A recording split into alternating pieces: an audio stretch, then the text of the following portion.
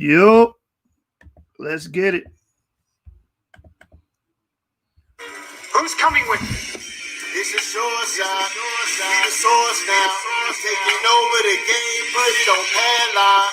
With a better roster, six is a plate of lobster. Let them niggas hate, but revenge will never stop us. This is Shoreside. We the source now.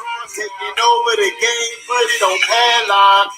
With a better roster, six is a plate of lobster. Let them niggas hate, but revenge will never stop us. Kill the cancer, you can call me a sick assassin. Cut the chains, you can call me LeBron James. Make a decision, but you never had me in derision. Changing the vision, but mark them that cause division. For real, never in submission like I need permission. Niggas steady telling lies like a politician. Nigga need to cool it down, but we the new edition. Yes. Yeah, the name is the source. Check the reinvention. For real. You think we not prepared for the fallout? Watch us stack this information.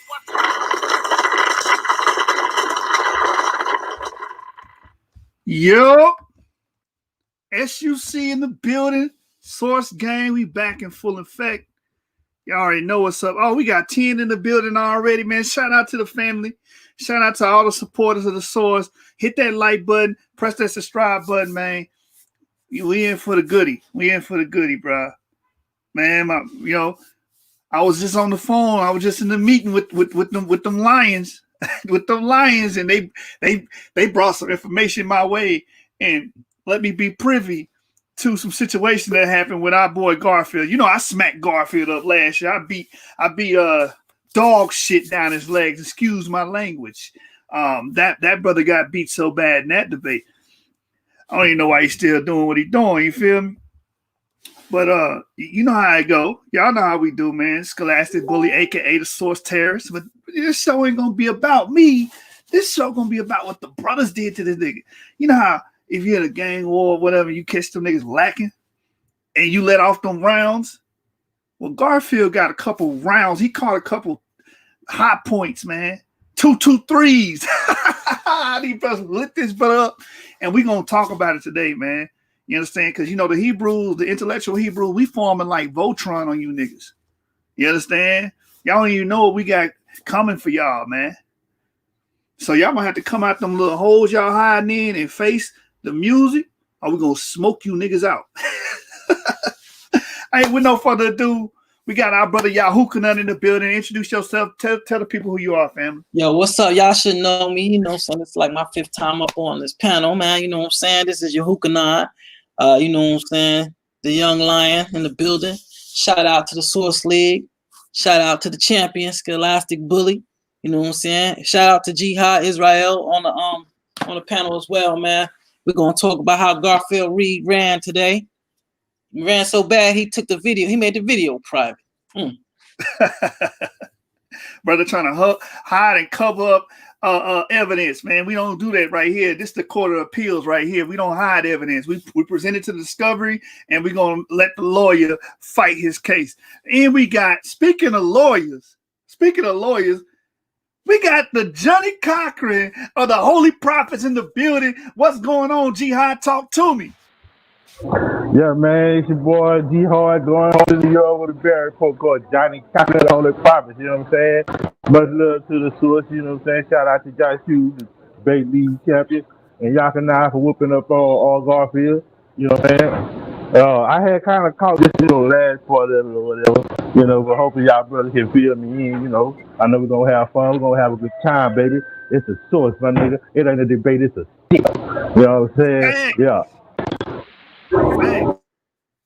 It ain't a debate. It's a stick up. Garfield, you got lit up. Yo, my brother YAHUCHANNAN went in on him, man. Garfield, you was a fluke, man. Hey, the whole community that whooped this dude ass. He was a punching bag. Oh, man. Hey, man, shout out to the family that came through. Hit that like button. Subscribe to the Source Debate League. We amped. We in here. Let's get it. Let's go straight to the footage. You understand? It's like Chauncey said, oh, don't be a menace. Wait till they see this tape. Wait till they see this tape. Remember that scene, YAHUCHANNAN? I remember that. Wait till they see this tape. All right, man. Let's get right to it, man. Let me share my screen. And let's see Garfield get beat up like he always do. Garfield, you the punching bag of the community, man.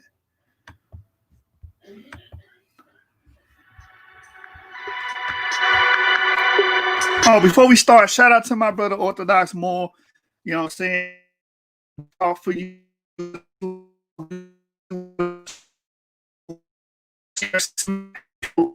know what I'm saying? Jose Vega, stop hiding. I want to smack you up on Debate Talk for you. You feel me? And all your little flunkies too, brother. Let's get to it. Just show before you go. Hold on. Hey, Jihad, was it me or did it sound like your show was dragging a little bit? It's like you. What, this one? No, I'm saying it sounded like he was going in and out. I'm just trying to make sure it's like not my internet, because it sounded like he was dragging a little bit. So not now, but just a little bit earlier.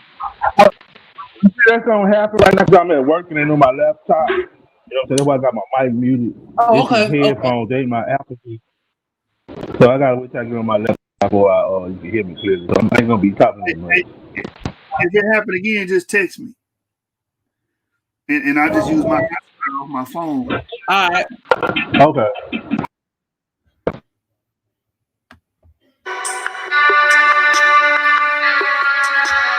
Let's get into it.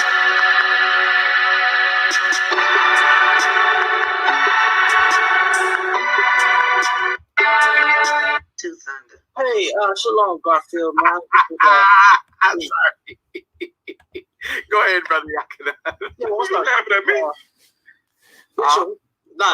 Nah. Hey, oh no, I was gonna say, I know you spoke with my other brother, Anonymous Hebrew, the other day. Now he actually went down to Savannah and actually took pictures of a number of views, and so from my understanding, from what he told me, there's several different languages on there. Now, maybe you should take a trip down to Savannah as well.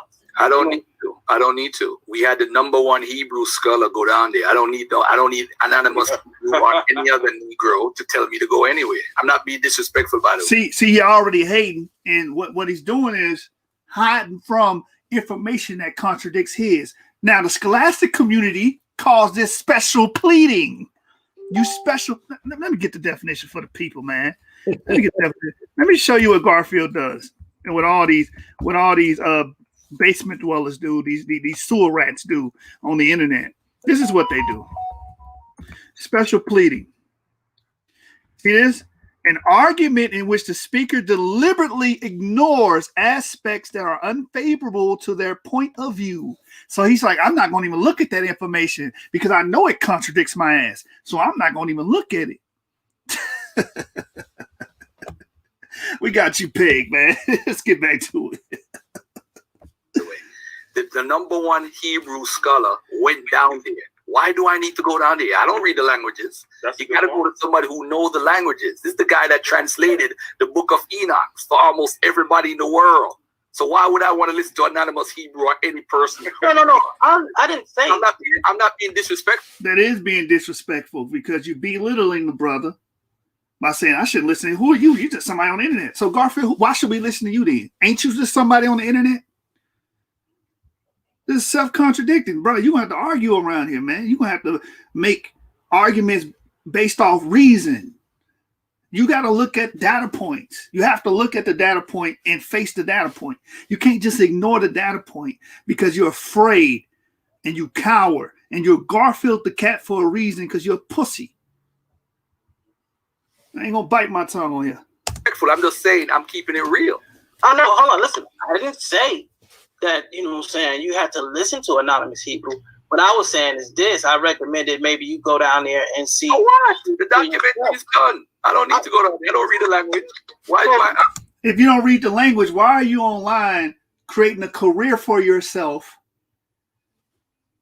quote unquote, scoffing? I'm not going to say quote unquote. You should just scoff on Hebrews all day. The majority of your channel content is based off scoffing at Israelites. You have built your name off of it. You're still doing YouTube videos about it. That's your whole reputation. You are forever reputed as an Israelite scoffer. That's where you get most of your views from. That's where you got your fame from. Understand that. Without us, you ain't shit. And then come on and talk about crippled people. That's messed up. I saw that video. Talk about tell Jesus to give you your leg back. That you don't do that, bro. Right. You told our brother to tell Jesus to give him his legs back. You the most disrespectful cat on here. That's why I ain't got no respect for this little flunky, man. You understand? That's why the brother blocked me on Facebook, because I let his ass know on the chats whenever we in the rooms together. I let his ass know. You don't get no respect over here. You one of the most disrespectful people on here. And your scholarship is trash.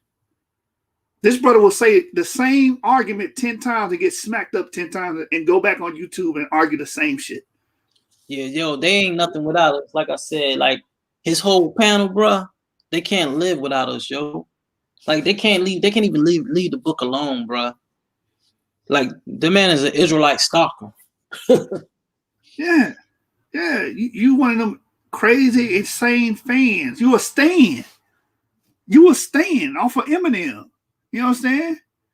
Y'all remember that video? He lived out Eminem's lyrics and killed his girlfriend. Like, that's what Garfield is. He is stan. He follow everything we do. I remember the brother would hit me up and say, "Why did you put this video out?" What? You watching my videos, brother? The hell you follow my? I don't watch your shit. Hey, anyway, man, let's play this, man. What do you call it? All right, let me ask you this, bro. What about you? Let me ask you this, brother YAHUCHANNAN. Let me ask you this. Why? Let me ask you this, right? What does the church say it is? They had mixed feelings. At one point, they said it was cursive Hebrew, and at another point, they were saying that it's West African script. Okay, all right. So now they said it was Hebrew. Now, if I go on their website right now, what's going to tell me? I'm curious. On the website right now, it says, if I'm not mistaken, it says it's West African script, like kind of like Arabic. Okay, all right, cool. All right. Okay. No, then my other point they have. Oh, go ahead. I'm sorry. Go ahead, sir. This is your show. I'm sorry. So let me ask you this now.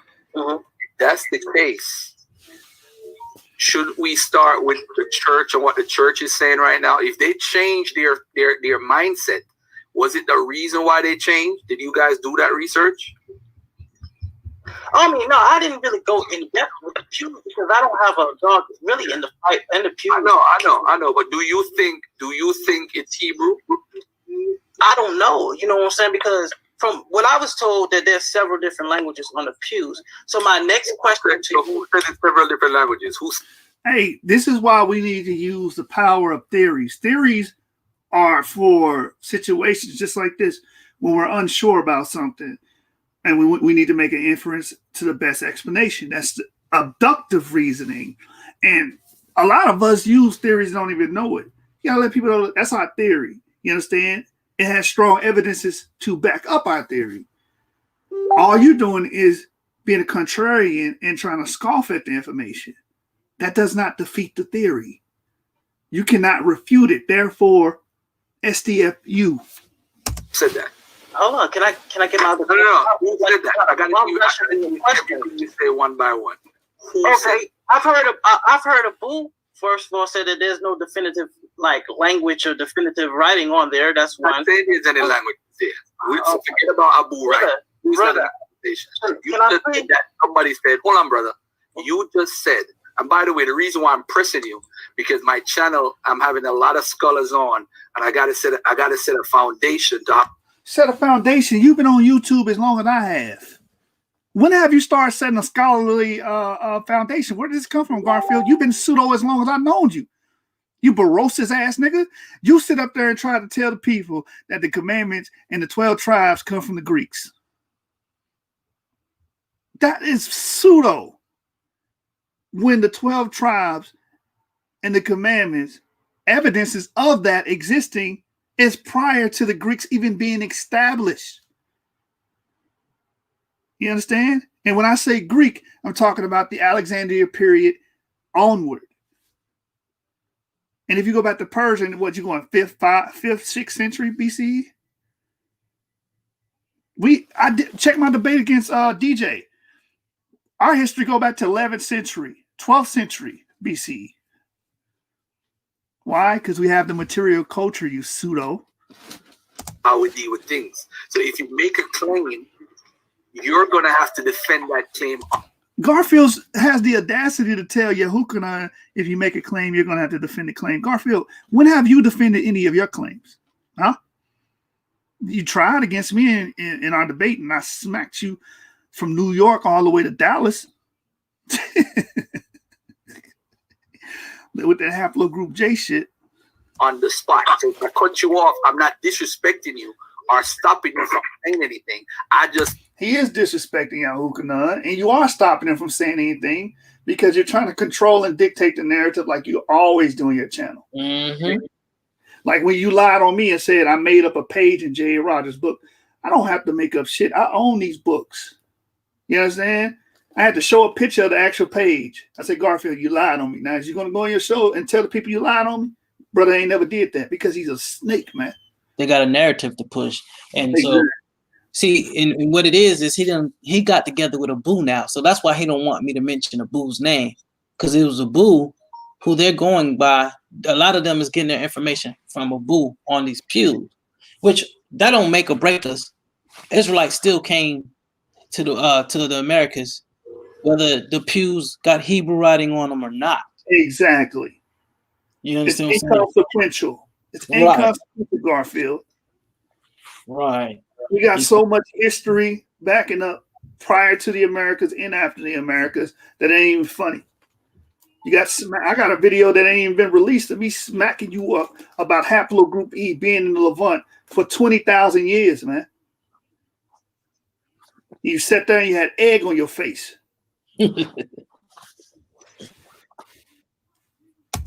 Clarity on the spot.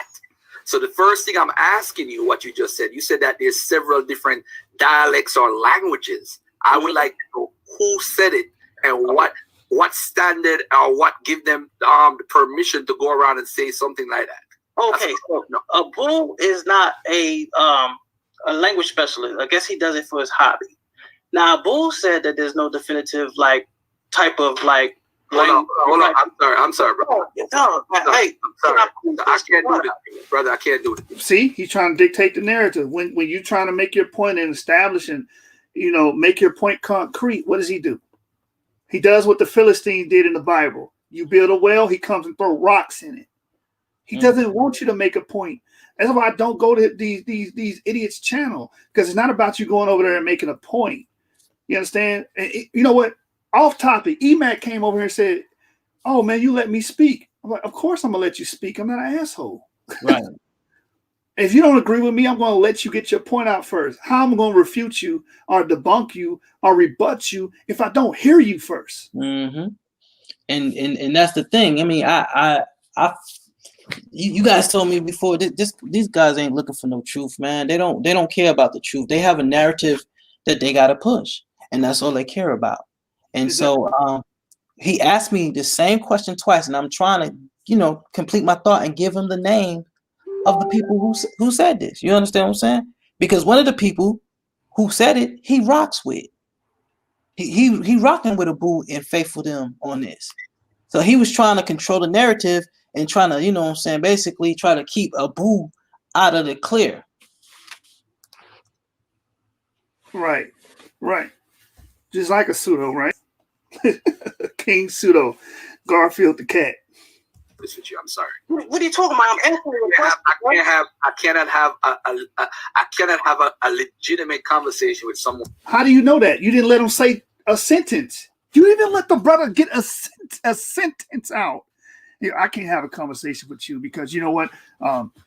You're not agreeing with me. So let me just get my dictator on and not let you say shit so I can lambaste you for the next hour.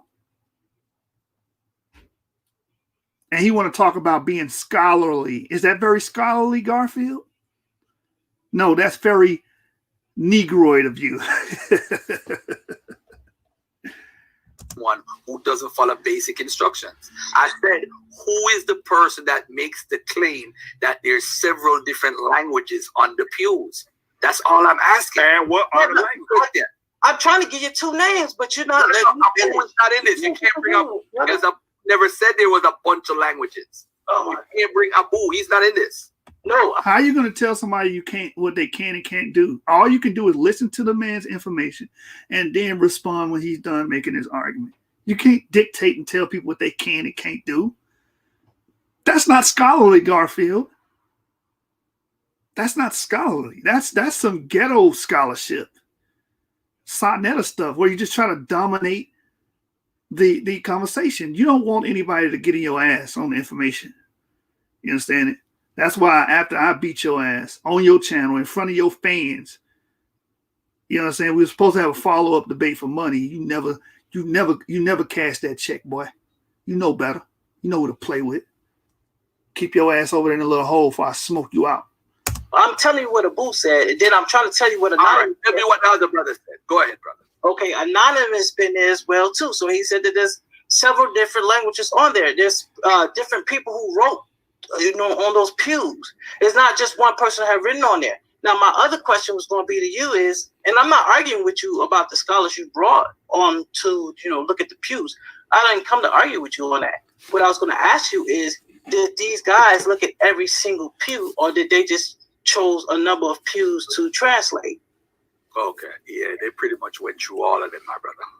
Okay, no, I mean, there's no argument. Hey, Yahuchannan, you should have told them they went through all of them. Can we just go over the data points right now? That's how you shut a liar up. Let's just go over the data points right now and read directly from it. That's what we do on the source. We go straight to the source, cut a nigga throat off right there. Let's see what the source actually stated, and then we can move on and progress. But Garfield doesn't do that because you know why? He's not a scholar. You understand? That brother not a scholar, man. We got shout out to the chat, 22 people in. Shout out to the chat. Yeah, man. Garfield trying to sell. You said what? I'm sorry. I said Garfield trying to sell them books. Yeah, he sell books. So that book that ain't gonna never come out.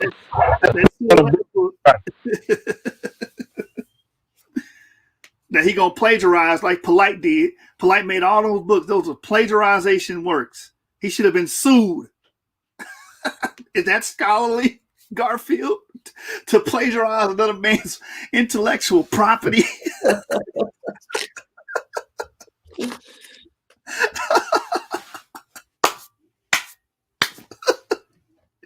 Dude's a clown, man. Yeah. Okay. All right. Defenders of the Defenders of the faith, or who? I don't know. Hey, my brother Sam Addison. Shalom, Aki. All right. Shalom. Defenders of the way. What's up, my brother? Shalom, bro. Peace, bro. Peace to everyone that's on the panel. Mm-hmm. All right. Question for you guys. Let me first deal with the actual topic. I think that the whole pew issue is futile. It's a waste of time. Number one, the scholarship that itself is there's no consensus amongst the scholars. Some say it's possibly Arabic. Some say possibly trail, Arabic, and all of these things. I think. Can you stop for 1 second? 1 second. Sure. Again, don't let him build on his point and solidify his foundation. Because Garfield sees that you're going to make a point and create a foundation for your argument. And he's like, let me cut this nigga off. Because I'm not here for other people to make points. I'm here to railroad the conversation and dictate the narrative. That's all he does on this channel all day, all long. You're a fraud. You're a Sonetta wannabe. Scholars. Which scholars is saying? Wait, now you want to say which scholars, but when YAHUCHANNAN was trying to present the scholars to him, you wouldn't let the man get 2 words out of his mouth before you cut him off. What, playing games? It's Yeah, well, no, it wasn't no scholar that was trying to get scholar to to it. say It was, actually, Anonymous actually went to the church, so he dealt with it. Now, Abu, he was supposed to be like some kind of person who studied languages or whatever. So that's the two people I was, giving him names to. So, All right, I stand correct. yeah. Well, scholars, they're not saying that it's a definitive solar trail. They're saying that it is a possibility, that there is no definitive. I just asked. I don't have the scholars offhand. Can I finish? Do me a favor. Can I finish? Hold on. This is how we remove the brother from the chat because you want to dominate and try to make it seem as if you're winning an argument or conversation. Not going to understand if the brother's being unruly. He wasn't being unruly. He was just trying to tell you, hey, I don't have the information off bat. You know what I'm saying? Let's continue. And then you just cut him out. You said, well, you can't bring this shit up. All right, Garfield, hold yourself to that same standard. Because I never see you pulling sources. You always do this shit you're doing right now. You never pull sources. And that's why you ain't going to come over here because you know that's all I do. That's all I do is pull sources. So, like I said, man, you know who to play with. We do that Dagger Squad. People don't know. You cannot make a claim. When do y'all start doing that at Dagger Squad? Garfield, I've been knowing you for the last 10 years. Every year I've known you. You do not pull sources, man. You don't. You play like you know some shit. Then until you get around somebody that actually knows the information, and you get your head cut off. Unless you have something to back it up. So please don't say it. So that will avoid. So Garfield, that will mean you have to shut down your channel because I've heard you on numerous accounts making erroneous statements with no sources to back up your claims. So you can't bring anything up, Garfield. You're questioning. This is all I'm saying. You could speak as long as you want, but make sure you have a source to what you're saying. Because the solar trio argument is what Benaiah Israel came up with, and he had tried to get it in with Bunis, and that was a whole mix-up. So, my brother, I'm asking you, please, you could talk. It's now 3:52. You could talk for 5-10 minutes. I don't care. Please. He could talk for 5-10 minutes. You heard what he said? You could talk for 5-10 minutes. I guarantee you when the brother come back, he's not going to get to talk for 5-10 minutes. Don't say anything on my channel that you cannot back up, that a scholar said it, or somebody who knows the language. That's well, damn, Garfield, you got to cancel your whole account. all I'm asking. Go ahead, brother. Okay, bet. First and foremost, like I was saying, if you'd have heard the conclusion of it, what I've heard from Abu himself. And now, watch what he did in the panel. He added Chris. He added another brother. Why he do that? Why you do that? You trying to ambush the brothers? Is that there's no definitive. He's not there. That the scholarship, and this is what I've heard secondhand, like I said, from the folks that's in the argument, as far as Richard Katz and Brunis and whoever else. My point being is this: is that the Pews does not negate the geological, the archaeological evidences that support a Semitic origin for the Bantu people.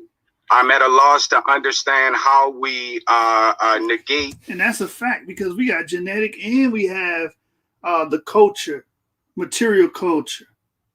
Who were the first people to eat chicken? The people of Palestine. Where do we see that material culture manifest? In West Africa. By these people that we call the Bantus. By these people carrying the E markers. Metallurgy. Where did metallurgy come from? When you look at West Africa, they just jump straight to iron. No, it's a natural progression. Because the early iron smelters, it was meteoritic iron. Iron coming from asteroids. You understand? And meteorites. And then they had to learn how to process the ore and all that good stuff. Metallurgy came from the Middle East and worked its way into Africa. You understand? Or the Biafras. How did not the Biafras, but the tribes that the Arabs attribute to first finding those lands, they brought in palm trees and the cultivation, right? Irrigation. the science of irrigation and all that. Where did farming come from? Agriculture come from? The Middle East. And who carried it into West Africa? The people with the E markers did. The Natufians. So we can make an argument from DNA and material culture. That's why you don't want to have that conversation for real, man. You see us and you see Freddy Krueger, man. You wake up in cold sweats, man. So stay on your channel playing your little games. The writings of European Arabic historian Idris, I forget the guy name. I could get it for you if you like. Arabic historians and European cartographers and historians,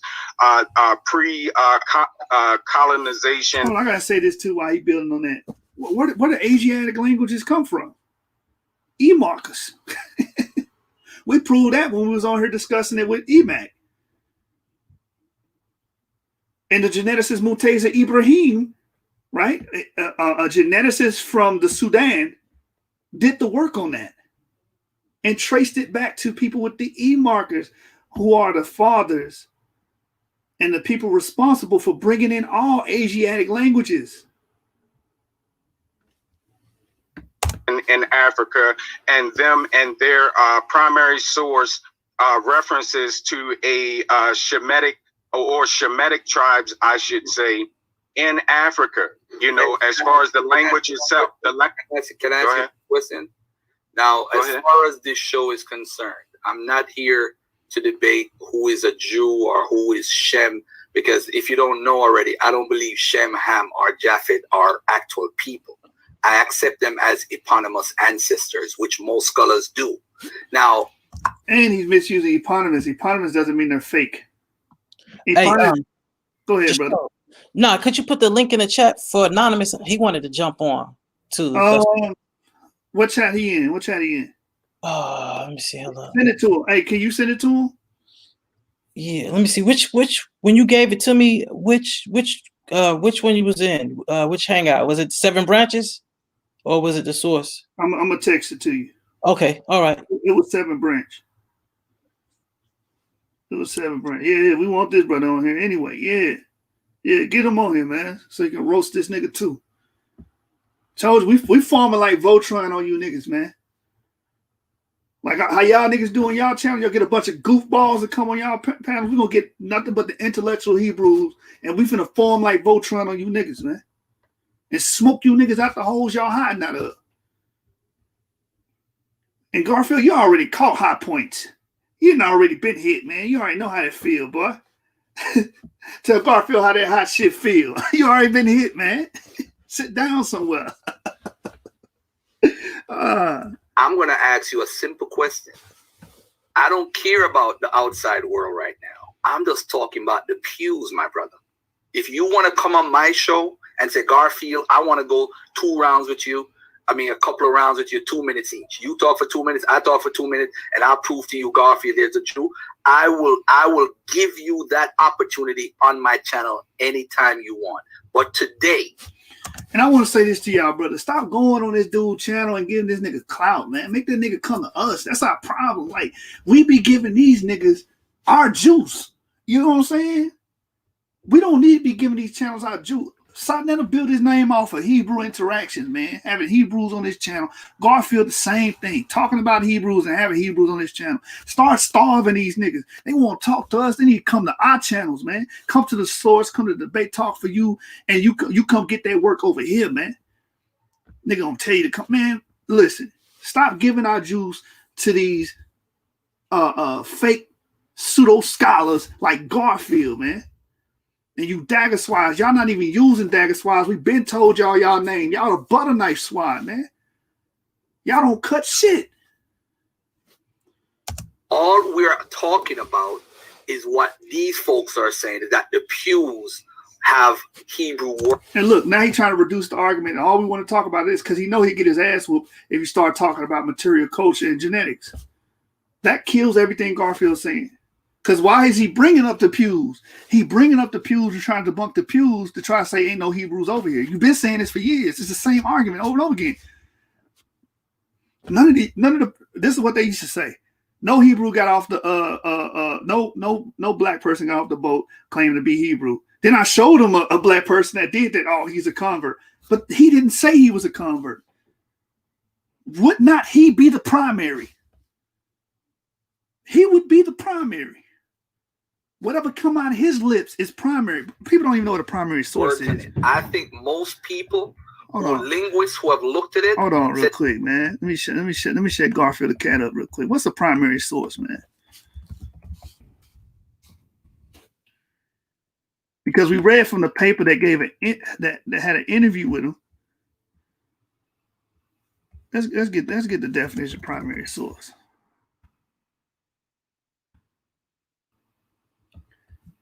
Look, here we go. Let's go to here. The Haley Library, University of Massachusetts, Boston. Look, let me blow it up so everybody can see. For Garfield, we'll know what a primary source is. Primary sources are immediate, first-hand accounts of a topic from people who had direct connection with it.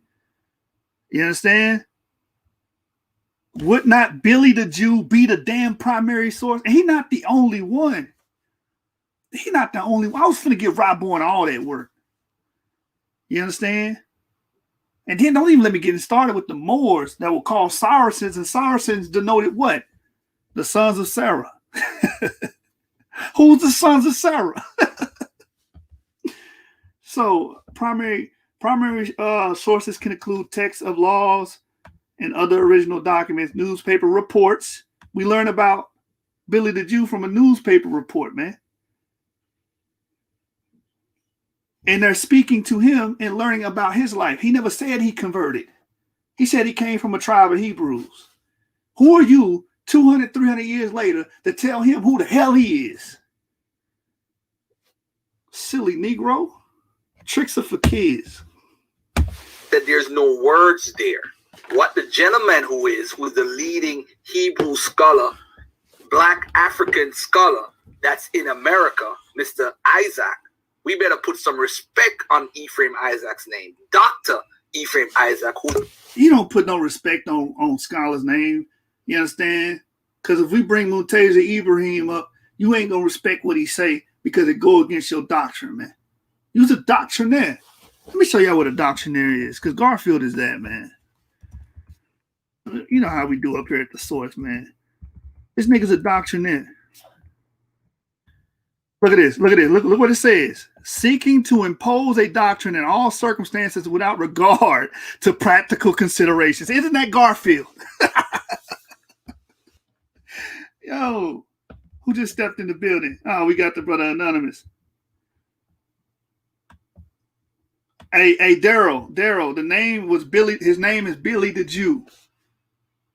He came over here speaking Hebrew and writing Hebrew, and he understood his customs and cultures and who he was. All right. Hey, what's going on, Anonymous? What's going on? Talk to us. Yo, peace. Y'all can hear me? Yeah. Ain't no echo or nothing, right? Nah, you good. All right, bet. Yeah, shalom. You know, I'm kicking it with the family, but I got the headphones on, and I just wanted to step in for like 10, 15 minutes because I didn't know my brother had went on there and tried to tell him that I seen it, or that I've been there. So I just want to give some quick background, and then I agree with you wholeheartedly. Like, stop jumping on the brother channel, man. Like, I ain't even gonna call him a brother at this point because he don't act like one. Stop jumping on the cat panel, right? The only reason I jumped on there the one day because he kept running his mouth, and I ain't never really even interacted with him. So I just wanted to let him know what it was. First off, YAHUCHANNAN smacked him up tonight, right? So I got interaction with all of these languages, from Arabic to Amharic to Hebrew. And what you see now, mind you, I went on this joint. I went on a tour. I took my wife to Savannah, I guess, like August of last year, right? And we was like, since we out here, let's go check it out. So we rolled up in there. We took the whole tour. So first point, he's never been there. You're bringing on people, we don't know if they actually took the tour, whatever, right? I've been there. I got pictures there. I got pictures of me and my family there. Like, we walked through there. When you go through there, right, they take you up to the upstairs. You go through the joint. You clearly see various languages on these pews. You see what we would consider some form of Arabic or a Western script of Arabic. You do see some form of some Amharic, but it's very hard to make out. And you see some type of cursive Hebrew, right? It's clearly what you see on there. I'm not going to sit here and tell you can make out words, but you can tell these people was leaving some type of marks on these pews. This is not just, oh, we just want to draw lines and squiggly things.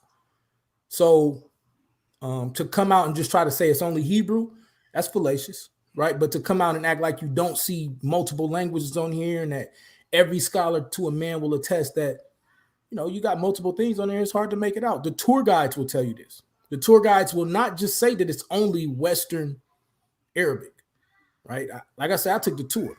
I got the tour on tape. Like I can call the dude and make sure if it's cool if I share it, or I could actually try to get in touch with him. I got his number. And these tour guides aren't just, at least my tour guide. These people he's going through college. He's finishing up his degree in studies in West Africa. Right? These people are getting on there, getting there and going in. So my concern is that whenever you deal with these cats, they never want you to talk. They never want you to bring out your sources. When you do, they either say that it's a lie, or they don't give you enough time to talk, or they try to take one part of a portion of something you say and misquote that, scope that in a certain way. Nah, make all these cats come over here, come to Debate Talk for You, come to any other channel where we can have unbiased moderators to let everyone speak. And you're going to see the more you go through this video, he wouldn't let the brother speak. He don't want anybody to speak, because once you do, like when I was on there, right? Once you do, they just want to keep cutting you off because you proving your point, and it shows that they have no real knowledge of what they speak. Don't be afraid of none of these people, right? I know some of y'all done dealt with them, but some of y'all haven't, right? Don't be afraid of these cats. Do not play games with them. Make them show you, and then make them allow you to speak. And the only way to do that, like the brother is saying, is make them come off of their echo chamber and actually have conversations. And even when they do cite their sources, like they'll show sources, they'll do all this stuff. The unfortunate thing that you see is they take those sources and then they misquote it, they form it, and then they mold it to make it say what they want to say. When you're dealing with a surface level scholar, that's what you get every time. They're going to give you the top portion of it, not give you any real context behind it, any nuance behind what you're dealing with. And unfortunately, every time that's what you see, right? Streams like this need to be done. I ain't even going to say the dude's name, right? But I did want to get a chance to come on here and tell you, like, I'm the cat that YAHUCHANNAN is talking about. And, I ain't finna say I'm the man and all of that, but I wouldn't advise you to try me on this one, right? So I'm not going to speak on nothing that I haven't studied extensively and actually can give you some form of real understanding, right? And it's simple. Even when we deal with DNA, it's clear we see that they lying, they playing games, and that's why they'll agree with 80 or 70 to 80% of what you say, but then that last 30 to 20%, they try to muddy up the waters. So the brother was trying to tell him the truth. Even Sam, when you see Sam getting on here, there is no consensus from scholars of anything that you see on there other than you see a variety of languages, and they all stem from, and here's the funny part, they all stem from something that's coming from the Levant. Because I heard a few of these guys say you have no Levant languages in West Africa. Now, Garfield ain't saying that, but he has people on there that say that, and he's not correcting them. Right? That's a problem, bro. You can separate various tribes and where they come from by the loan words in the Bantu languages alone. Right? Do loan word study, LOAN, like words that are loaned that make it from a sister language into a current language. You can actually track the shift in ages from the Bronze Age, Iron Age, so on and so forth, by the various adjustments of the language in this area. Test me, try me on it, right? So it's clear. And then, I said, I stopped running my mouth after this. It's clear when you're dealing with this cat, he don't want you to speak. He wants to create a narrative. That's why that video ain't up right now, right? That's why he took that video, because YAHUCHANNAN got on there and scraped him. I went on there and just played with him. Two-hand with both of them, him and Ngozi at one time, him and Chris at one time, right? It's obvious to me now at the time that it's time for us. Anybody that considers themselves truly scholastic, like now, if you know you're not really coming with real scholarship, you're just kind of speaking from a state of emotion, I'm not mad at you. But those of us that really are doing research, coming in, you got sources, just like the bat signal at this point, right? Because we're so powerful as a community that we are literally fueling every single stream 80% of the week. Y'all got to understand that. 80% of the conscious community during the week is talking about us on somebody's channel. It's time for us to unite, start having the real conversations, lay out all the scholarship, and make sure that we have everything in order, right? The scripts tell us to do everything in unity, that we need to be teaching the same things. So in order for us to do that, we need to have these conversations and we need to lay it all out on the table. I'm committing to that. I have other brothers that are committing to that. And I know that these brothers are committed to it. You know what I'm saying? I love all these brothers over here at the source. It's a couple of brothers that I might want to come in and see if we can get their work. You know what I'm saying? Specifically King Seth. Not calling you out of no bad thing, but I would love to see if we could intellectually spar. We figure that out. You know what I'm saying? So what it is, family night. Family gave me, you know what I'm saying, quick okay to come in and just chop it up with my brothers real quick, because we did have an amazing conversation earlier. I'm letting y'all know, man. These cats is playing games, and it's time for us as a community to go ahead and step up, chop the head off the snake, and don't even look back, and don't even be we don't even gotta be arrogant about it at this point. We just stay calm, humble. You know what I'm saying? Come in and do our Jedi thing and keep on moving. You feel me? Well said, brother. Well said, man. If any of them niggas want to come over here with that smoke, we got it for them. You know what I'm saying? Garfield, Kyle. Any of you dagger frauds, man, Ngozi, anybody from Team Osiris, we got somebody for you, man. You know what I'm saying? So we ain't running from nothing. We ain't ducking no fades, man. Y'all gonna have to come over here, debaters on the source, a debate talk for you, and see if you about that, man. See if you know that scholarship stuff you keep hollering about. You know what I'm saying? But real quick, you know, shout out to the brother Anonymous. He came through and showed love. You know what I'm saying? Y'all got to respect that, man, because until you go on that tour and come with a counter, man, I don't want to hear nothing from Garfield, because the man said he would not do it. He just not going to look at any evidence that could contradict his. That's special plea. So we dismissing Garfield. But real quick, Daryl, I'm going to show you something real quick about Billy Simmons, man. He not the only one. And then we're going to get back to the footage. All right, so I'm going to share my screen if you're still there, Daryl. So Billy Simmons, this is page 4 of Billy Simmons, the Black Jew of Charleston. Check this out, man. This is how legitimate he was. He was able to admit himself into an Ashkenazi synagogue because he could solidify his Jewish ancestry.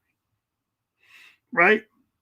It says right here that Uncle Billy was admitted to membership in the Kahal Kodesh Bet Elohim is a testimony to the ability of individuals to disregard the unjust rules they themselves had formulated. The congregation constitution explicitly stated that, let me blow this up, this congregation should not encourage or interfere with making proselytes under any pretense whatever. So you can't say that he's a proselyte or a convert.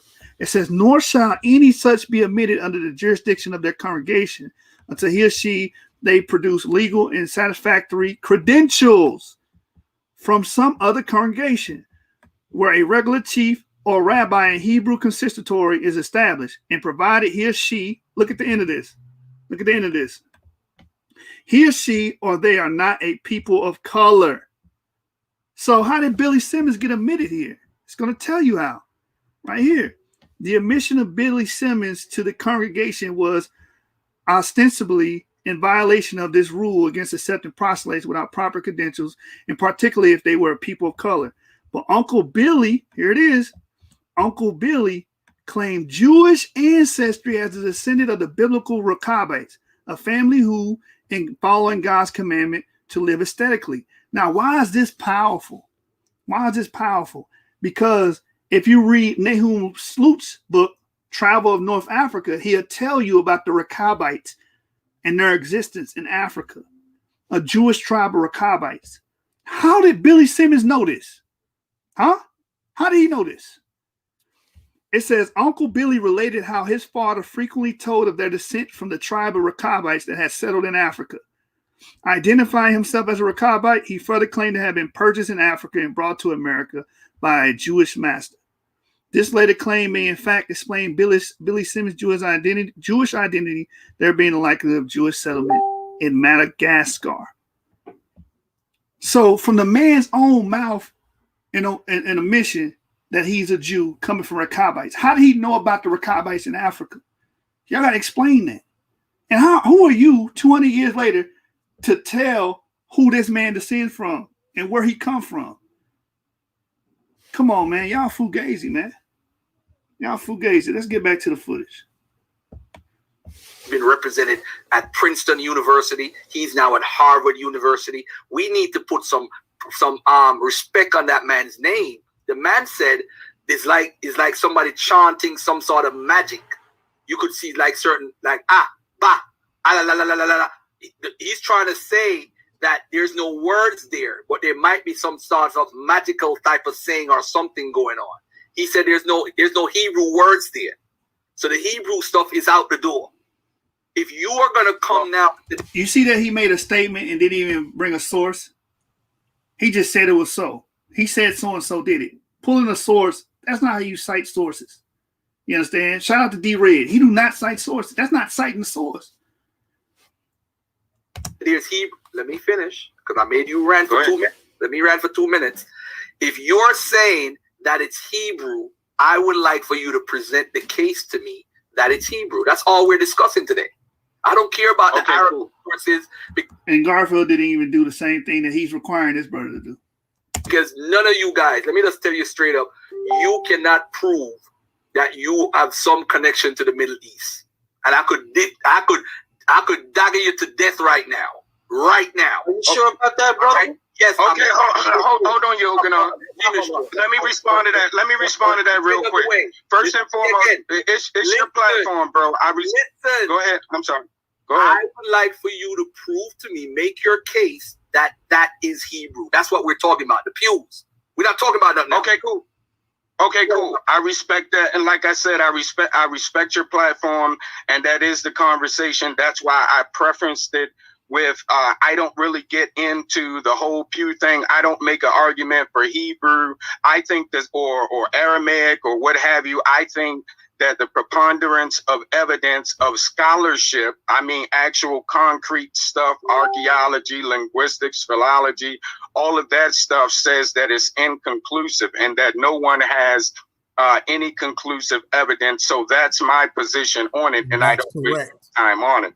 But as far as your challenge, that you just issued and said you could right now come on, man, y'all tripping. The challenge of proving that Bantus go back to the Levant and that their culture and language go back to the Levant. Yo, I'm on the live, bro. I'm live. You hear me? Yeah. Live. We getting on. Who you trying to debate, bro? Who you trying to debate? Hold on, y'all.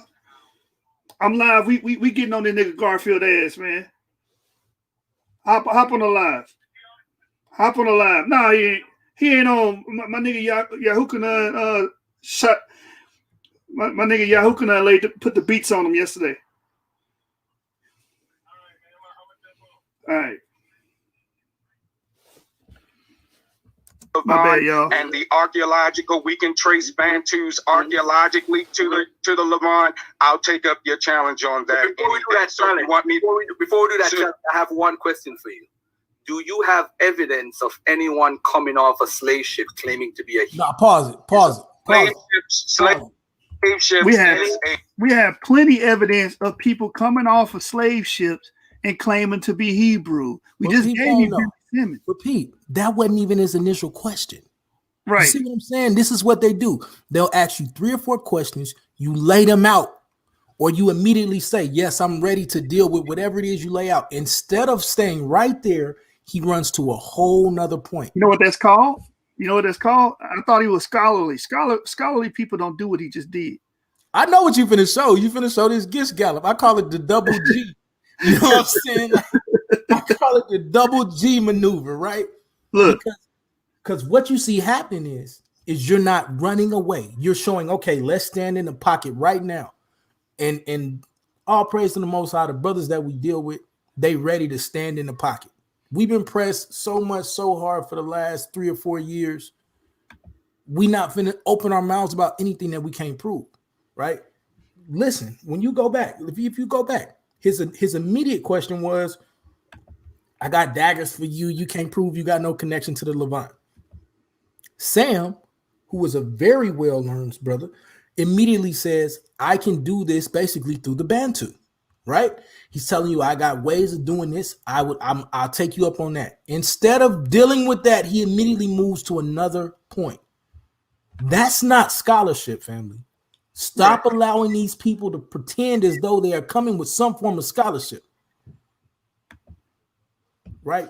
I'm talking about put them on the hot, examine everything they say, just how they do us.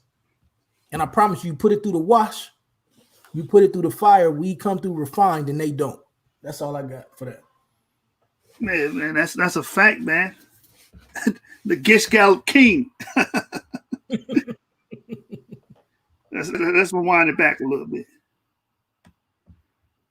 The Levant, and that their culture and language go back to the Levant, and the archaeological, we can trace Bantus archaeologically to the Levant. I'll take up your challenge on that. Before we do that challenge, I have one question for you. Do you have evidence of anyone coming off a slave ship claim? He moved the goalpost all the way to Canada. You know what I'm saying? We in the United States of America. He moved the goalpost to Europe. Like, right. You know what I'm saying? I thought we were going to Dallas, Texas. Now you talking about go to Scandinavia somewhere like that. Right. I want that smoke now. Let's go to Newfoundland. Yeah. You know what I'm saying? Garfield's a clown, man. Dude's the clown. Yeah, bro. Exactly. Yeah, Hebrew Israelite. Slave ships is a red herring argument. It's a logical fact. Listen, bro, if you're going to talk to me about a slave ship is a logical fallacy, I don't need to have a conversation with you. You're not that intelligent. Now he's going to insult you and find a way to get out of that ass whooping. I don't need to have a conversation with you now. Because the brother sound like he knew what he's talking about. Right. He sound like he ready to go to battle. And trust me, he got his head beat in a couple days back. So then he got on and wanted to do a few videos. Then YAHUCHANNAN came on and beat him up today. And then Sam came on and was ready to run his pockets. He was like, I want to talk to you. I don't want to talk to you, brother. Oh, man. Hey, man, the Jamaicans ain't looking good out here, man. We got to get some brothers to represent Jamaicans because y'all brothers is messing it up, man. God, bring shadows back. God. Your argument, you're oversimplifying a conversation. Now, do you believe the transatlantic slave trade happened? Do you believe it happened? Yes or no? Yes, I believe it happened. The sub-Saharan one as well. What did they come over on? On ships. Okay. Now, did any one of those ships ever claim to be a Hebrew or an Israelite? The ships or the people in the ships? All right. You heard the question, right? Right.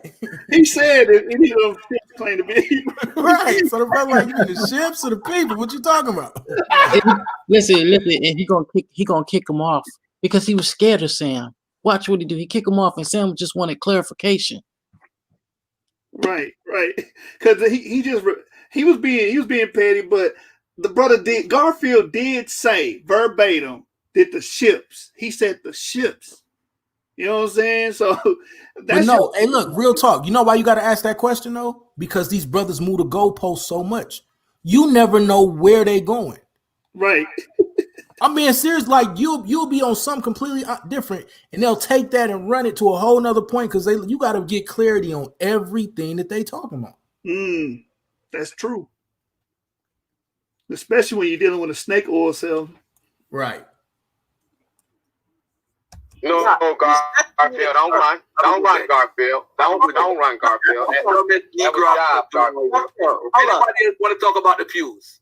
Anybody want to talk about the pews? Garfield, they want that word, man. Wait, wasn't he just talking about Levant smoke, though? Right. He was just talking about Levant smoke. Then he went to the slave ships. Now he want to jump back to the pews. I'm telling you, bro. That's that scholastic hopscotch you got to watch out for. That brother just did the electric slide. Shuffle. He did the Cupid shuffle, bro. Oh, man. I ain't messing with you tonight. Because literally y'all got the bump. If you're not coming up here to talk about the pews, get up off of here. If you're not up here to talk about the pews, and if you don't have evidence to refute what Garfield just brought out here. Garfield didn't even bring any evidence. He just said it's so. That's word of mouth. Bro. What do you call it evidence? Don't get me started on Mike Allstott. How she come in and start running fullback for this brother? She built like a fullback. Bro, how you a Christian and you come running fullback, full-fledged blocker for somebody that don't even like the Bible? That's how much you hate Hebrews? Yep. Don't the book tell you not to be unequally yoked? You're not supposed to yoke up with people like this? Cut. You know what I'm saying? But you want to jump out here, put your shoulder pads on, and start blocking for this. Come on, kid. Like, you know why that's funny? Because she is built like she built like LT. He coming with that smoke. You don't want to see her with them pads on. I'm done playing with these cats. I ain't gonna lie to you, man. Like, she you know what I'm like saying? Yeah, bro. Like these cats, because all they do all the time is come with dishonest scholarship, ad hominem after ad hominem, and then tell you just supposed to be good. No, y'all playing games. You blocking, like you literally come on here blocking for somebody who being deceptive. Exactly. She talking about we ain't talking about the pews. This brother just asked him, can he prove an Israelite that came off of the slave ships? He just changed the subject. So how you gonna tell this brother don't talk about nothing else but the pews, but the damn host is talking about other things? Hypocrites. Yeah. And salute to the brother Sean Harris. Look what he say. Like, I appreciate you, brother. You know what I'm saying? What are you talking about, the comments? Yeah, he say, you know, he was watching. He was watching what happened yesterday. He watched them be scholastically dishonest. Like, they didn't want to deal with nothing. I'm sitting there with both of them, him and Ngozi at the same time. And then he gets to the point where he get mad at Ngozi because Ngozi agreeing with me. He got shut Ngozi up for a second. How you gonna tell me that my DNA is not EM180? Right. And then when I show you that my DNA is older than yours, then I jumped off for a second. You hear him, brother, how is that his DNA? When both of them were just saying, nah, you can't be EM180. You know why? Because we your daddy. That's why. Let me stop, fam. Let me stop. Hey, there you go again, Garfield, trying to tell a grown man who he come from and who he is. Right. You did it with Billy Simmons. Now you're doing it contemporary. With somebody that's contemporaneous with you, you're going to tell him who he come from and who he can't be. Right. Get the hell out of here, man. Right. How my DNA older than yours? By your assertion, my DNA is older than yours. Right. This is what you're saying, right? Well, Sebastian, EP2. Bruh. Come on, man. Sebastian cool with them. They know Sebastian. Sebastian, EP2. I seen his DNA. That man tried to tell me that wasn't my DNA. And so then when you find out that's my DNA, well, no. See, some of them subclades, they come from Cameroon. But then earlier you told me that my oldest ancestor could be told by, you know, tracking it back. So my oldest ancestor is somewhere in East Africa. Right. On the paternal side. Right. Then I got all these connections to North Africa, to where you see all of these Jews and these, quote, what you call Jews, we know to be Israelites. Right. Why are we playing, bro? Come on, man. And Garfield, I saw his DNA. Well, let me see if I can pull mine up. If you got DNA on 23andMe and you're one of the E1B1A subclades, it tells you that you're related to Ramsey III and you share a common male paternal ancestor that may have been from North Africa or guess where else? Western Eurasia. Whoa. And I'm looking at Garfield's thing and it says it right there. I'm like, why is he not looking at that? Did he even read that shit? No, because he's an echo chamber, bro. You know what else? Look. Let me. It's got a narrative to play. No, let it out, man. Don't hold back. I don't want to shoot all these bullets yet, but I'm gonna tell you when they talk to you about that molecular clock, and YAHUCHANNAN deals with this on tonight. There is science that proves that this concept that he's going to with this molecular clock is nonsense. I have a whole presentation loaded up talking about that. So. Exactly, man. Like that is nonsense. Do not like these cats do not know. Just because you memorize a bunch of haplogroups does not make you a genetic expert. Thank you. You have to show me that you understand gene expression before we really get here. Do you understand? Hey, I'm sorry. Go ahead. No, you got it. What's up? Now, before we move to the next subject, I was gonna ask the 23andMe DNA thing. Does it have the RH factor on there? The RH factor. Is RH on the paper? No, it don't. Yeah. Okay. No, and see, and this is why you got to do something like you got to get these, and then you got to do multiple joints if you want to do your JED match. You know what I'm saying? But you got to do something where you can start to trace back to your true tribes and where you really are originating from. Like this is why JED match is an excellent source, and they want to try to discredit it. It's not going to show you connected to somebody who you not connected to. And the more we look and study and find out who we connected to, we find out that we not all from West Africa. That's a fact. I'm sorry, fam. That's just not what my DNA saw. I'm not being disrespectful to West Africa. I'm being disrespectful to my ancestors if I don't talk about where I come from. Facts. And yeah, you can't hold them to a region. They wouldn't let me get it out today. I'm like, yo, listen. West African is just a region. What tribes in these areas am I connected to? What tribes in East Africa am I connected to? What tribes in Southwest Asia am I connected to? You understand what I'm saying? Like the 23andMe and the other DNA tests, they're just giving you a broad spectrum of regions. Like what I'm supposed to do when their genetic scholar tells me that West African DNA is a hybrid DNA. It's literally what Ngozi tells me. It's a hybrid DNA. Number one, like I didn't know it, but cool. I'm gonna sit back and let you say it. You know why? Because that's truth. I say I want to talk to you because at least you're gonna tell the truth. So what Garfield do, instead of letting him finish and all of that, you know what he want to do? He want to say, look, and I got him on record saying this. Nobody has any other connections outside of the last 10,000 years in West Africa. So he's saying you only been in West Africa for the last 10,000 years. That's what he told me. Like migration and migratory patterns don't exist. What are you talking about, bro? Yeah, he been saying that for the last 10 years. He think we were landlocked. Bro. Dude dumb. Right. So it's time to stop playing with all of this garbage scholarship. Like he may make some decent points sometimes. Right, but a broke clock is great 2 times a day. Right. You know what I'm saying? It's amazing. Twice a day, fam. But at the end of the day, my DNA don't look like kids. My DNA don't look like some of these brothers. Y'all DNA don't look like some of these brothers. And there's a reason for that. There's a reason that we linking up and coming together. Now, do you want to talk about epigenetics? Because then we can get into that. They ain't ready. We really spend time reading because we didn't want to just be saying this out the side of our neck. Thanks. You mean we don't do what them niggas do? Right. And then try to shut people up. Yeah. Right. I'm like, how you gonna tell a brother that he need to establish the facts first, and you never do that? I've never seen Garfield. All right, I'm gonna open up, and this is where I'm getting this information from. These are my references. Here's this scholar. This is what he said exactly, verbatim. I don't never see him do that shit, bro. Never. And you gonna try to hold somebody else to that standard? Man, get off the gas. Man, bro.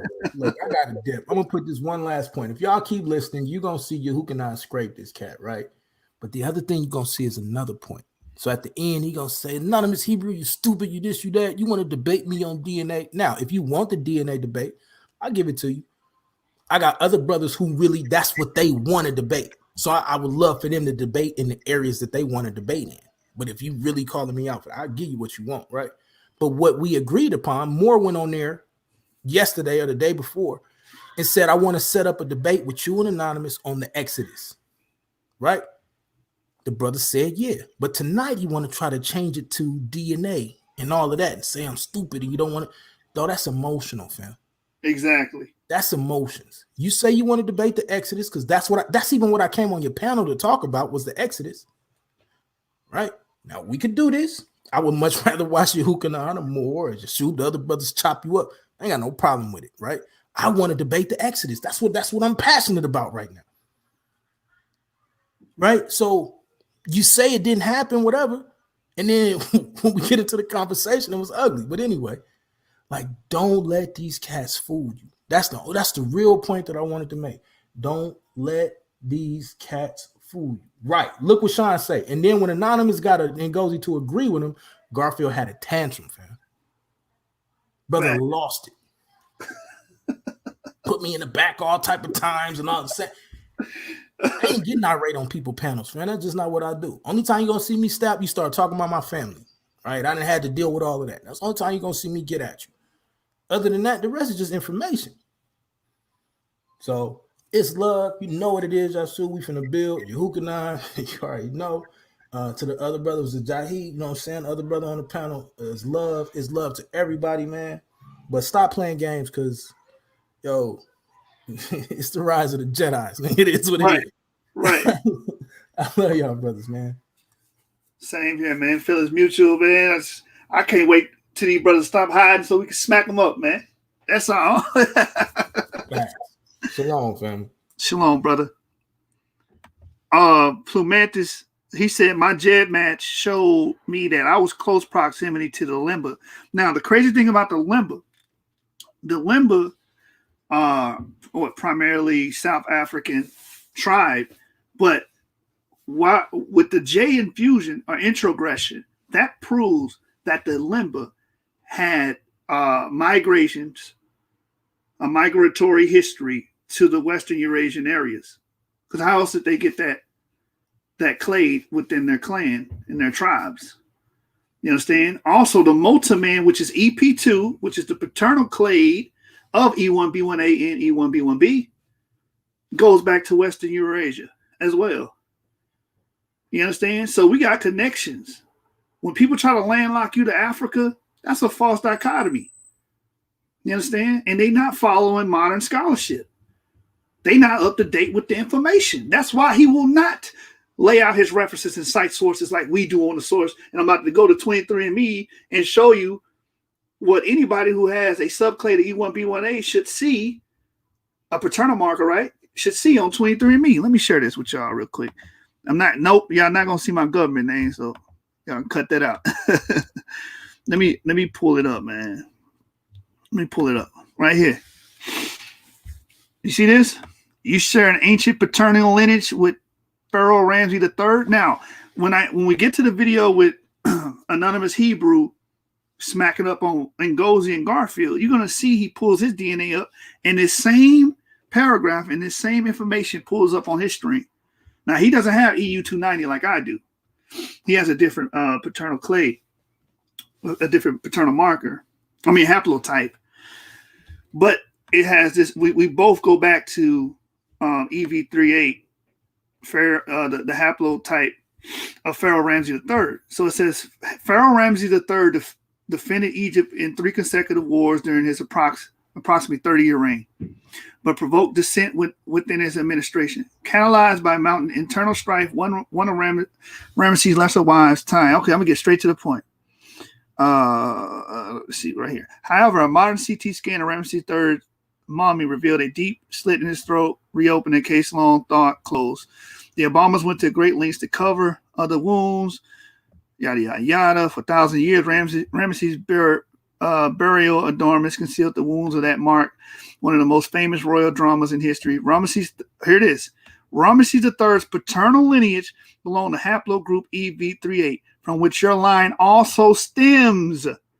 You and Ramesses III share an ancient paternal line ancestor who probably lived in North Africa or what?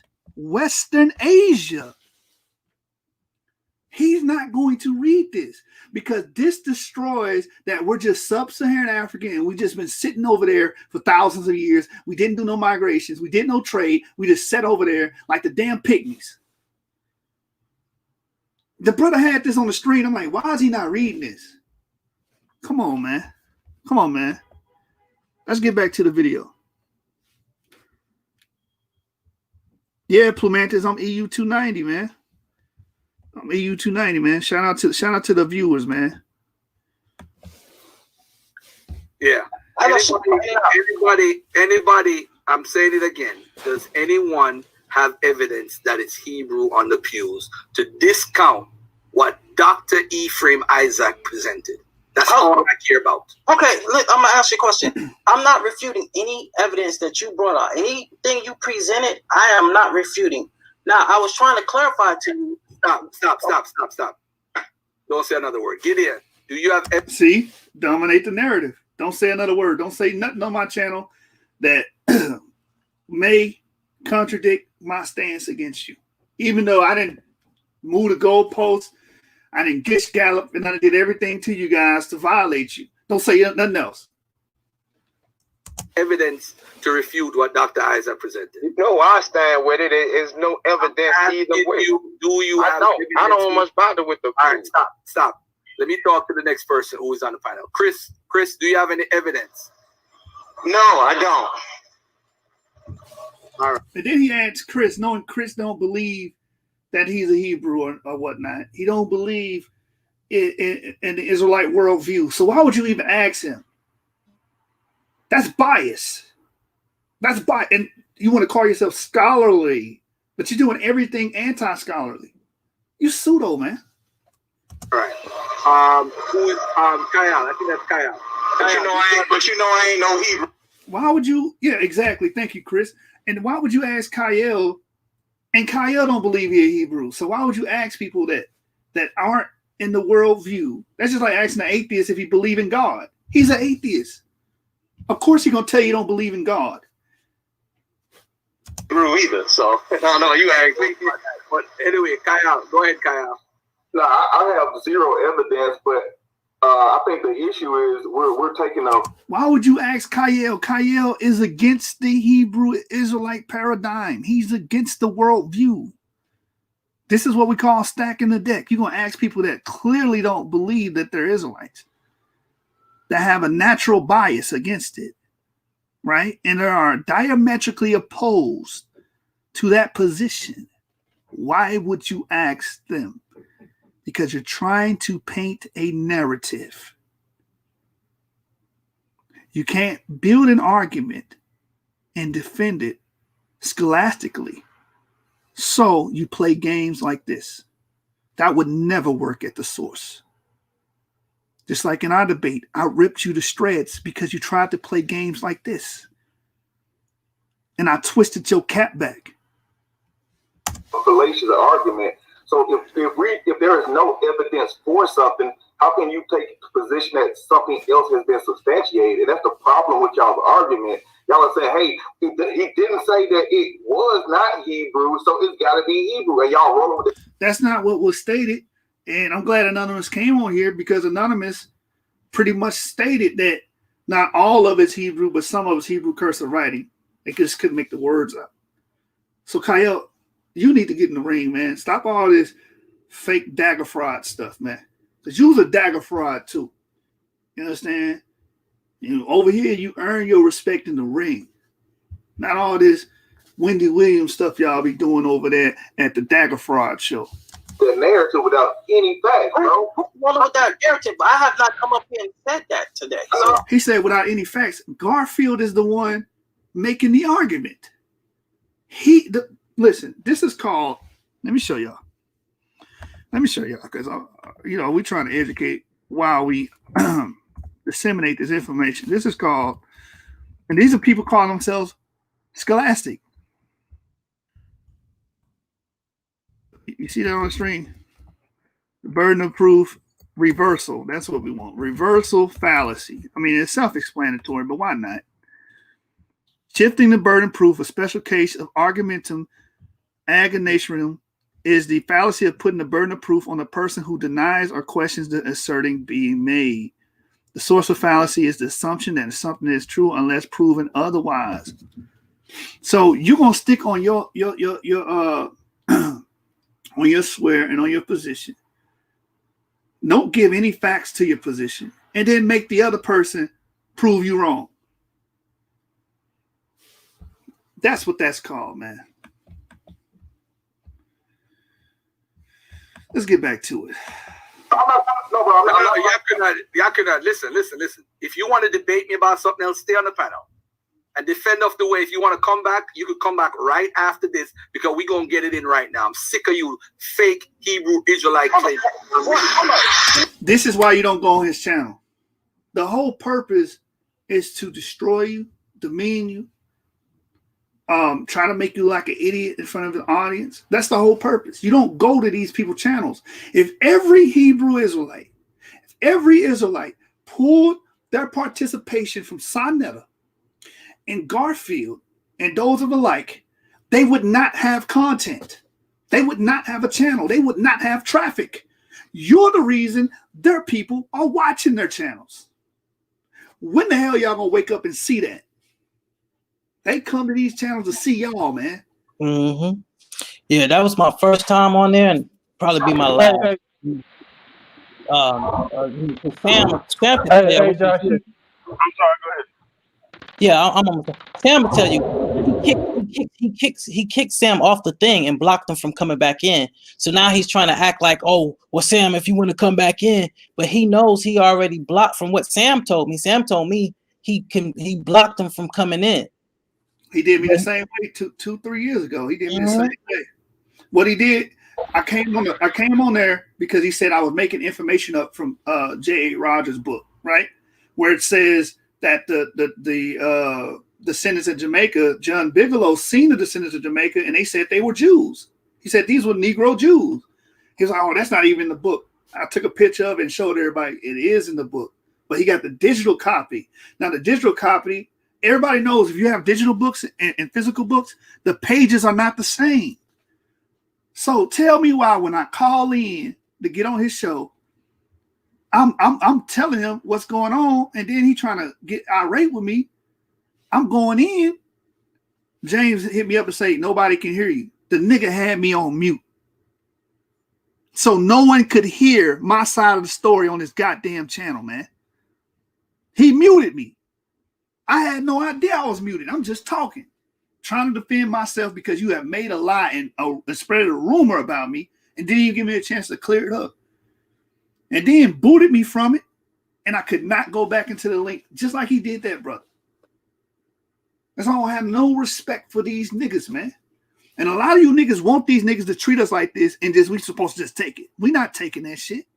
Garfield, you want to see us? You got to come bring your ass over here and get smacked up again like you did, man. Hey, what that battle rapper said? Act up, get smacked up like your mama in this bitch. So yeah, hey, remember when you said Butterfly Squad? Hey, that's Bulldagger Squad. That's the Bulldagger Squad. Yo, I'm jacking it. Bulldagger Squad. Y'all the Bulldaggers. Because y'all niggas bitches, man.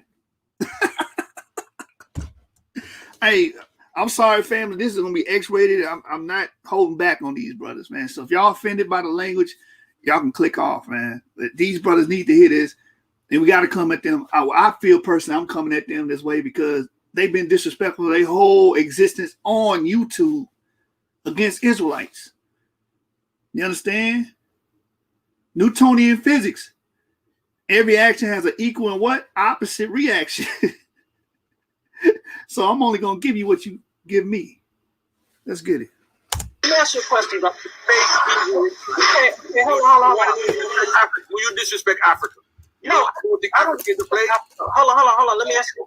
No, don't ask any question. Nobody has no connection to the excuse me. Yes, you do have permission to speak when it's your turn. Relax.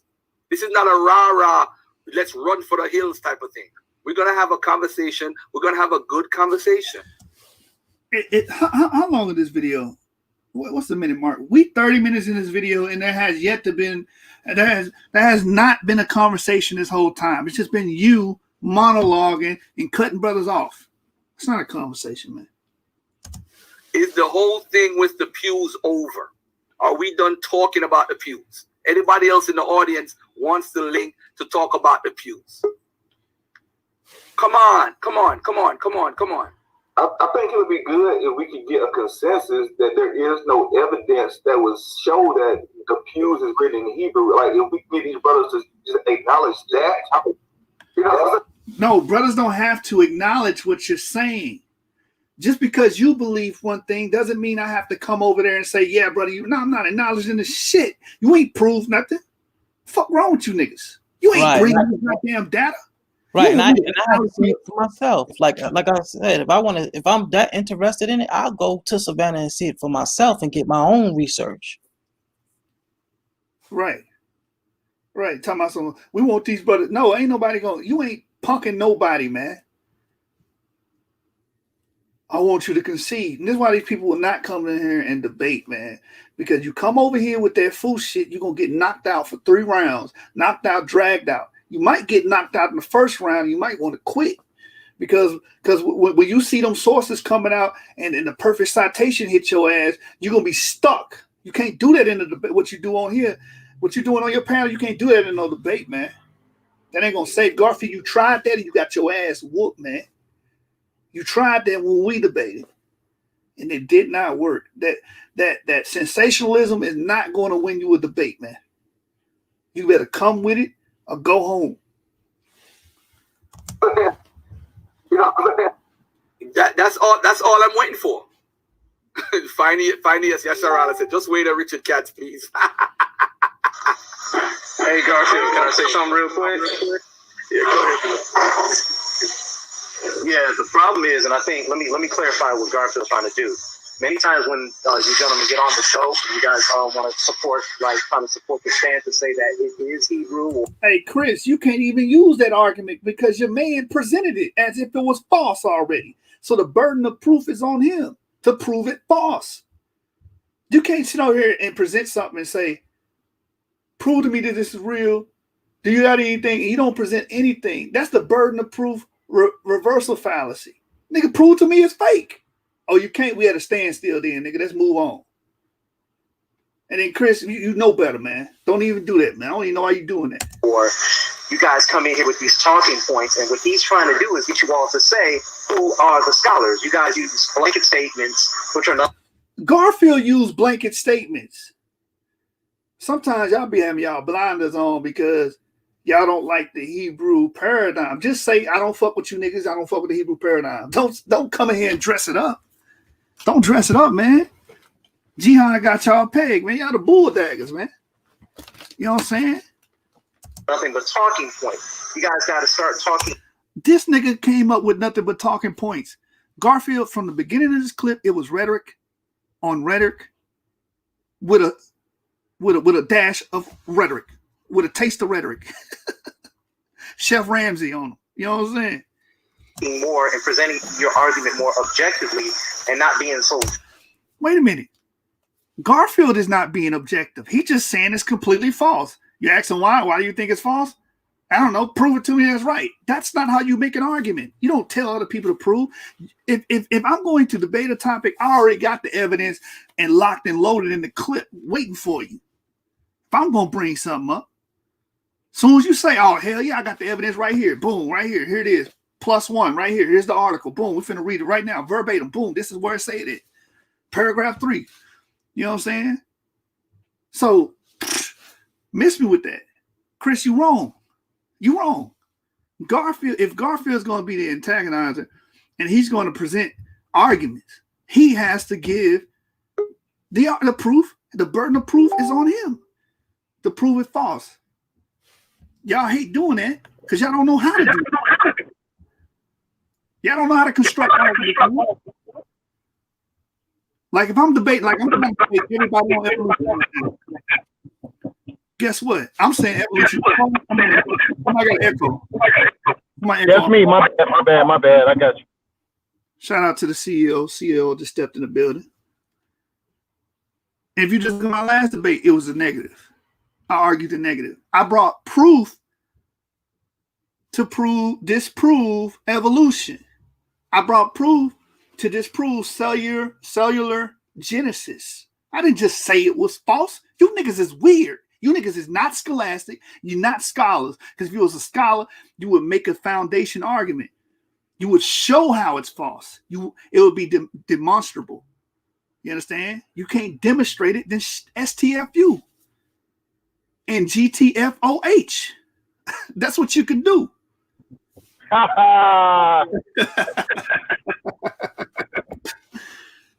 Vague with it and saying stuff like what the scholars say, and then when he stops and say what scholars, because Garfield did the same thing. You understand? And that's what appeal to authority is, when you just say a name. You ain't even tell us what the work was and what, you didn't even break it down. You just said this man said it. Okay, can you give me the credentials and can you show me the data points?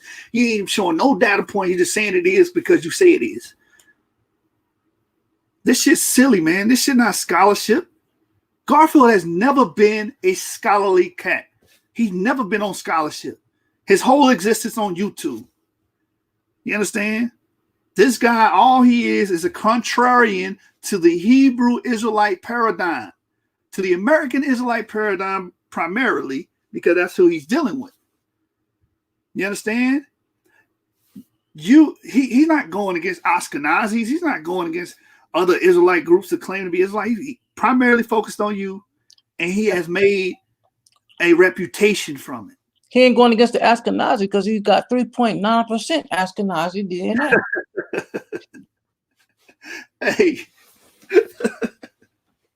man, this nigga a Judas, man. Because he got an E mark, man. When I found out he got an E mark, I was salty, man. I said, this nigga got to be J or something, man. Let him be A or B. Why he got to be E? We got a Judas in the monks of the E markers, man. He was a traitor, man. Let's keep playing this. then we can get into a real scholastic conversation. Chris, you can't bring scholastic conversation up because your man can't get into a real scholastic conversation. That's why I punched him all in his head on his own channel. You understand? That's what happens a lot of time in these conversations. You're right. That is what happens a lot of times on Garfield's show, on his conversations, because he's fallacious. He's facetious. The brother speaks nothing but falsehoods. So, Chris, you're trying to direct it to these brothers, but you need to be directing it to Garfield from Dagger Fraud. I've never seen him substantiate an argument. Never. Your dude is trash. Like when me and Garfield was going at it, we was going at it about Tacitus because I was familiar with Tacitus' work. He made some good arguments. I made some good arguments. Garfield and good argument don't go in the same goddamn sentence, man. When I debated him, and I did bring up the Wormy and Bones, and he did trickery, all he said is, "Oh, I'm disproving the Wormy and Bones." He didn't even go into the article. The nigga just showed the paper. He didn't go into the article. He did not demonstrate that the Wormy and Bones.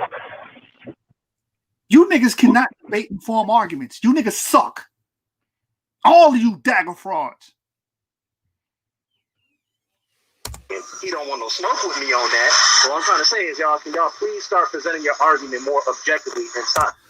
Damn, Garfield needs to start presenting his arguments, period. Then we'll work on being objective.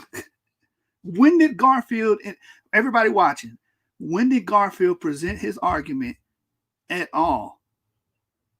He just said the shit fake. That's not an argument. An argument would be telling me why it's fake, showing me how it's fake, demonstrating it. That's how scholars do, dagger frauds. Not being so vague with it with these talking points. That nigga was being vague the whole time. This shit is ridiculous what Chris is saying right now. Everything you're saying, you really shooting arrows at Garfield, and Garfield getting lit the fuck up. Because everything you're saying is applicable to Garfield. And Chris, you know that. That's all he's really saying, y'all. He ain't trying to cut y'all off. Chris, let me call you right now, man. You bullshitting right now. The nigga ain't trying. The nigga did. You're right. He ain't trying. He did it already. Trying mean attempting to. When you try, you attempting to do it. He didn't try. He did it.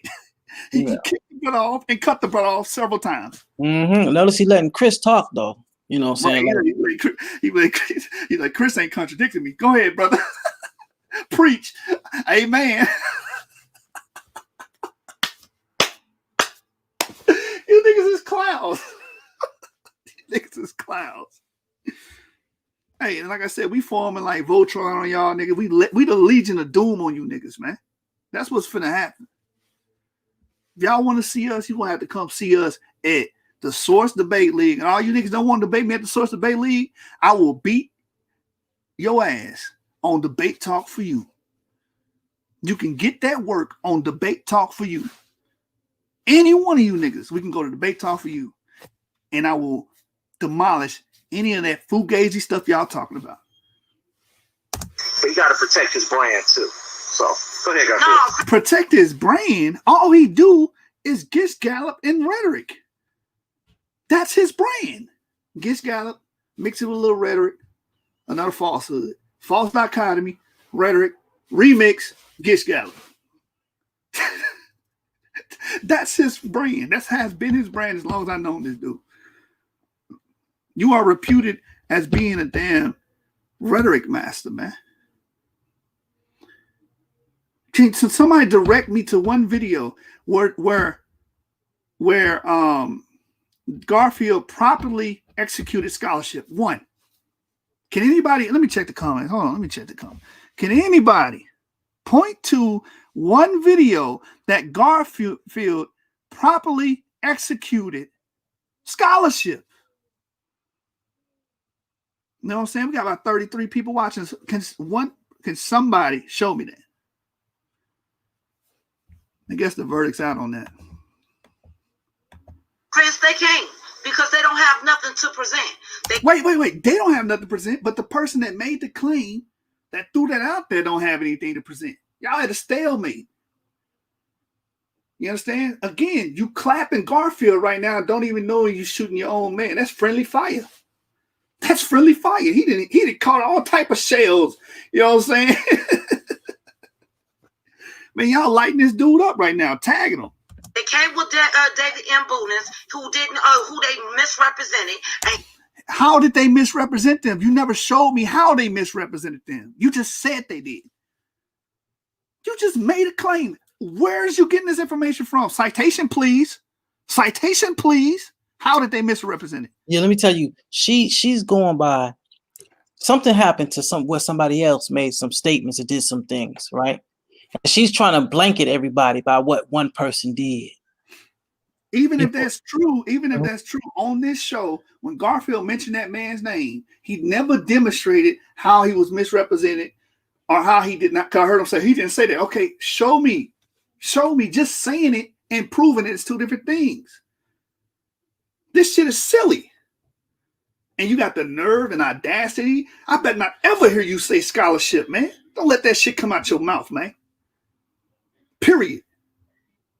You niggas is silly, man. he didn't agree with them. Then they made up a... He didn't agree with him. Where's the evidence?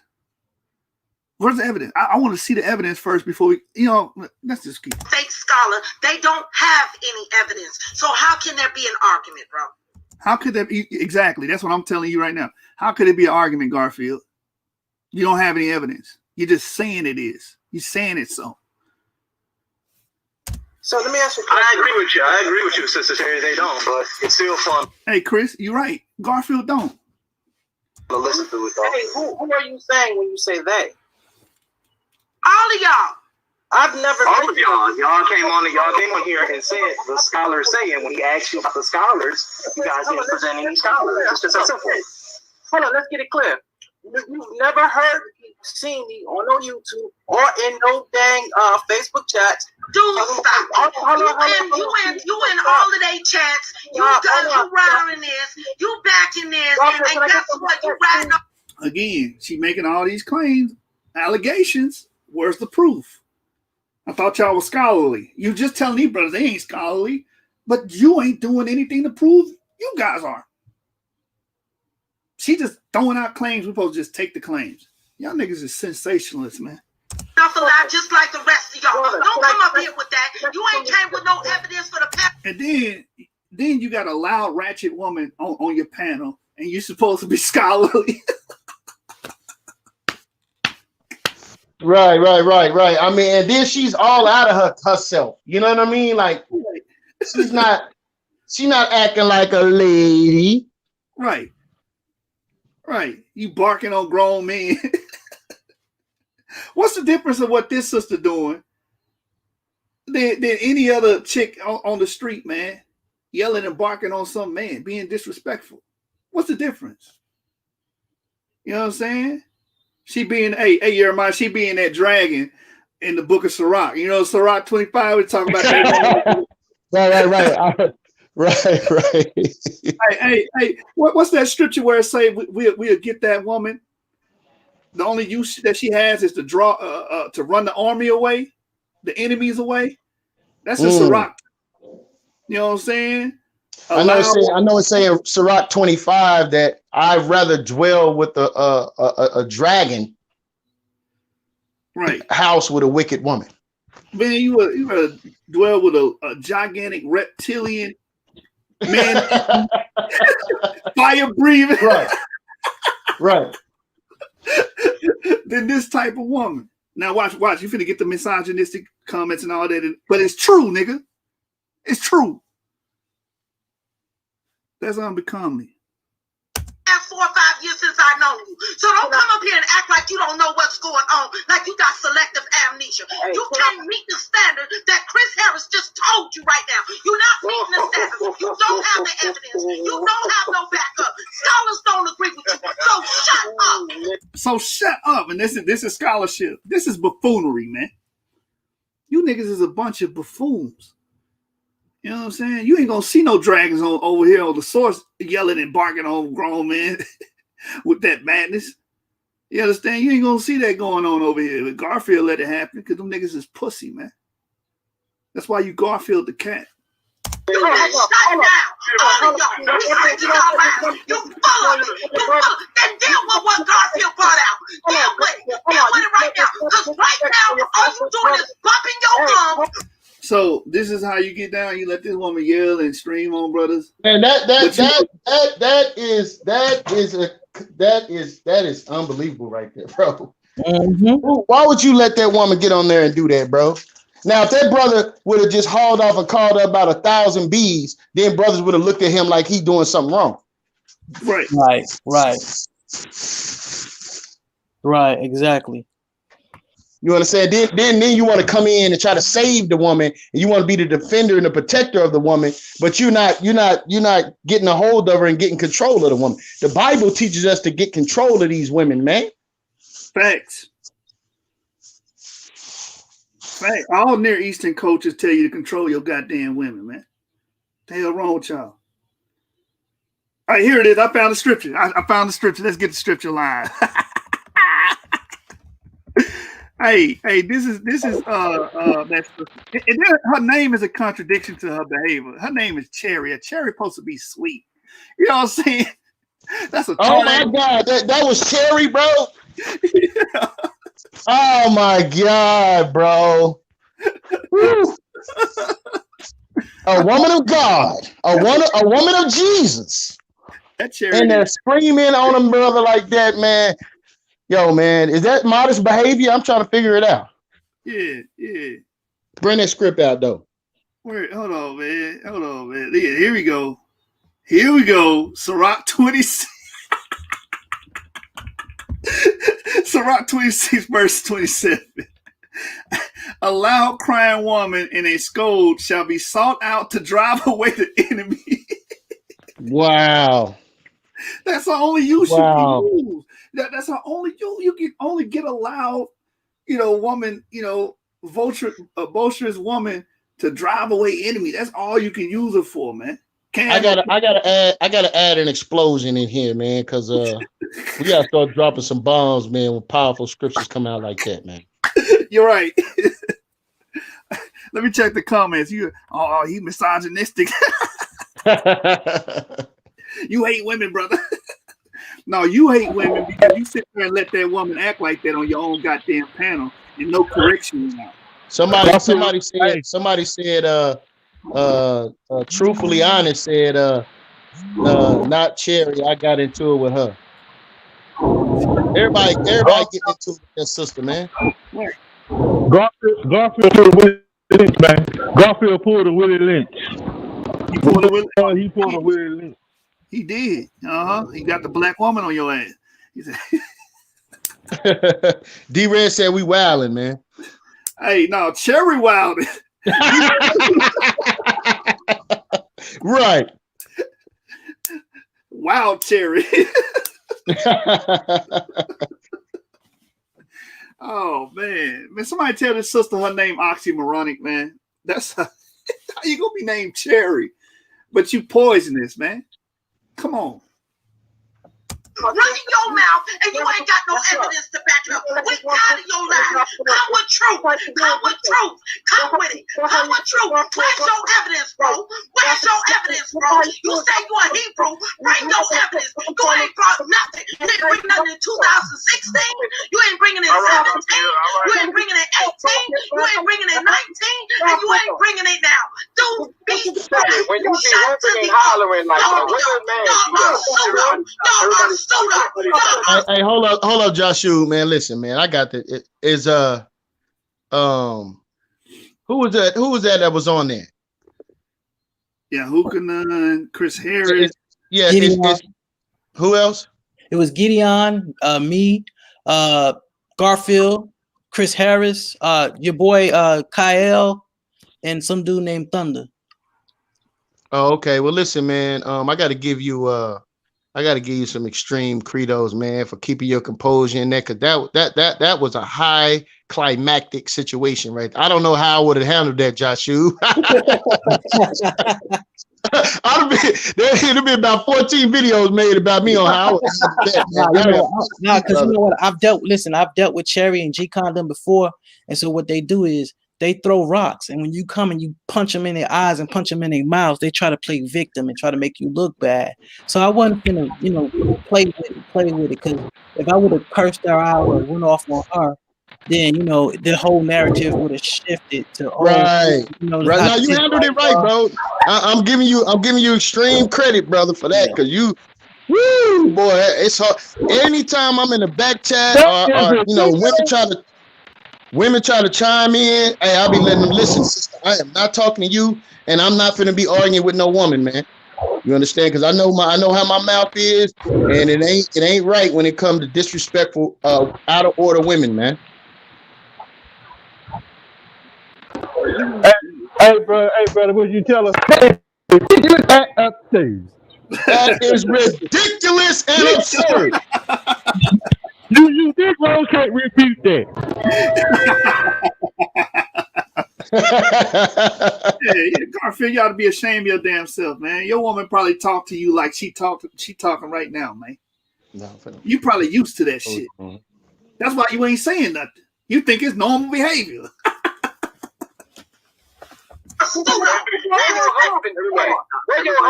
Everybody stop. Everybody stop. No, don't everybody stop now. When brothers try to say something back, where your husband at now, everybody stop. But when she was going for a good 30 seconds to a minute, you was letting it ride. It was funny then. Now when the brothers try to dig in her shit, now you want to be like, everybody stop. Okay, calm down. Everybody stop. You fake, man. This nigga fake. Everybody stop. Stop. All right. This is what we're going to do. All right. Man, I got a phone call. Y'all talk for a minute. Go ahead, guys. Hey, listen. Hey, you know Hey, what? hold on. Hey, Garfield was on that show, or is this something another show? Garfield, No, this Garfield the show. cat. That's Garfield the cat, yeah. Hey, Jeremiah, Jihad came up with a good nickname for them niggas. Bulldagger Squad. Yeah, this is his show, bro, and this is how he. And I was the first. I mean, that was my first time being a guest on his show, bro, and that's how he allowed for me to come on and be treated. But you claim you want to have dialogue with the Israelites, right? Now, I didn't come on there. I wasn't hostile. I was very respectful. Even when I was trying to make my points and I was getting cut off, I kept my composure. You know what I'm saying? But now I see why Tazariak don't want to talk with him, man. Cause you don't really want to sit down and talk, bro. Like you on this whole I gotta push my narrative thing.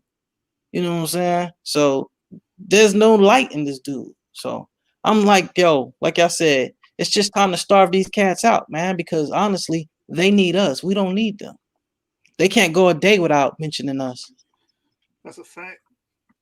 That's a fact, man. This brother been on a 10-year, damn near a decade of just talking about Israelites, man. That's all your content is. Majority of it is just talking about it. You tried to do the little, what was he selling on his channel? I forgot what he was selling. Like he was doing insurance or something like that. I forgot. You know what I'm saying? That probably flopped. And he went right back to, we can just talk about the Israelites, just say they wrong. You know what I'm saying? I ain't gonna prove they wrong, I'm just gonna say they wrong. You know what he said? He said, I got a phone call. You know what that phone call was? That was Sister Cherry getting his ass for removing her from the panel. You know what I'm saying? Sister Cherry talking to him crazy right now. I agree with everything everybody saying. I mean, I think at this point, man, you just got to kind of chill out, man. But like at least right now, y'all let it die down a little bit and then come back up. Why are you not saying who needs to chill out? She needed to chill out. The brothers was perfectly fine. She the one who lost her cool and her temper. She need to chill out. You know what I'm saying? A little later. But right now, man, the block is hot, man. It's just too hot right now, you know? I mean, we look at, I mean, like Gideon, that's my guy. If he come to Atlanta, man, I got him on me. You know what I'm saying? But right now, Garfield is on a roll, and I don't know if y'all want none of that, man. We just gotta kind of chill out right now, man. That's really it.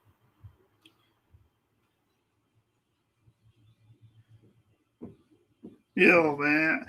The people that's in a part of Dagger Squad, and they can get mad all they want. You know what I'm saying? If you want to do something about it, come meet me in the ring. Y'all got the mental capacity. All right. Hey, Sister Sherry, you calm down, man. I'm sorry. I apologize to everybody on the panel, and I apologize to the brothers and sisters in the chat. But here's the thing, Garfield.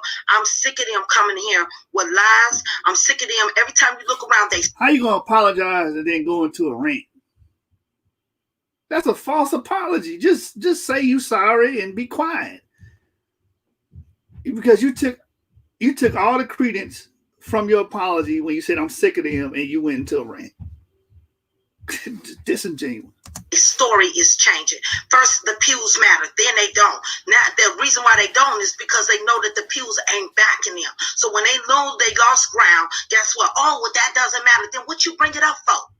Then what you go to, what you riding on it for? All of y'all read on this, so don't sit up here right now and act, well, it wasn't me, it was that person. No, it's you too. I'm holding all of these Negroes responsible for this lie. You made up a fake scholar, then the other scholar that was an actual scholar, David M. Boonis, did not agree with y'all. Then y'all turned around and lied on the man, and you still ain't gave that man an apology. Man, get up out of here. At this point, your position is non and void. You're mute. If it's null and void and mute, why are you always on the panel with these guys? If they ain't got nothing and they trash and their information is null and void, why you niggas find out that all the time and free time and dedicate your free time to talk about Hebrews and why?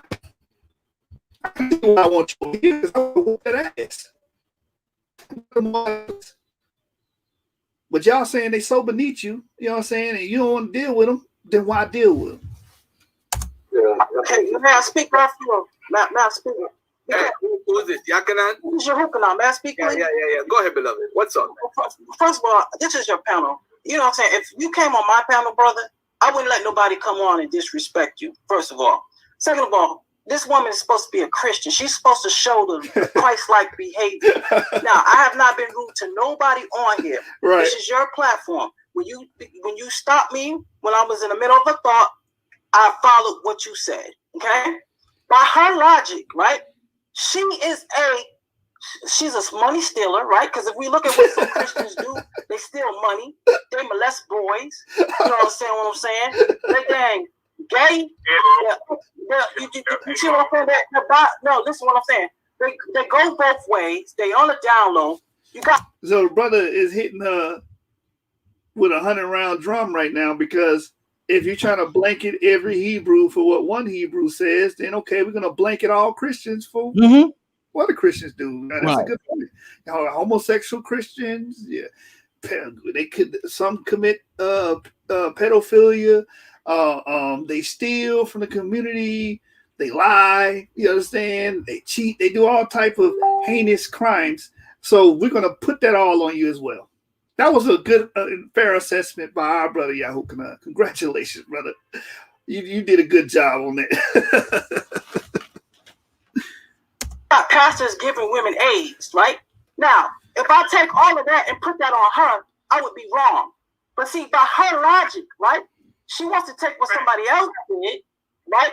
And try to put that on me. Now, deal with me. You don't have me saying anything. You understand what I'm saying? I just sit back and spectate. I'm the type of person, if the pews mean that much to me, I'll go to Savannah myself and go look at the pew and take pictures and study myself. Them pews don't mean nothing to me. You understand what I'm saying? That's not the fight I jumped in the ring for. So I suggest you show some Christ-like behavior, because you are in front of people who don't even believe in your book. Hold on. Finish. Let me finish. Hold on a second. Hold on. No. Hold on, stop it. That apology was fake, because right after she apologized, but Garfield claimed he pro-black, right? But you let this woman disrespect me, right? Then she's supposed to be she's supposed to be a Christian. She's supposed to be setting an example for you guys. And I'm letting her know she a bad example. Like, you know what I'm saying? But you trying to put your cape on and you commending her and helping her disrespect another black person. But you supposed to be pro-black. You're a clown. Thanks. She didn't apologize to me. She apologized to you, Garfield. She didn't apologize to me. She was the one. She apologized to the panel. She particularly came at me. Oh, she apologized to the panel. Are you on the panel? She apologized to me in particular when she came at. And that's a good point too. She didn't say particularly. You know what I'm saying? Because she was going off on this brother. But the whole point is, even if you did apologize, you can't apologize and then go off on a rant and a tangent on the shit. That's not a real apology. Brother, but F you right after you get done saying I'm sorry. You niggas is fugazi, man. Not only that you don't have any scholarship in you, you also don't have common sense. You also lack common sense. I'm saying though, she apologized to the panel though. So hey, listen. Right? She don't have to listen. Come on, man. Come on, bro. Let me say this. First of all, listen. She said what she said. She stopped herself. She apologized. I'm not gonna be on my show listening to somebody telling me, talking about Sherry, who's a black woman with children in America. I ain't got time for that. She said what she said. Wait, you don't have time for? I'm talking about Cherry, who's a black woman with children, which gives her a get out of jail free card when she act a damn fool on your panel. Loud and ratchet. Yeah. That's throw in all of the attribute. She's a loud, ratchet, disrespectful black woman that just so happens to have children. How about you word it correctly next time? You understand? She don't carry herself with as the brother pointed out, she don't carry herself as the scriptures tells you she's supposed to carry herself. And the Bible tells you in the New Testament that a woman shall not usurp authority over a man. Woo! Facts. You understand? And you claim to be a New Testament Christian. Well, why are you not following that? You understand? Right. On that 3 times, man. That's why y'all hate the truth, man. Especially you loud feminist women, because that's what you are. Because when we start going into our culture don't allow that. You know what I'm saying? We start digging up the ancestors' information. They didn't allow that behavior that you are exhibiting. That's why you acting up. You know what I'm saying? That might be the underlying reason why you got beef and problems with brothers. Because you know, according to this culture, if you follow this culture to the T, you're going to have to straighten up. Apologize, that's it, bro. We don't need to talk about that. How do you feel about the pews? That's all I told you about the pews. It's like this. I don't think that there's a definitive language on it. What else you want to talk about? I don't think there's a definitive language on the pews. That's my position. Okay. Thank you. And that I can agree with. So based on that, YAHUCHANNAN, can we agree that based on Hitchenson's razor that states what can be asserted without evidence, be dismissed without evidence? I'm glad Kyle said that because they don't have evidence. He just admitted, oh, it can be dismissed without evidence then. All right. So you just prove you don't have no damn evidence. But you this is hypocrites, man. And Kyle, you need to come to the source and get a debate, man. I'm tired of seeing you two, man. Show us that you worth all this noise that you making on the internet. As Hebrews and that's not Hebrew, and we can't assert that it is. Would you agree to that? I mean, we can say either way. Some can say it's some Hebrew on there. Right? Hey, hold on a second. Hold on, guys. I want to say something to defend of the way. I think you need to go back to school, to be honest. And I want you to come on the panel. There's another insult. Well, it's 4:10. And this is why, if y'all watching, why is he talking so harshly about these brothers? Because do you see this brother? All he do is insult brothers all day. You understand? All he do is that. So I'm not respecting this clown. You understand? So a lot of y'all, what y'all do in the community is y'all let people throw stones and hide their hand. And when somebody sock them in the jaw, y'all look at the person that socked them in the jaw and forget that this brother was just throwing stones at him. You know what I'm saying? Right. This is a backwards generation, man. I'm going to see where the panel is going because I really do have to go. I have to get somewhere by 5 o'clock. But if you can come on and make an argument, if we're saying that Bantu are from Shem, ladies and gentlemen, Bantu DNA alone is killing you. That's a lie because this guy already got killed on that. Because if you trace haplogroup E, E1B1A, E1B1B goes back to EP2, and EP2 is in the Levant. From the Epipaleolithic period all the way to the Chalcolithic period, it dominated the Levant. I've been smacking Garfield up with that for about a year or 2 years now. You niggas, hey, what jihad? You Negroes can't refute that. Bantu DNA pre-exists any idea or thought of Shem. And by the way, if every human being comes out of Africa, where did Shem come from? Hey, Garfield, you know the craziest part though? We playing ourselves, man. Come on, man. You see, this is the problem that Anonymous Hebrew had. Actually, that's not a problem. Divergence dates are putative dates. Let me show y'all what putative means. Because they treat these dates as absolute dates, actual dates. Putative. Let's get that word putative. We need to all learn. Since we're dealing with genetics, we need to learn these biological terms, right? Let's see how putative is used in biology. Look at this. This is from Biology Online. In biology, the term is commonly used to describe an entity or a concept that is based on what is generally accepted or inferred, even without, you see that right there, Jeremiah? Even without direct proof of it. You see that? Meaning it denotes something like an inference or a supposition that is accepted because it is deemed to be the case or what has been commonly believed. That's what these numbers are. They're putative. It's a supposition. So they trying to stick you with it like, we know it. We know this was 70,000 years ago. We know this was 20,000 years ago. That's a goddamn lie. And you don't know scholarship and you don't study this. You understand? Because if you pull the book of genetics and statistical methods, it will tell you that these numbers are putative, that these numbers are inferences. You understand? But you don't study the material. You're a surface level learner. You dwell in the kiddie pool. We swim on the deep end. Garfield, grown man wearing his floaties at the 2-foot section of the pool. I'm gonna show you because I was working on that presentation months ago.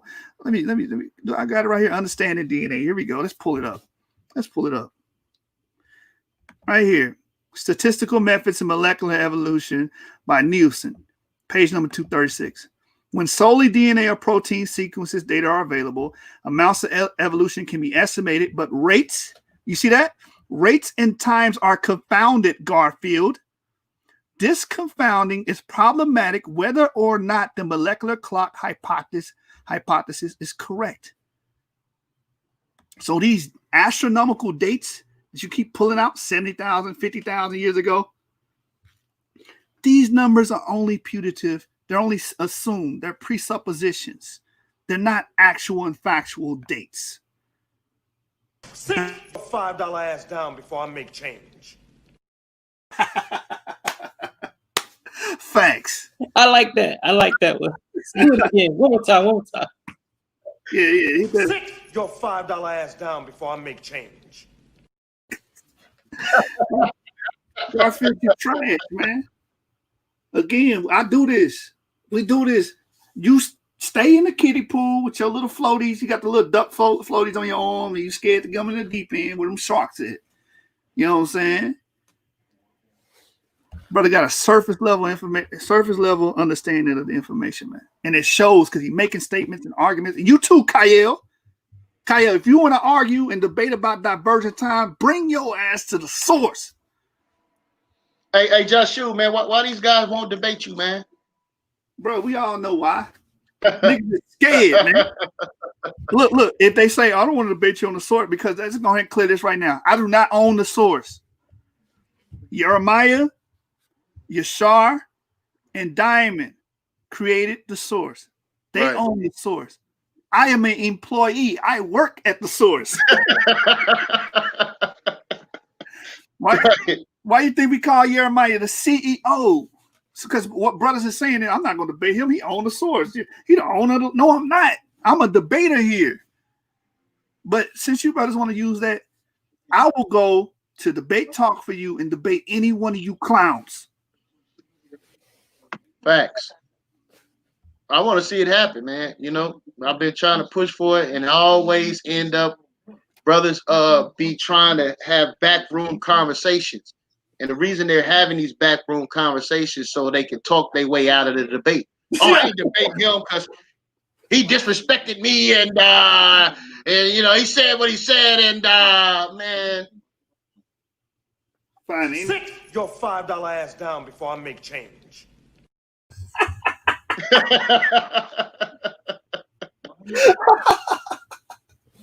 You niggas is clowns, man. You niggas is not gonna come in that ring. Hey, man, they don't want to feel that pain, man. They don't want to get punched in the mouth, be on the canvas, tasting their own blood. You know what I'm saying? I mean, you went over there on the fly, and dealt with Garfield, and he still ain't recovered from that yet. Right, he still ain't, man. I put the beats on that, brother. I gave him the beats like Dr. Dre, man. That nigga still ain't recovered from that, man. You know what I'm saying? And that was impromptu. Niggas like, oh, you had a PowerPoint, he didn't have one. Bro, I was at work. If anybody know me, typically I work 12, 13-hour days when it's really busy. If anybody know me, I'm at work. I get home at 7. I had 1 hour prep. I made my PowerPoint in 1 hour. This brother been at home being a home mom.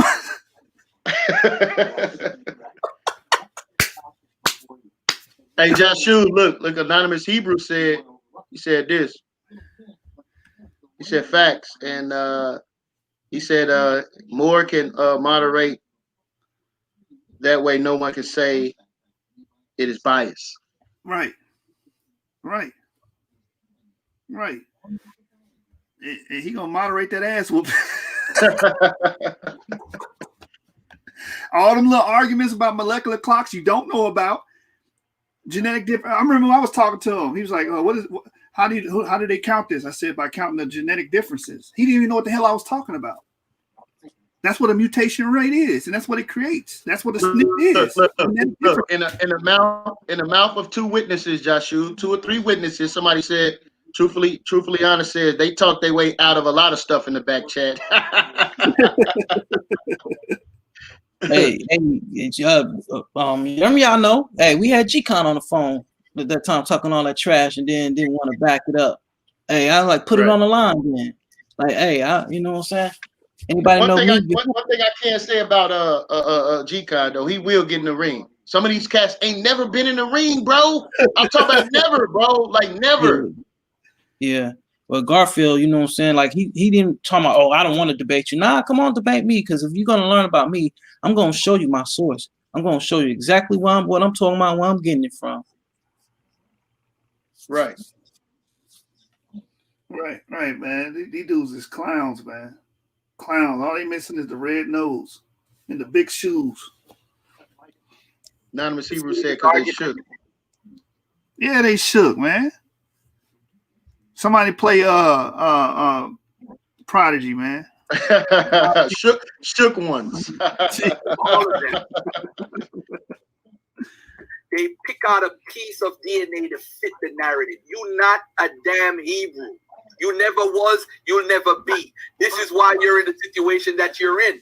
The Hebrews, if you look in the 1500s, right? Hold up, pause there before you say that, right? Because I didn't watch this video. I'm just now getting it, but Garfield believes that the so-called white Jew are the actual real Jews, man. Right. Because he's related to them, man. He is 3.9 Ashkenazi Jewish. Wow. Hey, man. He not gonna question their validity, even though scholars, as he like to say, question the validity of the Ashkenazi Jews, and they even say those people are converts. They even say we read it on D-Red brought the article and we read it. The genetic study that these people are converts. Even Shlomo Sands, a scholar, who they claim he is what they call it, a conspiracy theorist. Shlomo Sands, who wrote the book The Invention of the Jewish People. Right. You understand? They already G-Con right now is on a campaign to try to cast Arthur Koestler as a conspiracy theorist. They killed that man, bro. In the debate I had with him, they killed Arthur Koestler and his wife, man, because of that book he put out. He dead. Mm-hmm. So, and it's an unsolved murder. This is just you know, he just vanished off the face of the earth. Nobody knows what happened. You know, come on, man. Like, people got to cut it out, man, and evaluate the information. Did these people come from the Caucasus Mountains and move into Poland? Did they come from the ancient land of Khazaria and move into Poland? And then from Poland into Germany? Well, Poland is near Germany. And then from Germany to Israel by British. I had a Negro say that was in the scriptures. I think it was G-Con. Say that was in scripture. The prophecy saying that 1948 prophecy is in the scriptures. I said, brother, you got to be out of your mind. Yeah. You see, it's just black inferiority all over again. You can't be the Israelites because they supposed to be great. And you niggas ain't SH sugar honey iced tea. So that's black inferiority all over again. You know what I'm saying?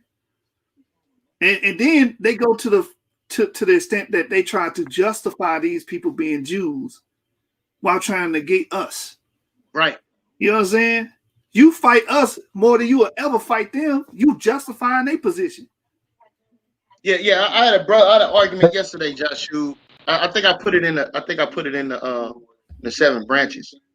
A brother who will remain nameless, okay, said that Jesus Christ died black and was resurrected white. See, this is the craziness that goes on, all to separate us from the Messiah, to separate us from our lineage. When you look at what was going on during that time, first of all, let me make this clear: the Israelites was extremely racist. I'm making it clear.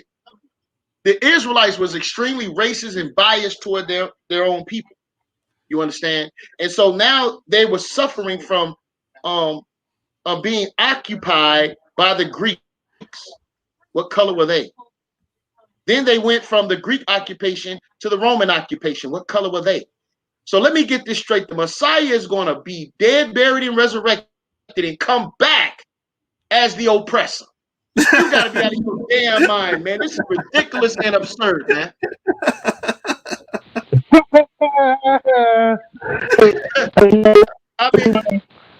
I mean, Yakina, man, just talk to me.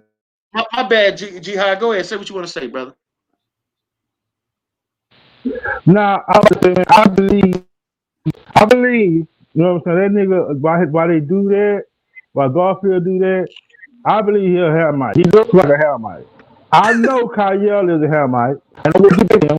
He's an RX nigga, Hamite, descendant of a neck who come from the Nephilim. I've been trying to get his ass for 2 years. He's trying to keep avoiding. He already told you all these niggas you know. I've been on the Hamite. I've been on that nigga ass, bro. That nigga don't want to see me in the ring. That's why them niggas Hamites, bro. That's why they do that. That's why they do that. But Kyle, you not want to see me. You the hardest nigga Hamite, descendant of a neck who come from the Nephilim, and I approve it, nigga. I approve it. You don't want to see me, nigga. Yeah.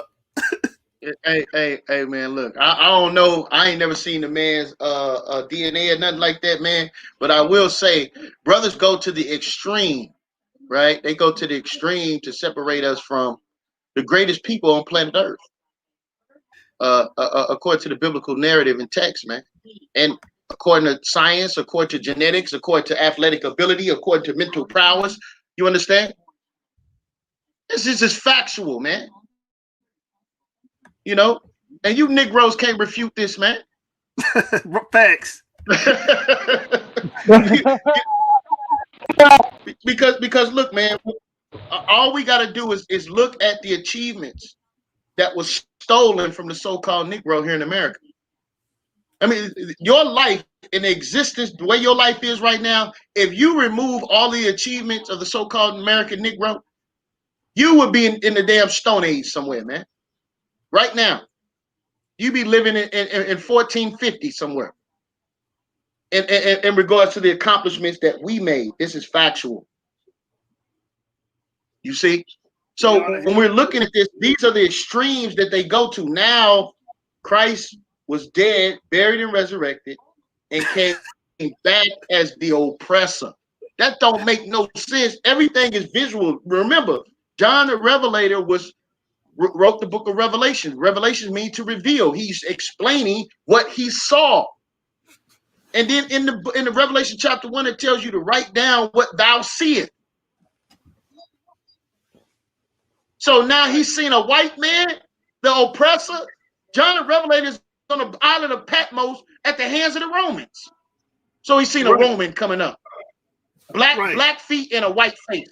Black feet and a white face. How many y'all feet is different color than your face, man? This is the type of stuff that we got to deal with, man. But I yield. Hey man, what's going on? What's going on, D Red? That's a shame, Jeremiah. That's a real shame. Hey D Red, what's going on, brother? Hey, what it do, baby? Nothing, man. We getting on the pump fake scholar. You know, we on his grass right now. You know we talking about the pump fake scholar, man. Oh man, Garfield, that's on board, man. But he got to chill on the show, man. Cause on the show he be tripping, like, oh, not letting people talk, cutting people off. Right. That whole deal. He got to chill with that because it make people not. He don't show no evidence, and then get on everybody for not showing evidence. Nigga ain't showing evidence. Hey, D-Red, he took the video down, bro. He took the video down and made it private. That he did with me today. Huh? The thing was what happens is what he gonna end up doing is he know when he present that evidence. Your mic low, D-Red. Your mic low. Your mic. We hear you, but it's low. Yeah. Okay. There you go. Is now it that's better? clear. Yeah. All right. Yeah, I had to put it in my ear. But now what I'm saying is what he got to do is he gonna usually present. And he gonna present. Most of his paradigm comes from Plato and the creation of the Hebrew Bible. I tell all Hebrews to read it. It's easily debunkable. He gonna organize to the desert by Russell Merkin. I mean, I think that's by Thomas L. Thompson. I think. Then it's gonna come from Bruce's Benito. What is it? Bruce's Genesis, Benito Exodus. It's gonna come from that book by Russell Merkin. You know what I'm saying? There's a whole series. It's called the Copenhagen Lecture Series. The stuff in the books are easily debunkable. All you gotta do is read, because basically it's gonna say that the biblical laws come from Athenian law. But what they don't tell you is you can read the book called The Origin of Democracy. In the book of Origin of Democracy, the Athenian law. The Athenian law is supposed to be considered the founders of what you say democratic forms of government.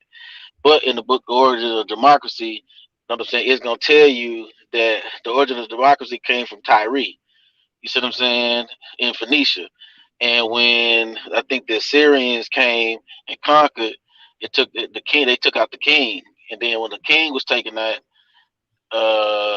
basically the merchants took over, and they formed a round table type government. You know what I'm saying? To where it was a democratic form of government, and that was the first vestiges of democratic government. You know what I'm saying? The democratic law. You know what I'm saying? And that's when you see a mercantile type system. So anyway, the point I'm making is he's going to end up referencing those books, and those books are easily debunkable. I mean, it's just not even nothing even discussed. It's just stuff is just easily debunkable. You see what I'm saying? And so, I mean, he's not going to really present some concrete proof that's actually irrefutable. And the only thing he really has to do is to mute people, cut them off, tell them to expound, and then Chris, you know what I'm saying, coming on, doing what he do. I mean, it's just when you don't like the Bible, and you really don't want no rules, and you want to really just do what you want to do, you're not really gonna care what the truth is. You're just gonna be basically just saying whatever you want to say, just to say it, I guess. You know what I mean? It's not even. That's why I don't even go over there too much. I used to go over Garfield's show all the time, but he kind of went on. He going on his little Hebrew tirade, and it's just like it's uninteresting at this point. At this point, I mean, the other people may not know where he get his premise from, but I do. So I already know what he's going to pretty much go with almost every argument. I already know what he's pretty much going to say, and it's uninteresting. You know what I mean? And these people don't read anything outside of him of what he presents. You see what I'm saying? So they read those books and they try to stand like Kyle try to stand on that stuff too, and those books don't stand up to Greek history, man. I mean, there's several books. Hold on, let me look at my phone right quick, and I can give you a couple authors on Greek history to check out, and then you can be like, okay, I see what you're talking about. Hold on, let me go. Let's scroll through Greek history. Well, man, oh no, that's not it. Let's see. All right, here's one by Wiley Blackwell. Jonathan M. Hall. My bad. It's called "The History of the Archaic Greek World." That's one. And then you can go read "Greece in the Making" by Robin Osborne. You can read.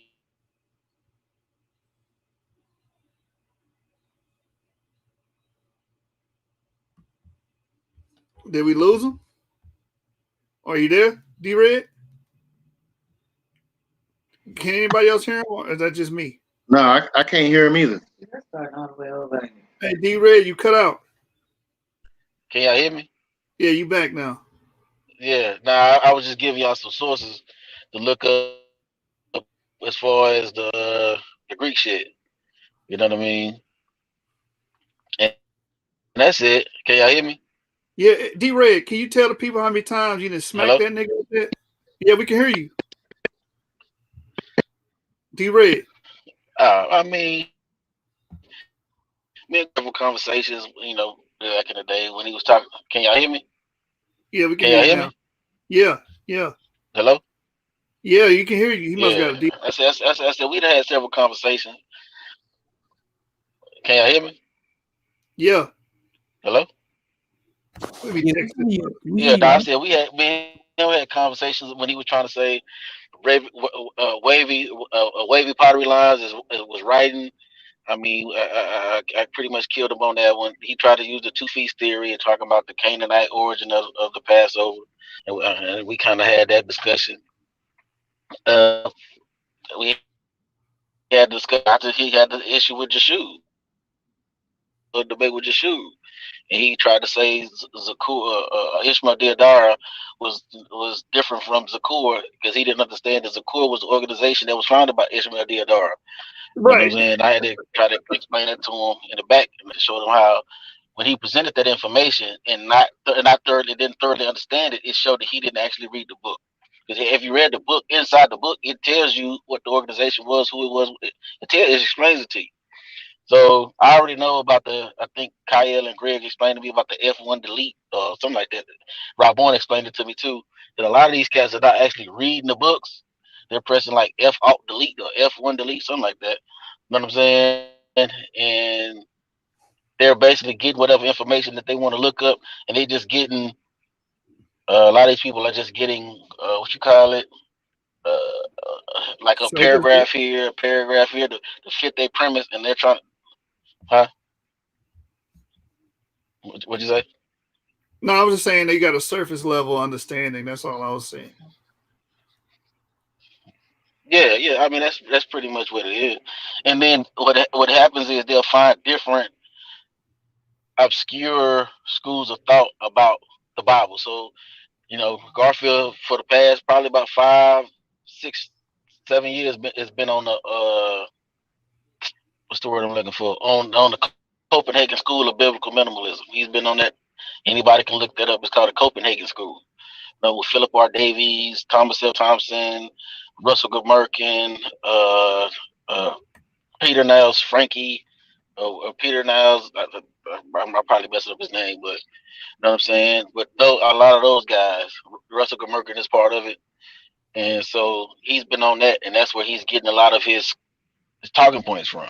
You know what I'm saying? So if you go study somebody's talking in war or any kind of battle, you can't just study your premise. You got to study the other person's premise. And so once I was put on to the book, Baruch's Benito book, I started looking into all of the other stuff, and that's when I started realizing, okay, the whole Copenhagen School thing is just a whole school of thought with these people. You know what I'm saying? And the Copenhagen School of Biblical Minimalism is a branch of biblical minimalism. And so when you go study that, you'll pretty much know all its talking points, and you won't be surprised by anything that these cats say because you're already going to know where they're going to go. You know what I'm saying? But like I said, they haven't read Archaic Greece by Robin Osborne. I just named a few of them. Hold on, let me go back and check and get these authors' names again.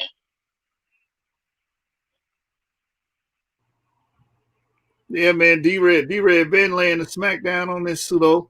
And after he smack him down, he go back and make the same argument on this channel 10,000 times. After he get debunked. That's the type of claim we dealing with. Well, I mean, like I said, Garfield a good dude. I just think that whatever his issue is, I don't even think he really has an issue with Hebrews, honestly, because you talk about it too much. So if I had a real issue with a group of people, I don't even talk about them. You see what I'm saying?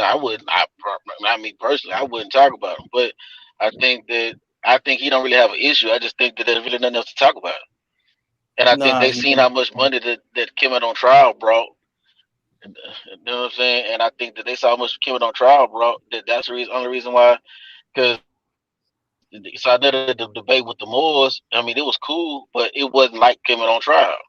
He did a debate with a lot of other groups, but it was never none of it was like Kemet on trial with the Israelites. You see what I'm saying? Because the Israelites is the fast there right now. The Israelite talking point is just a talking point, whether you dislike the Israelites or not. You just gonna talk about it because it gets you numbers. You see what I'm saying? So I don't even think some of these people really got a real issue with Israelites. It's just a talking point. You I see don't what I'm know, saying? bro. A YouTube talking point to get views and likes. I don't know. I think maybe him and Sonetta got some kind of One West post traumatic syndrome or something, bro. Because I thought Garfield was a good dude. Like maybe he want to sit down and talk. He got his point of view or whatever. But when I went on it and I seen it first, I seen it with Anonymous. When Anonymous went on there, how disingenuous he was being. But when I got a taste of it, and I mean, I'm like trying to keep my composure. I'm respecting the dude's channel. Like honestly, he cut me off while I'm in the middle of a point. I could have, that's easily a trigger for me because I like to be heard and I don't like to interrupt people when they're talking. But I respected the man's platform.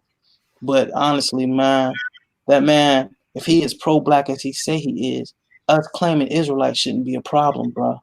Because we should be able to connect just on the fact of our blackness. Just on the simple fact that we got the same struggles when dealing with the police when we got pulled over, or we got the white man who's teaming up with the other white man to keep us down. That way we can't rise above and get job opportunities. So our blackness, if he's so pro-black as he say he is, he shouldn't have no beef with us, but no matter what we identify as. So he's full of crap. Are you? I mean, more of the story, Garfield trash. Always been trash. And he might, I ain't going to even give him the benefit of the doubt. He's going to continue to be trash, man. Who am I kidding? Yeah, I'm tripping. Like I said, Garfield a good dude, man. He a good dude. I just think that it ain't nothing else to talk about, man. I mean, like being in the country community for a long time, a lot of us being in there for a long time, it's really not nothing else for them to talk about as the Israelites, because we're the only people that actually put up a fight against them, in a sense that. But what I mean by that is Ishmael, not Ishmael Bey, but Sharif Bey, he beat up Reggie, but in the end, a lot of the more science brothers, they acquiesce to a lot of Kemet stuff and be like, we're the keeper of Kemetic knowledge and keeper. They kind of acquiesce to the Kemetic school of thought to a certain degree. You know what I'm saying? Not in every sense, but in some senses they acquiesce. You have Wesley Muhammad acquiescing to a certain degree. You know what I'm saying? And so it really wasn't no real beef there. Then you had and then you got us. And then, I mean, you got Christians, but at this particular point, we're taking a lot of people from the Christian church. So a lot of the Christians at this particular point have adopted the enemy of my enemy as my friend, because Israelites are taking a lot of the people from the Christian churches. They're deciding that they're going to team up with anybody. It could be a Kemet nigga. It could be a nigga that hate the Bible like Garfield. They would team up with all these cats to come at the Israelites because, you know what I'm saying? One, we're the one that's offering the most resistance. You know what I'm saying? We resisted the Kemet shit. We ain't really resisting the West African shit because most of us admit that we came from West Africa, so we're not really resisting that. You see what I'm saying? But I I think that we're the one that's giving up the most resistance and the most fight back, and we're the one that's doing the most to proving our actual point. And so what happens is we become the target, and so they're gonna make 1,000 videos, which to me that's some kind that's kind of that's kind of pathological to me. That's kind of psychopathic to me to make a bunch of videos about one group of people. That's so you got an issue. Like I wouldn't do that. You know what I'm saying? If I had an issue to that degree about anybody, I would just debate them and get it over with. You see what I'm saying? But they're never gonna do that because if again, you gotta understand these people are making money off of this. This has become a business. Like this, like once you look at it from that it's a business, it changes your whole perspective. This is money. This is WWF. I've been saying this for years. This is the WWF. These cats don't really have issues with people. I talked to Garfield, so I know he don't have issues with Israelites for real. It's for show. It's just for the show. It's just all WWE wrestling. Oh, I hate Israelites. I can't stand them. But then he'll talk to me and be like, "What's up?" I'm like, "Shit, no." But D-Red, doesn't that isn't that being intellectually dishonest though, brother?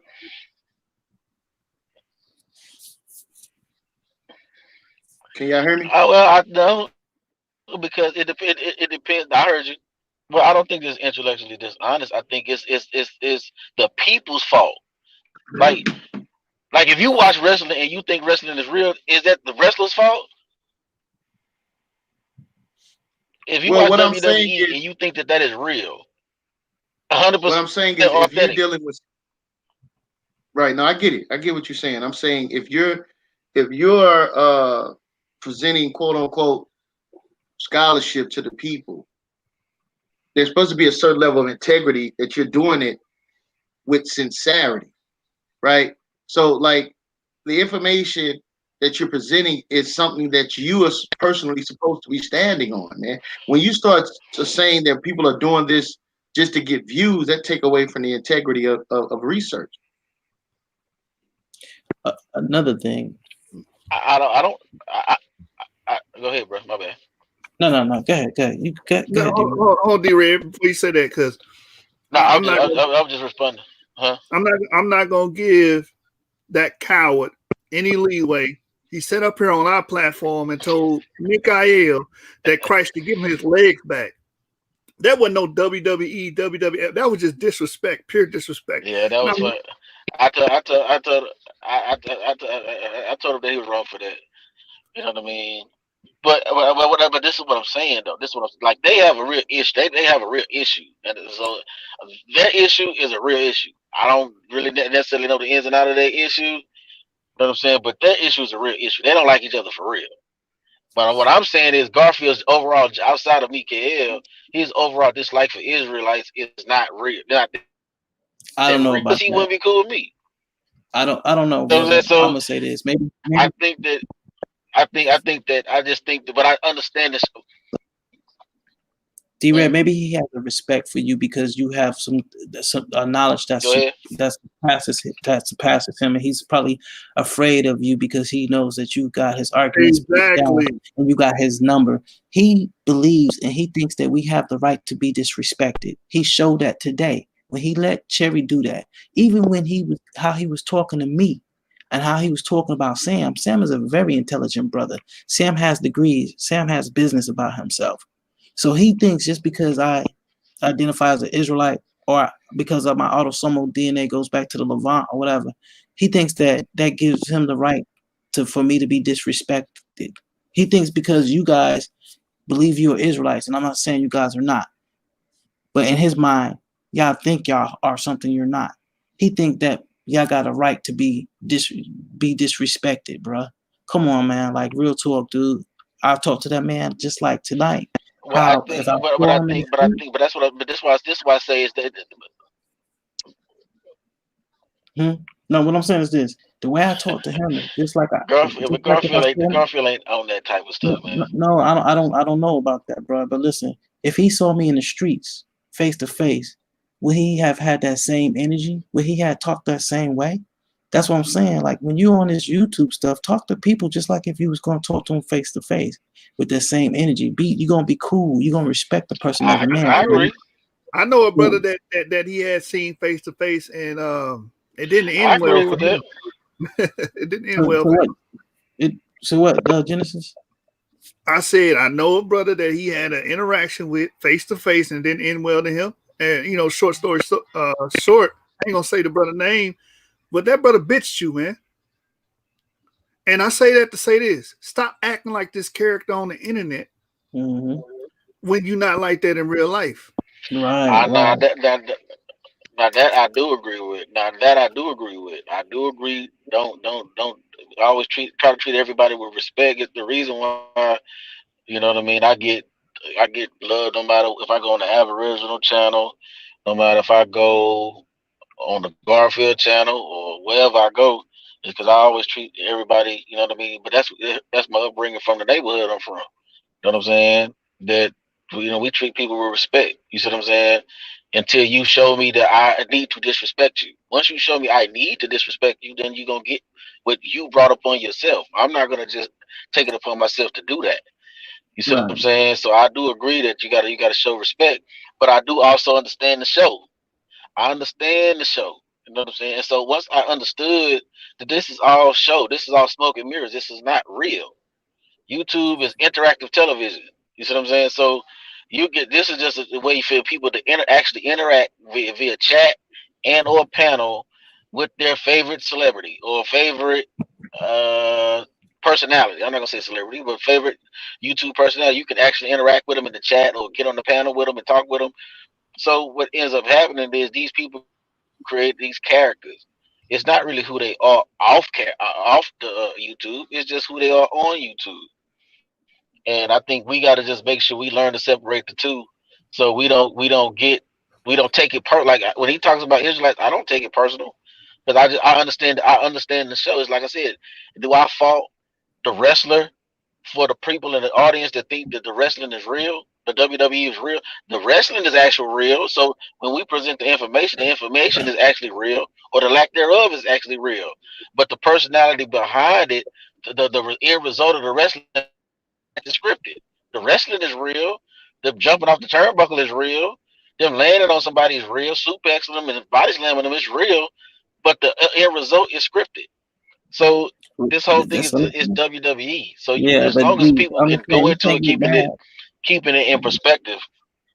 You can't get mad when somebody coming with scholarship just as good as yours or better than yours. You can't get mad and start getting that homonym, bro. Like, dude, we might really end up running into each other on the streets. Then what? Well, it's YouTube. Oh, I'm just nah, dude. What's that energy then? But check it. Hey, hold on, D-Red, before you say that. But check it though. This the thing though. This the thing. Yeah. Hold on real quick, because it's funny who can I said that, because Garfield, if he watching, he know that he was supposed to do something to some brother, and I ain't gonna drop no names on here. I ain't gonna do that, and it never happened. You sat there in front of that man and didn't do nothing to him, but had a friendly discussion on Sinetta. Now, Garfield, if you watch it, tell me I'm lying, but you were supposed to do something. And that never took place. Well, hey man, let me say something. Let me say this real quick, man. As far as from the source, true. Man, I'm telling the perspective, man. I ain't even say the name. If he watching, he know I'm telling the truth, man. So just keep the information. Stop. Let me say this real quick, man. Let me say this real quick. As far as the source is concerned, we're not dealing with no damn WWE. You understand? We're not on here to do things for views and for likes, and we're just doing this to try to make money. I don't make no money off none of the views that I get from my channel. I'm saying for me personally, I don't monetize. You understand? So these things that we're presenting here is fact check based. And this is what we're trying to present. So if brothers have a particular stance, we urge brothers to bring their realism to the source, man. You know, and be sincere, man, and have some integrity with this stuff. Don't just disagree just because to make some type of show. I don't agree with that, man. Like if you disagree, then disagree. That's fine. But don't just disagree just to make some kind of controversy. I don't believe in it and I don't respect that, man. I yield. Hey, let me tell you right here. Go ahead, G-Hub. Hey, look, man, this is my thing, though. Okay, when you say about wrestling, when you say wrestling, and you make that example, man, don't you remember how hard you was when you found out that wrestling was fake? Huh? You don't remember how heartbroken you was when you found out what wrestling was fake? That's how it is with we find niggas take on man. You know what I'm saying? Well, like you talk about that situation with Garfield, that shit is heartbreaking, bro. You know what I'm saying? You believe me, like this shit is real, and they put on a big motherfucker, put on it for something. You know what I'm saying? That ain't cool, bro. That like to Tupac and Biggie stuff. Like they try to say that rappers, you know, not a lot of entertainers do that. I know Congress do it. You know what I'm saying? They're trying to put on for something. You know, stand in front of the camera, and then behind the camera they working together. That ain't good, bro. That ain't good. Look, man, the nigga, and the only reason I'm bringing those two accounts that happened, if Garfield watching, he know it's true. I got witnesses. Only reason I'm bringing that up is keep it on the scholarship, man. Don't do all this extra stuff. Like YAHUCHANNAN said, that extra banter won't be the same in real life, and I know with you it ain't. So just stop doing this shit. That's all I'm saying. Stop it. That shit false. It's a falsehood, and you know it. You know in your heart of hearts that's a falsehood, Garfield. So just be normal, man. Why can't brothers just be normal? That's all I'm saying, man. All that rah-rah and the extra stuff is not needed, man. What was you about to say, D-Red? I guess he gone. Let me let's get back into the video, man. Cause over here, like I ain't threatening nobody. I'm all on scholarship. My threats are scholastic. None of you niggas is gonna debate me on the source or debate talk for you. And that's a fact. That's a whole fact, man. Let me get over there, man. Let's get the video back up, man. Hopefully, hey, man, we 2 hours in. We still ain't finished this video yet. You doing some detailed breakdown, brother. Yeah, man. This video not even that long. Tradition of them being the descendant of Yachaniah and David, right, from the Babylonian Jews who went into Babylon and lived there. They have a tradition coming from them. And these people went around, and every country they went in past the Bennett, they got kicked out because of usury. And they were very good with money. We have primary sources of Jews lending Nebuchadnezzar money before he even went into Judah. 13%. They got out of that. Can I share my screen for 1 second? 30 seconds. Hold on a second. None of these guys are genetically connected. None of these guys who run around on YouTube and claim it. None of them. Not one of them. They are we proved to this dude 1,000 times that all modern Jewish, including Iraqi and Iranian Jews, Yemeni Jews, I believe, I think 8 distinct Jewish groups have one thing in common. They all have sub-Saharan African ancestry that dates back to the 8th century BCE, which is a known Israelite period in time. They call it the Iron 2A period, which is a known Israelite period by paleontologists and archaeologists. So to sit here and be disingenuous after you've been told this, Garfield, 1,000 goddamn times, at this point, it's not even like, what are you doing? You fake, man. You fake. You're not a scholar. You're pseudo. And all your arguments are moot. Let me say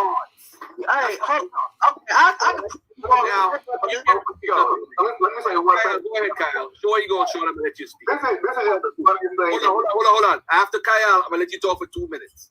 Go ahead, Kyle. The funniest thing in the world is that I guess the Hebrews are leaning on this Bantu thing, but they also lean on being Igbo. or Yoruba and these different people, and they're not even Bantu. Did y'all know that? That these people y'all talking about are not even Bantu? They don't speak a Bantu language. Kyle, you an idiot. When you deal with the Bantu groups, that does include Nigerians and Yorubans. It extends farther than just them having the language group. It's saying they descend from these people who created those languages. You understand, Kyle? I guess you don't understand because you guys don't really study this. Again, this is more revealing of these brothers' shallow understanding. He thought that was a bombshell, and it wasn't.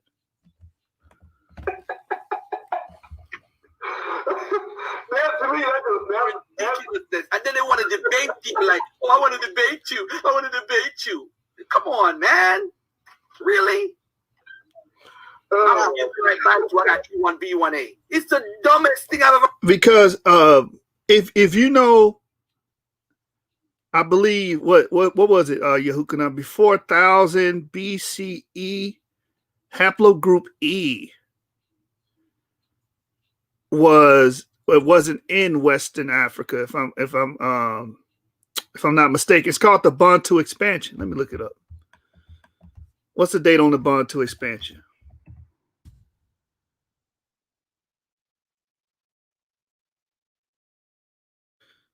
I'm gonna let the video play. I'm gonna research it and try to get a source up for us. Never heard in my life. Dumb. It's not you. Now, let me give Yakin the time. I gotta give him 2 minutes. Go ahead. 4:13. You have a okay. Now, go ahead and prove. I want you to prove to us. Because hold on, I'm gonna write down everything you said. Go ahead. You got 2 minutes. Now, ancestry, right? Descendancy. That's what we're saying. Right? We're saying that we're descendants of these people. Now, you can what is the automatically legit way you can prove is autosomally. Now you're talking about haplotypes. We don't know what haplotype is an Israelite haplotype, first of all. There's no such thing as an Israelite haplotype. Now, from my search, because I did it, I've seen Israelites from Yemenite Jews have AB haplotype, and I've seen also they have Jews who have T1B haplotype. I've seen some in Asia who have the C haplotype. So there is no particular haplotype. But how do we know that they're all Jews? We know because there's an autosomal connection. You understand what I'm saying? They share something in the centimorgans. That's how we know. So yes, Anonymous Hebrew, he has in his ancestry, he does have West Asian DNA. So you understand what I'm saying? Just like myself, I also have a connection to other Israelite groups, like an Iraqi Jew, my cousin Sahid in Iraq, who's an Iraqi Jew. You understand what I'm saying? He has 2% sub-Saharan Africa, right? So how the heck are me and him sharing DNA together, and he ain't never been to Africa, and I ain't never been to Iraq? So we share a common ancestor, and there's other Jewish populations that I have connection to, like the Yemenite Jews. Now, when you look like you have Ashkenazi DNA. You got 3.9% Ashkenazi DNA. That's your more ancient antiquity DNA. Your most recent admixture or your most recent DNA is West African, Garfield. So if we go back into antiquity, you are Ashkenazi Jew and not a West African. Huh? What you mean, huh? Yeah. Yes, the lower your percentages, the more. What you mean, huh? Got him. Got him. No, guys. Everybody be quiet. Everybody be quiet. What? Everybody be quiet. Relax. Hey, I thank you for actually saying nothing. All right. Actually, you said a lot, nigga. You ain't gonna answer that? I'm going to show you something real quickly, ladies, on the screen. All right, because these guys, these are the dumbed down segment of the African American community, and I mean that wholeheartedly. Wow. The problem is they don't understand. They don't understand nothing that they're speaking about. They don't understand nothing, and I repeat that, absolutely Nothing. Right. Why you think I don't got no respect for him? This is all he does on his show. You understand? And I was telling the wholehearted truth because a geneticist will back me up on everything I had just said.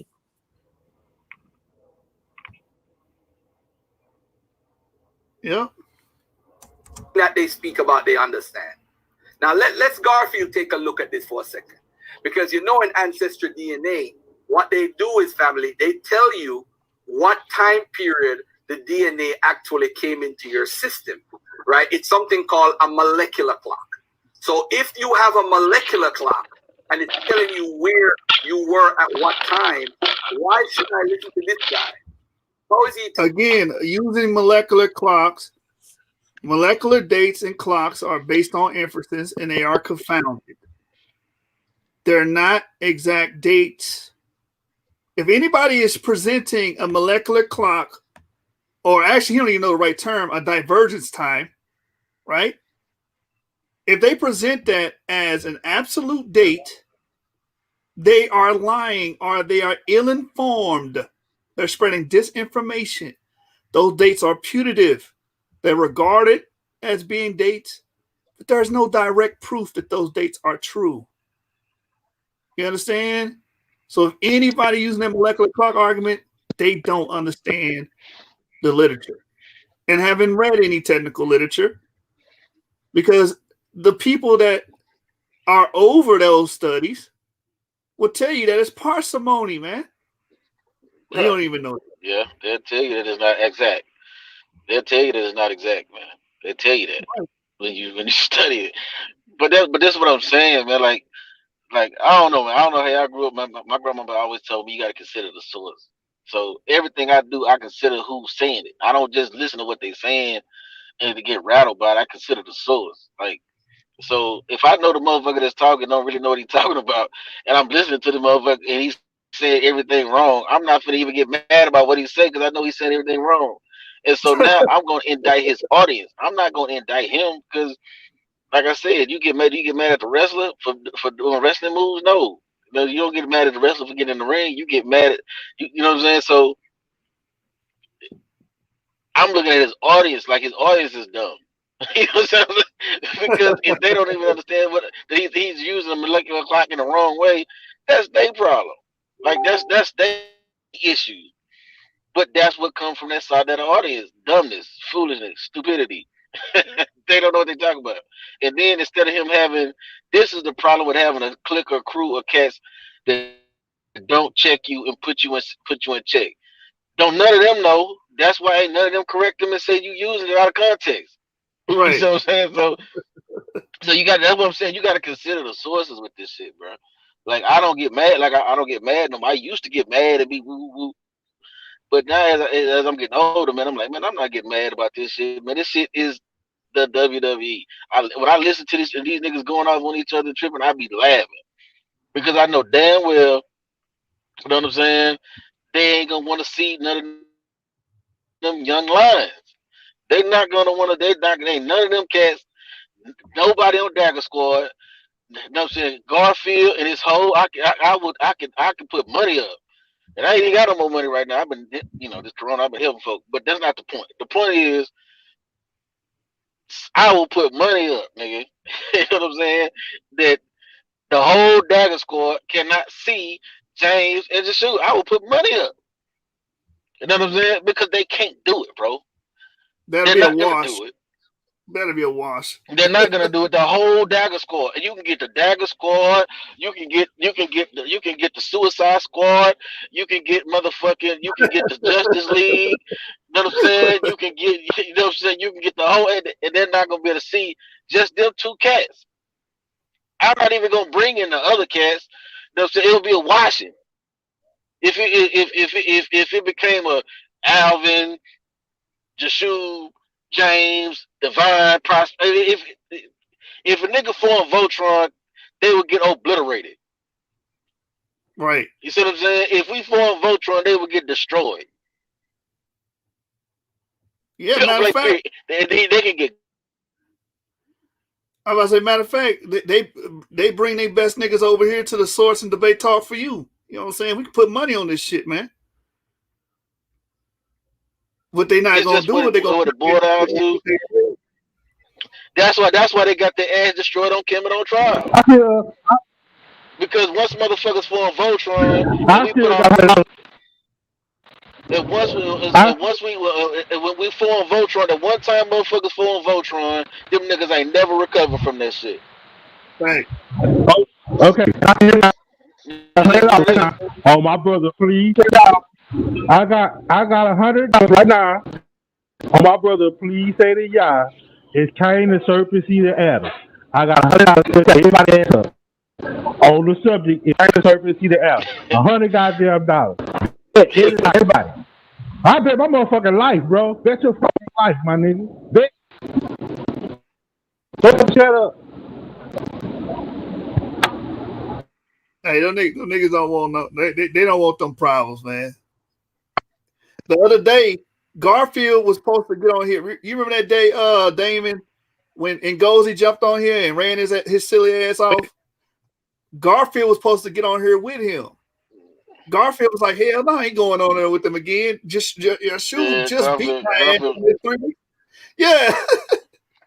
Garfield was in the comments. They don't. Like I said, they really don't. I mean, Ngozi got beat up by Zion Lex. I mean, he didn't get beat up. It was close because they both was making some bad points, but it was close. You know what I'm saying? So I give Ngozi that he did all right. He did all right. He just kind of Zion Lex put him in the trick bag in the end when he had to admit that the Enormous Palette was dealing with Asiatics and they destroyed his whole argument. Which hit his whole argument. You know what I'm saying? Which you got to understand what nigga gonna take you in the fucking conversation. You gotta understand what a nigga dragging you into deep water. But you know what I'm saying? But I mean, Ngozi not a debater though. Ngozi not a debater. That's why Lex Vortex beat him up. He's not really a debater. You see what I'm saying? I mean, I think that nigga got a memory like a mug, bro. Because I can't remember half the stuff that boy be saying. But I think that the reality is, as my grandmama, who is a PhD, said, you know what I'm saying? Speaking over people's head to where they don't understand it, don't show that you know the literature. It shows you don't. It just shows you memorize the literature. But when you understand the literature, you can break it down so the common man can understand it. And Ngozi just talk over people's head because he just talk fast and people don't understand what they're saying. You know what I'm saying? But so to me, it don't show me that it don't impress me. It impress like people like Kyle, them cats that don't really understand what they're really saying or understand it. You know, he impressed them. You know what I'm saying? But I'm not impressed. But you know what I'm saying? Because I understand, because like it's in the black community, and I'm not doing this to down and goes because I think the brother's brilliant. I think his potential is infinite. You see what I'm saying? I just think that he need to slow down and really grasp the information so he can give it to the people in layman's terms, so the people can actually learn something from what he's saying, as opposed to trying to sound smart, trying to do the polite shit. Like niggas ain't learn from polite. I was just about to say that because that's what they use as a badge of intelligence, right? The words that they say, but in the Bible, it's all about how you can simplify it to the layman. The people that can do that the best is more impressive. That's why Paul said, I don't come to y'all speaking big words. You understand? Because they think in this so-called conscious community, that is what is impressive to people. Using words that people don't understand. Mm-hmm. Yeah, well, polite set that standard. Like polite set that standard, and everybody else been running with it instead of trying to correct the standard. You see what I'm saying? Make yourself more relatable, and then we got to stop thinking that just because a person like. And I learned this being around people. My uncle Vince got a PhD. You know what I'm saying? He a professor at Northwestern. My aunt Louise was a fucking dean of nursing at the University of Chicago. I've been around PhDs, and they'll tell you. Only in the so-called conscious community, and Ngozi has a 4-year degree, and a brother smart. And like I said, the brother's obviously smart. You see what I'm saying? That's not even what I'm saying. But we got to stop thinking of the person as an expert just because he got a bachelor's degree. You're not even considered proficient. You haven't even mastered the subject. You don't have a master's. You don't have a doctorate degree, so you're not an expert. So we got to stop leaning on these people. They're no different than us to a certain degree, because a bachelor's degree only means that you barely touch the surface on a subject. You haven't, you know what I mean? A person that's an autodidactic like most of the people in the conscious community can be more proficient in the subject than a person with a bachelor's degree. Facts. And it ain't Facts. unless you're a nurse, unless you doing something like nursing. You know what I'm saying? Other than that, you know what I'm saying? You don't really, you know what I mean? Because in nursing they study microbiology, pharmacology, and all that old shit too. You know what I'm saying? But they're not a biologist just because they study microbiology. You see what I'm saying? So I mean, it's just what it is, man. It's like, you know what I mean? I think that we got a job, man, of understanding that, you know what I mean, what stuff really is. Like Dr. Ma, she's a doctor. So in engineering, she's an expert. That shit, that don't mean she's an expert in everything. Like my aunt, she was at the PhD in nursing. You know what I'm saying? She's not, that don't make her a damn archaeologist. Just because she got a PhD don't mean she's an expert in archaeology. And it's better. You know what I'm saying? We didn't go to no college. D-Ray, I want to speak on that college thing because I think college should be used and utilized for what it's always been made for, and its primary purpose is to get you a job, not for you can get on the internet and claim that you're superior. That's not what it's made for, and that's why you brought up the autodidactic.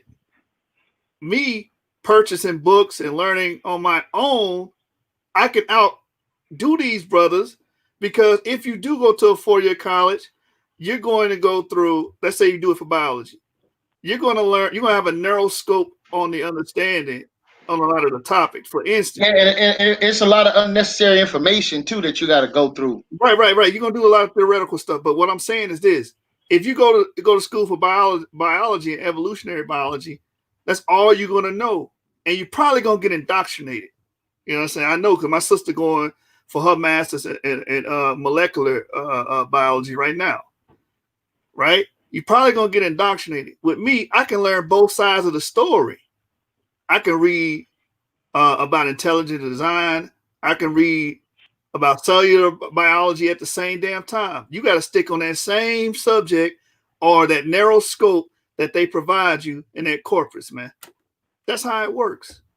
That's why somebody that's autodidactic can outpace you in the scholastic realm, man. Right. And y'all can hear me? Especially if they have a sound methodology, you know what I'm saying, and they know how to vet their sources. You see what I'm saying? That's why when Consu asks what method y'all use to vet your sources, I just told them the crap method. You see what I'm saying? That's just one method that a person can use, and you can change what method you use to vet your sources predicated on what topic you researching. Because you can't, it's better to use different methodologies. You know what I mean, depending on the subject. So, I mean, but I think that in the so-called conscious community, man, we kind of gotta tighten up, man, and get it together and stop doing some of the stuff that we doing because we promoting stuff that you know what I mean. And like I said, I'm not picking on the brother. You know what I'm saying? Because Kaya is the same. Kaya got a 4-year degree, and I encourage brothers to get educated. I encourage it. So I'm not poo-pooing on getting your 4-year degree. But what I'm saying is we got to stop propping these people up and acting like they're experts. You spend 2 years dealing with your prereqs. You know what I'm saying? Dealing with your math. Right. So that means he only got real social sciences, real studies. Reading and English and all of those shit. No, some of them was getting their course from high school because they didn't get it in high school. You know what I'm saying? So they had to get their course. Listen, I'm breaking up. No, we clear. Yeah, I mean, that's the average person. The average person. Look, and then when you go to a 4-year college, the information be outdated. The books and everything, it'd be outdated. So no, man. I mean, like I said, we gotta expect more. Right. Autodidactic, we can stay up to date with our information. Just get the newest books. You can't do that. Even about college, though, Joshua. Like, this is why they make you write your report. That's why they make you write your report on the latest information. Because then now they taking your information and involve it in their curriculum. Right? So you gotta real quick for the people that are watching, Autodidactic just simply means self-taught, man. So I just want to put that out there.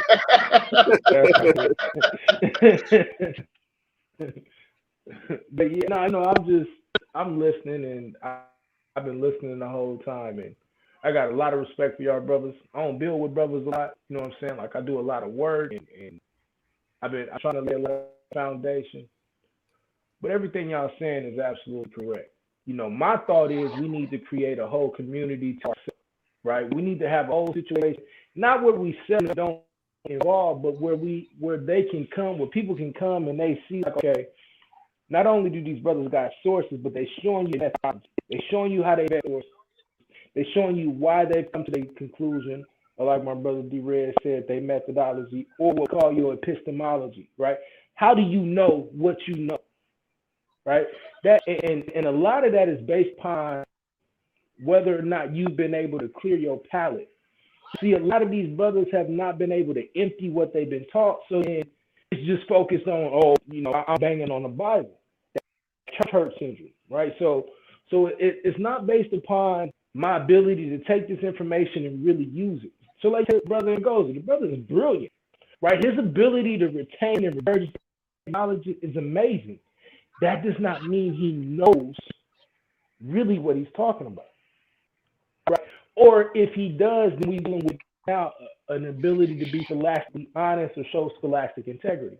For instance, if you talk to Ngozi and you start talking about DNA and you start talking about genetic population source, now he has to be scholastically honest, right? Now he has to say, right, so where they getting this genetic sample from is from these specific people, and we know that these people have not always been in that specific location, so that means they migrated to that place, right? But then if you ask Garfield the same question, he's going to try to tell you you've been in there for 10,000 years, right? These type of conversations we have to bring to the table, and if we don't bring it to their channel, which I don't suggest we do anymore, we create our own different sources. Like you got the Source channel, you got South channel, Debate Talk for You.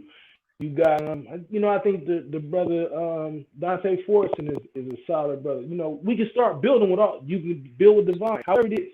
You can start building on all of our different Israelite brothers. We need to come together and start having these real conversations. Because at the end of the day, the goal is to bring out the truth and knowledge that's really out there, and have a real level of integrity of how we vet it. Like D-Red is giving y'all just the simple information that D-Red gave you this evening on how to deal with how to vet their sources, right? But that Shub is giving you on how to look at certain sources and come to these certain conclusions. YAHUCHANNAN went on there and beat him up. I went on there and beat him up a few days ago. I don't got nothing personal against Garfield, but I have moved to the point where these cats, you know, if you gonna bring me on your channel, number one, you bring me on the channel to talk about the Exodus, then you want to talk about DNA and hoping that I don't know the DNA, then I beat you up and you want to kick me off and bring me back on and kick me off and bring me back on. Like all of that is games, family. We need to move beyond that now. Like if we really are the light of the world, I consider you brothers the same as me, like you trying to be the light to the world. Separate yourself and make people start to know us. Because like y'all been saying, the views, they hold money. Really think about it. Their whole financial situation in a lot of ways is determined and dictated about how they make videos about us. This is the same thing you see Paul going through. He's showing up, he's going against Diana and Artemis. That's messing up people. Money. Y'all got to understand the level of power that the Most High is giving you just by simply doing research and becoming educated on how to properly vet the sources. We literally at that situation now in 2021. With everything going on, we find ourselves in a position to really be the light to the world. I refuse now to play games. I got a degree in religion and a degree in psychology from a very accredited university. Everything else I use to make money ain't got nothing to do with that, family. I got certificates on how to deal with financial and increase financial. And, I make money through real estate. That's how I make money. It ain't got nothing to do with what I went to school for. Luckily, the military paid for it, so I ain't, right? So like, Y'all got to realize we in a unique position at this point. I only been on that channel one time in my entire life. This brother saying my name, making videos, going crazy because you got beat up for a 2-hour course of conversation. That got nothing to do with me. That got to do with what I've learned from brothers like D. James, Jashu, and whoever, right? Divine, all the brothers that's in our community. It's time for us to start to unite, figure out what we can build, how we can get things in common, how to bring our sources to the table. Because I guarantee you, they doing the same thing and they figuring out how to squirm and wiggle out of every conversation. You hear Chris up, he got certain techniques to use to squirm out of the conversation. We don't gotta squirm though. We come in there and shoot. We get our shot group, we line it up. That's what we need to do now. Right? Know your worth, know your ability. If you don't know something, link up with brothers who do know. You're right though. I mean, but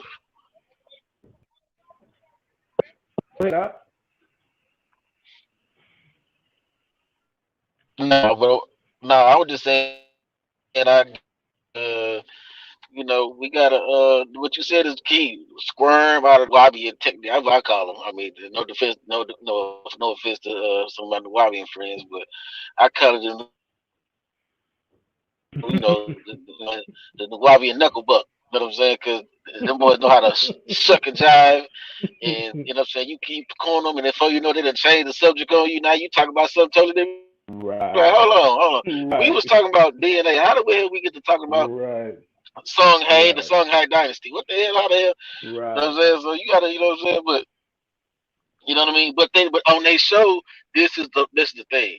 This is why they only go on their own platform. You're not gonna see them cats going on some because like when you catch them, like okay, like one time we caught Uncle Cat and Garfield on Brother Sanchez show. It was me, Chief Holiday. Shout out to my boy Chief.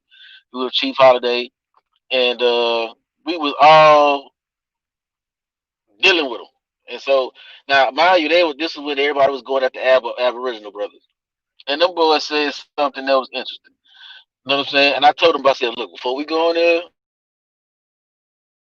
we're gonna keep it simple. We're not finna get off into Atlanta and Egypt was in America. We're not finna get on none of that. We just gonna talk about it was niggas here before Columbus. It was niggas here from the beginning of the time. It was niggas already here. And if we stick to that, never concede. Why? Stuck to that, conceded that black people was already here. But 2-3 days later, guess what they did on their show? Went back to their same old narrative. At that moment, that's when I realized, this is what it's about. They have an audience. Right, and so what they're doing is feeding their audience. They got an audience of people who don't like the Bible for whatever reason. You know what I'm saying? For whatever reason.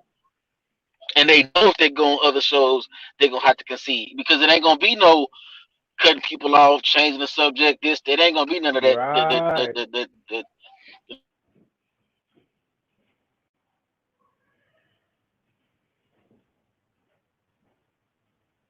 They just stay on their own little show, little friendly show. And then, but we go everywhere. We go on their show. Should we be on the Aboriginal? I'll be on the Aboriginal show. You know what I'm saying? I know a lot of other brothers. We don't care. Brother just said he was on Garfield show. We don't care. Yeah, we move around exactly. So we don't care about being, but they can't be like how we are because they don't got they skin ain't thick enough.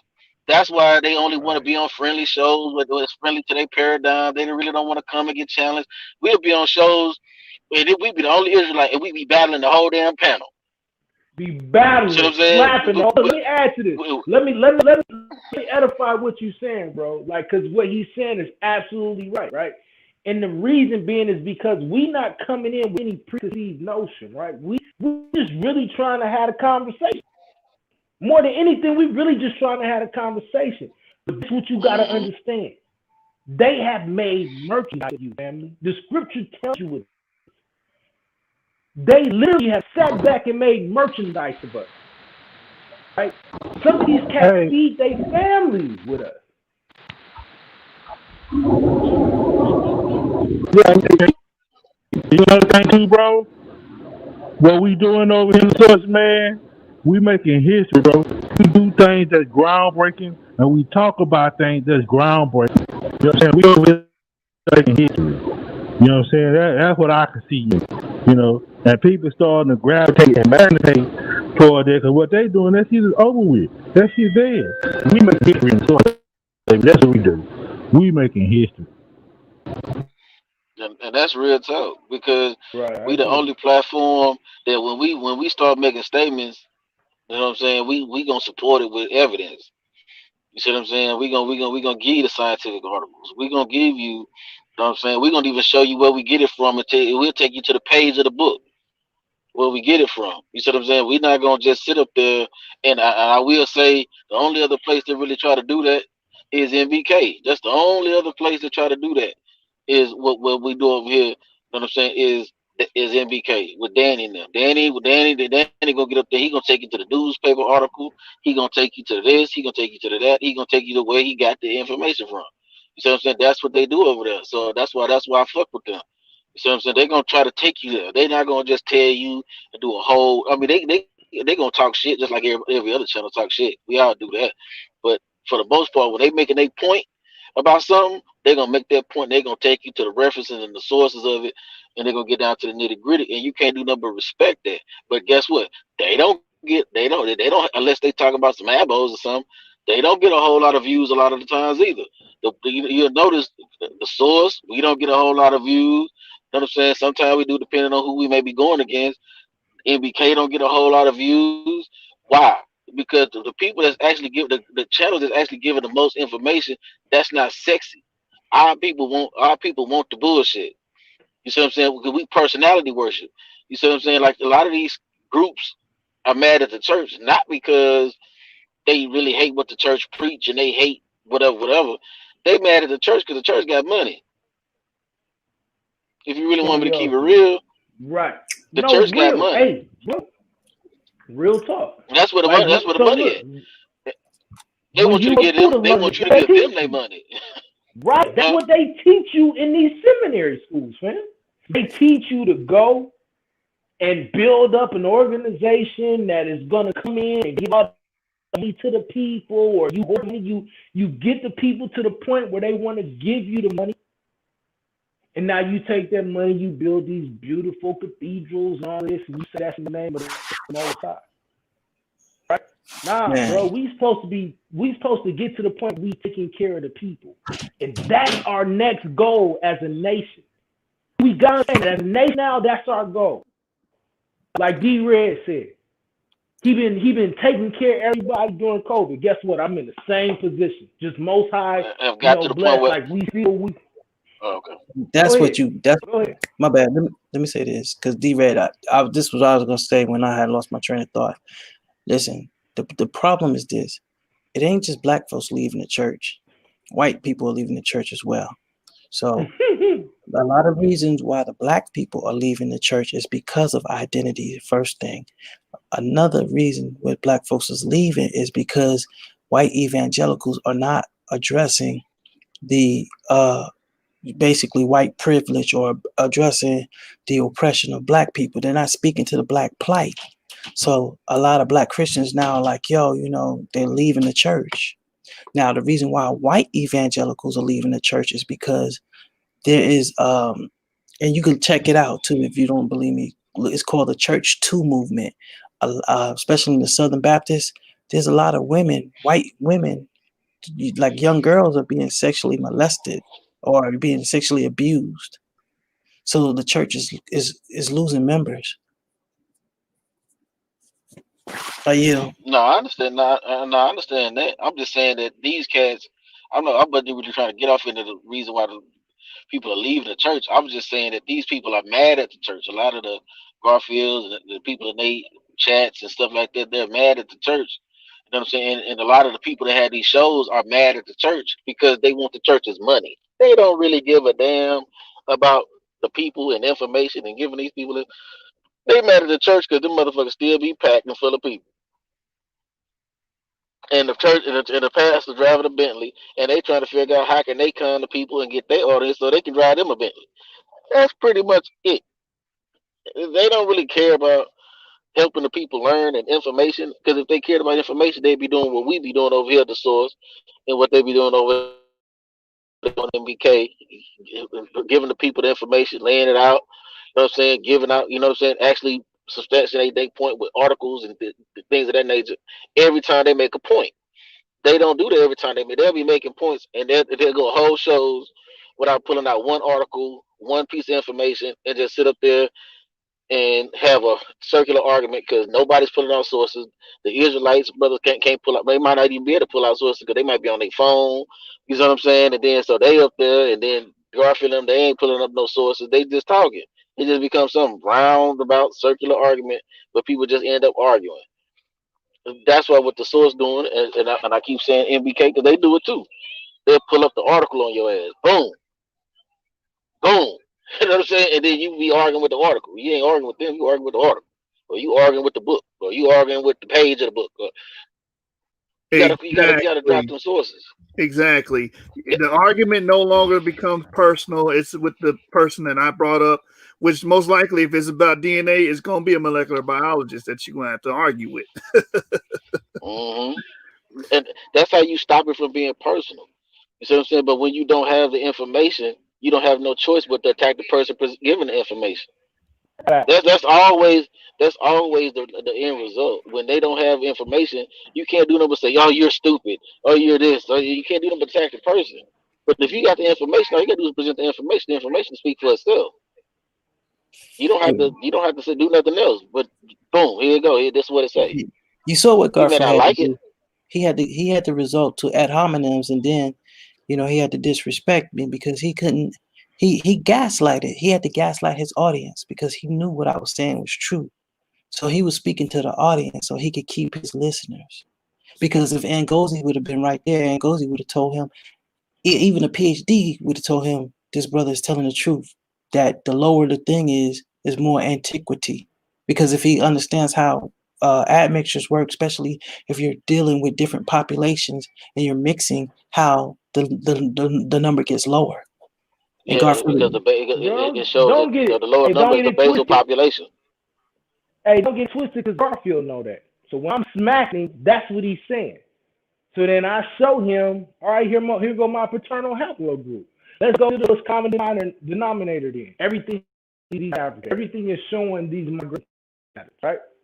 You don't want to have that conversation. You want to have a 10,000-year West African DNA conversation. That's why D-Red is saying, like, you don't go there, right?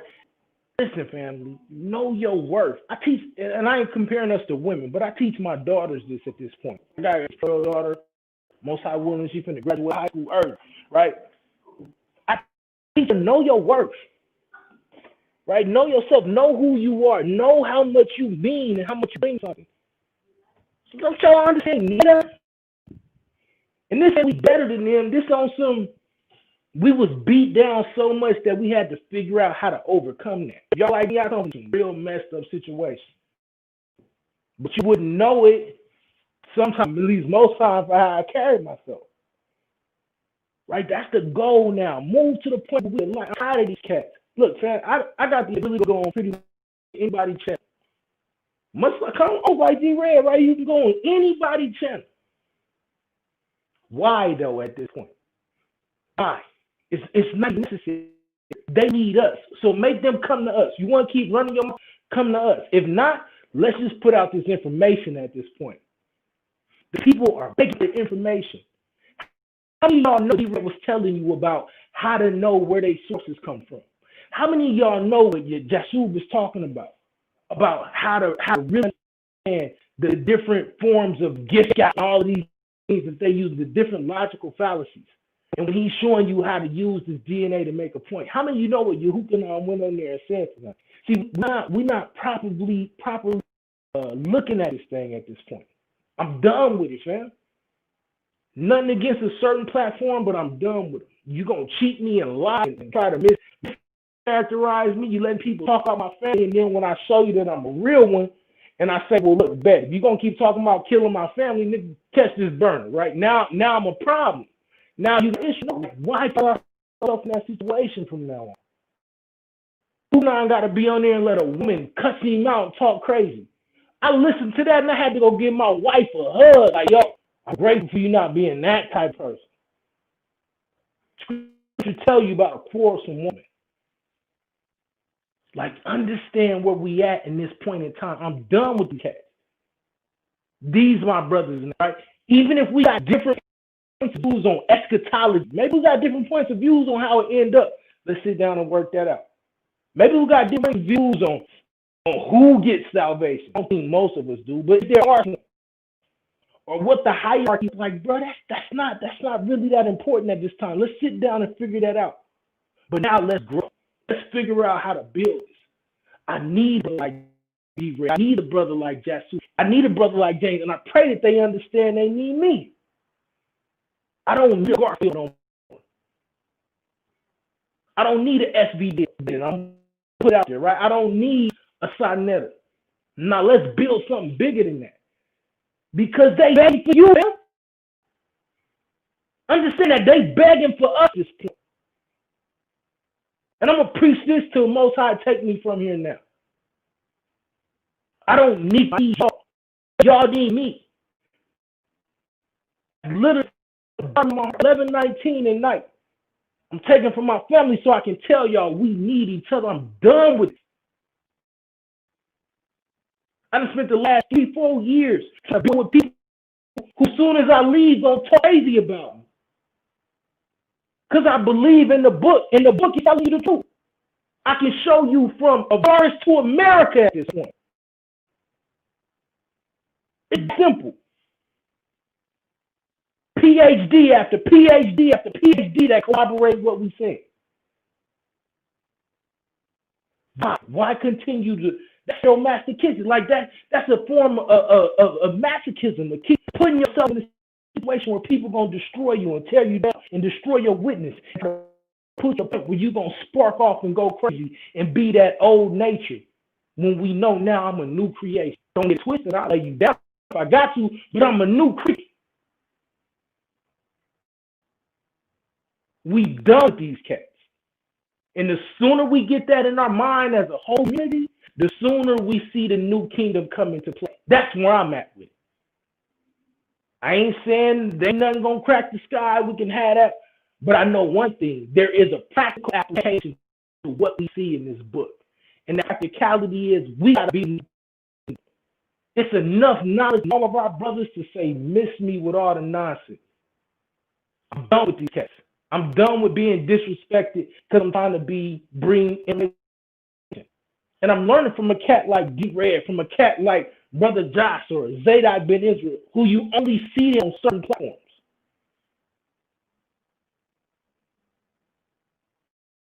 At some point in time, we say enough is enough. And I think we at that point. I pray, hope, I pray that we at this point. Because the information that I'm hearing and seeing from my brothers and my sisters, might I add, because they love to make us, misogynistic. Our sisters got a whole heap of information. I can just start naming them off. Ashanti, Sister Malaka, Sister Only Love. She goes to the continent all the time. I can start naming y'all sisters who out here get through. At that point in time, we got to say it's time to build the kingdom. I pray and I hope we at that time. So I'm going to get off my soapbox. But it's love, brother, man. Like, hey, man. Hey, who's this brother speaking? That's anonymous Hebrew. Yo, Shalom, Mark. This Jeremiah, man. I just yeah, want Shalom, Mark. Shalom. You know there's love for you. I got much love for your platform, fam. I know I'll reach out to y'all as much as I can. Forgive me. Like, I'm studying for my Series 7, Series 65, so I can make sure I get this right. I'm doing all kind of stuff. So, but just because I don't read, I don't think I see you, don't think I don't know what you're doing, and it's love on my part. No doubt, man. You got you still debating over there at Solar? Nah, I left. I ain't gonna. You know what I'm saying? I got tired of playing with them. And, yeah. I ain't gonna say nothing bad about their platform because I ain't no sucker like that. But I ain't got no time for the games. No, I get it, man. Well, if you ever get the urge to get that itch to get back in the ring, let us know, man. We're a debate league, man.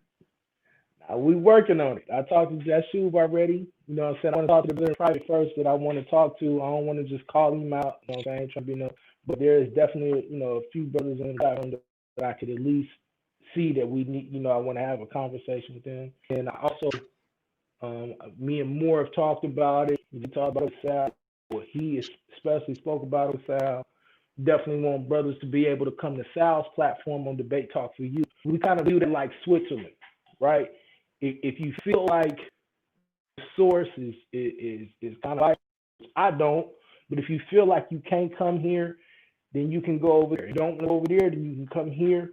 And that's the goal. Now let's start building up places for us to work, for us to build out, to hash these things out. So like I was saying, if you're scared to come and debate here, then go debate them on Debate Talk for You. You know what I'm saying? I want to see you debate here. Like, you know what I'm saying? This is unapologetically Israel. But also Debate Talk for You. And the goal of Debate Talk for You is kind of be that unbiased space. So if you don't feel like you can get down here, you can go there. But it is definitely my goal to debate here, son. And I ain't trying to take no belts and nothing. I know y'all got a belt, but I just want to mix it up with some brothers. You know what I'm saying? I want to stay sharp. Yeah. And you know what I'm saying? I definitely am feeling it. So working on that, and most I will work it out. Hey, check this out, man. I want to say this, man. For all y'all, man, get to debate, bro. You got to get out there, bro. You know what I'm saying? You got to be with. You know what I'm saying? My first time debate, I was nervous, but after that, I take blood, man. I'm bloodthirsty now. You know what I'm saying? Now, I'm really, now, everybody knew I'd have been in prison. I was debating in prison. So I damn near to debate in prison. But it's different when you in prison and when you online. Ain't nothing to be scared of, bro. Once you get that first taste of blood, it's all you good, bro. You gotta get that first taste of blood. Like, that ain't nothing to be scared of. You say how that.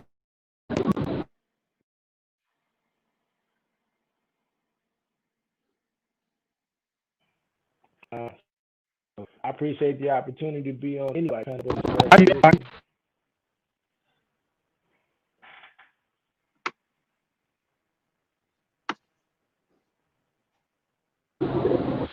I yield. Hey, man, don't forget to like, share, and subscribe, man. Source Debate League in the house. You know what I'm saying? Like, let the debate stick up. You know what I'm saying? Please say to y'all, the champion of the source. Please say to y'all, the CEO of the source, and champion. You know what I'm saying? My brother Joshua, champion of the source. You know what I'm saying? Man, make sure y'all like, share, and subscribe, man. Be hard, going hard, and you're over there in popcorn. Check me out next Sunday. Next Sunday, but my brothers ain't doing that. They're doing this Sunday because I'm busy. But if we ain't doing next Sunday, man, I want to hit on that reparation. I know I told y'all I'm going to bring y'all about each and every prophet and all that. You know what I'm saying? But, it's going to be kind of like, it's going to be kind of like I get into the commercial break from it or something. That's what we need, man. It ain't about just about me. What I want to talk about. It's about us. You know what I'm saying? So, Johnny kind of over property, but I'm on next Sunday. I want to do something on that reparation. That's about us. You know what I'm saying? As a whole, that we all know about it. That we all need to look. You know what I'm saying? So you know what I'm saying? Out this Sunday, I ain't gonna do nothing this Sunday. But maybe next Sunday. You know what I'm saying? If the schedule clears, next Sunday at 7. You know what I'm saying? I'm gonna go in on some reparations. You know what I'm saying? We need that. We need that, baby. You know what I'm saying? They just got on breaking podcast, baby. Yeah, it ain't 400. I ain't gonna get to it. I ain't gonna get to it too, but yeah, don't forget to like, share, and subscribe, baby. You know what I'm saying? Take me. That's right, man. Hey, Josh Shub, you had something else you was going into, because I got a question in the comments section. And I wanted to throw that on the table, and we can talk about it. We got a couple of opposing views in here on this question, and unless you had something else you wanted to go into, Joshua. Let us finish that clip, man. Hey, Joshua. Can I say something real quick? Go ahead, brother. I want y'all to know if y'all want to debate with me, because I really, I spoke to Joshua, but I want y'all to know, and I don't know the next time I'm gonna have time. I want to debate the Exodus. I want to debate financial wealth and health for communities, the different strategies of achieving that. If you got something you want to deal with, especially like epigenetics, how that changes or improves, and how Torah specifically interacts with epigenetics, I definitely want to do something like that. Off the top of my head, that's all I got at this point. And then anything like historical in the Levant region, like if you want to say that the Bible is not historical, not much like a history book, can we pair it with historical, archaeological, and anthropological proof? I love to have those type of debates, and so that's where I'm at with it. So I just want to put that on the table so that anybody want to have those debates, we could kind of just cut through the minutiae and just get right to it. So appreciate y'all for giving me the opportunity to shut my mouth and let y'all get it. Yeah. Hey, Daryl, man. Welcome to the Source Anonymous. My bad, you sure? No, I was just saying welcome to the Source. Know what it is. Thanks on the ground, bro. Yeah, man. We forming like Thanks on the ground. Hey, let me say something to Daryl real quick. Daryl, we dictate the pace of this channel, man. We're gonna say y'all bring up a Bible topic. We gonna listen. We gonna let you do that, brother. And I'm gonna drop the link and let you come in here and let Jeremiah and Dunn beat up all on you and abuse you. That's what's up. Yeah. Let's finish this video, or we can finish it tomorrow. We do a part 2 or something like that, man. I'll let y'all decide. I'll let the panel decide, man. It's your show, Joshua.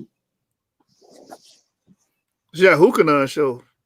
No, I mean it's our show. I mean, I don't care. We can go on. It's up to you. I think we're about Bring your brother on. Bring him on. Bring him on. All right, man. Daryl, you asked for it. You wanted to get your ass kicked. Here's the place to do it. You know what I'm saying? Hey, Daryl, click that link, man. Since you wanted to bring up a biblical topic, go ahead, man. Click that link. We waiting on you. Don't get cold feet now. You can get cold. Right. Don't get.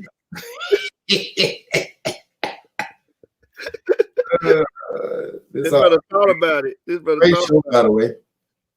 Yeah, yeah, man. I'm glad YAHUCHANNAN came through. Brother Anonymous came through. The brother said, "Let me turn on my laptop." All right, Daryl. All right, man. Turn that thing on, bro. Well, yeah. Like when you get in here, I'm gonna mute my mic and let you present your information, and the brothers is gonna commence to jumping you in. You know what I'm saying? Jumped in the source to get in the source, to be in the source. Right. Have your Bible app and your concordance up too. Don't come in here half stepping and slipping. Tell me, hold up, give me a minute. My cookies. Just pressing with you, Darryl. We're trying to shake you up a little bit. Yeah, man. How y'all day been going, man? Shoot, you know how it is. You know how it go, man. Every day. Yeah. Hard work, man. But I had to get on Garfield's grass because he pulled some stunts on these brothers, man. I want to expose it. And these brothers forget we got channels too. Right. Garfield. We can spread some propaganda too. You know what I'm saying? Exactly. So, yeah, man, had to get on his case for a minute and expose him as the bozo he is.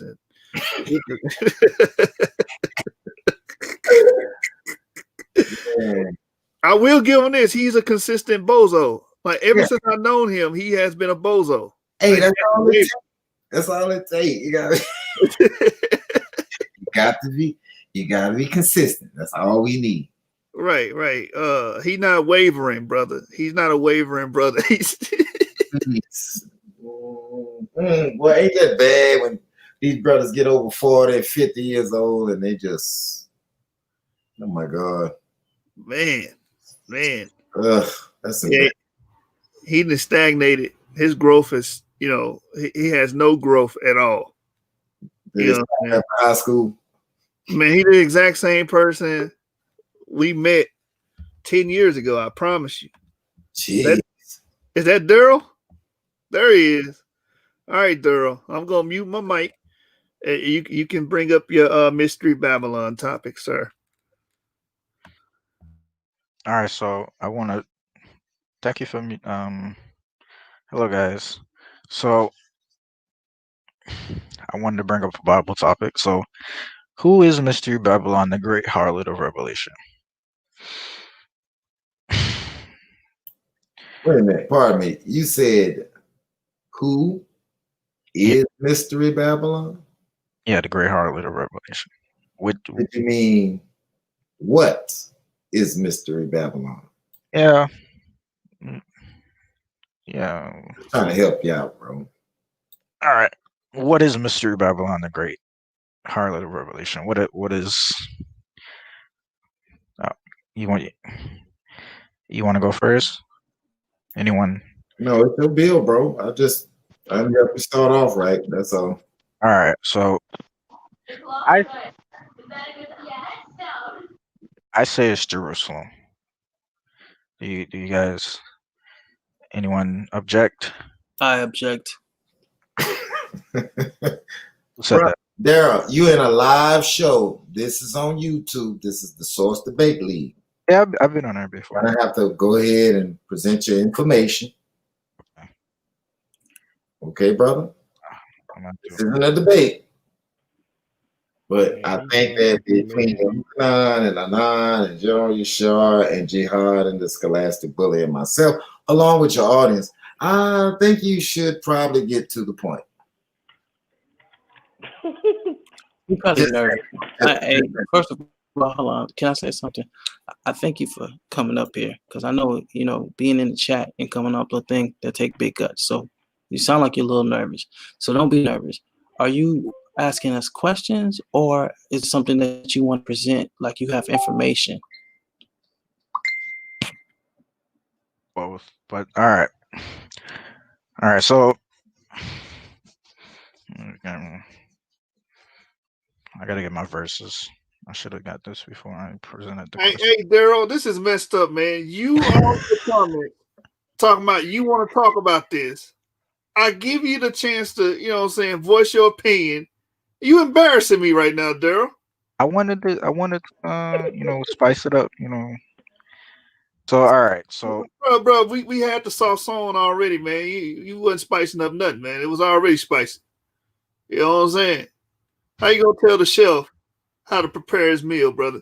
Right. Hey, Daryl. Hey, what's up? Let me question, Daryl. What is Babylon? Biblically, it's a name for Babylon that was over in Mesopotamia, around that area where Nebuchadnezzar was the king of that area. Nebuchadnezzar. Yeah, king. Yeah, Who was the king of Babylon? Nebuchadnezzar. So, okay. Nebuchadnezzar was the first and the second king of Babylon. Okay. That's interesting. I wouldn't say that first and second. I wouldn't say that. Isaiah 14:12. Are you familiar with it? Probably. Isaiah was prophesying against the king of Babylon, prophesying their downfall. Could you tell us exactly which king was it that Isaiah was referring to? Let me go. I pulled it up. Hold on, let me go see. We're going to talk about Mystery Babylon on this show. We yet choose, and the people shall take them and bring them. Go ahead and read it out loud, Daryl, so everybody can understand what you're reading, brother. All right, Isaiah 14:1. For the Lord will have mercy on Jacob and will yet choose Israel and set them in their own land. And the strangers shall be joined with them, and they shall cleave to the house of Jacob, and the people shall take them and bring them to their place, and the house of Israel shall possess them in the land of the Lord for servants and handmaids, and they shall take them captives, whose captives they were, and they shall rule over their oppressors. And it shall come to pass in that day that the Lord shall give thee rest from thy sorrow, and from thy fear, and from the hard bondage wherein thou wast made to serve. All right, stop right That- there, brother. Does that sound like Mystery Babylon?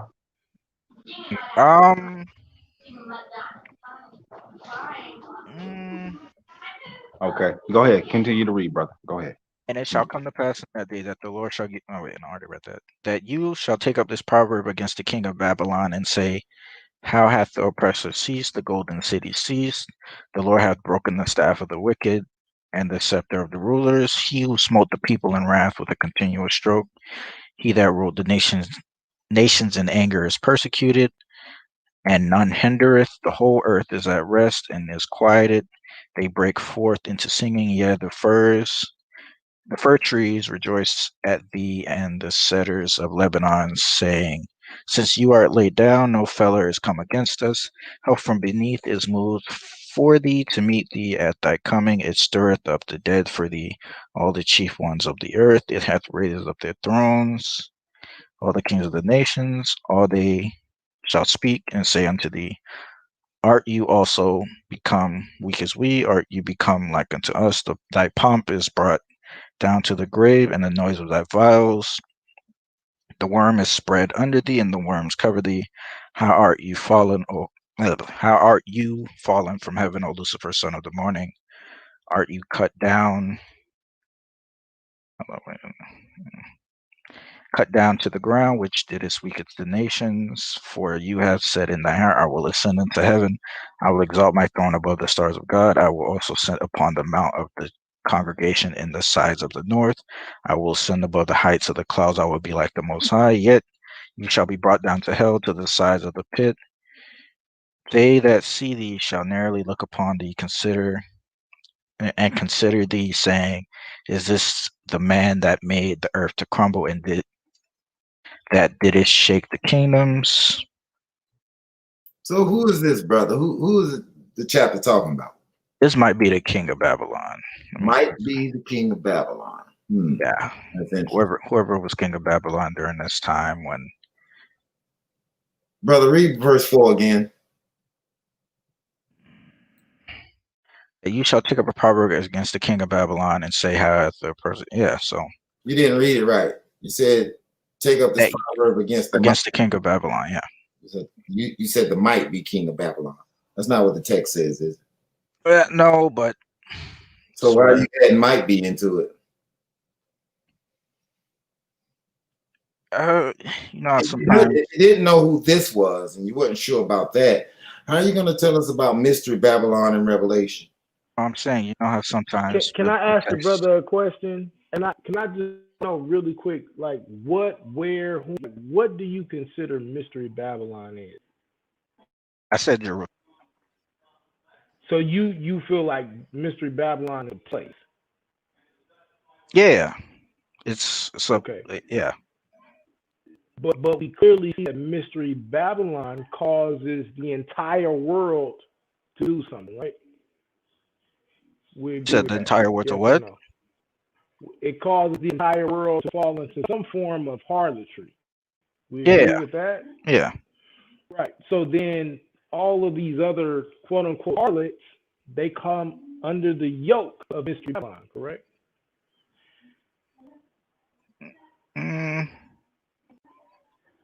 Otherwise, why would they fall into the same punishment or judgment? So I guess I would ask, like, either make your point for it being Jerusalem, make your point for it being a system.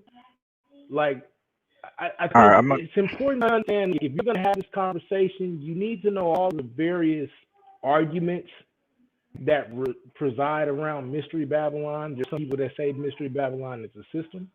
There's some people that say it's one particular country. There's some people that say it's a people. Honestly, I've heard all of these arguments. Like, make your argument clear that way we don't waste a lot of time, and we know where you're coming from. So you're saying that it's really Jerusalem. Prove how is Jerusalem, so that way we can address it. Her was found. Okay. All right, Revelation 18, right? 18 and 24. So I'm gonna read. It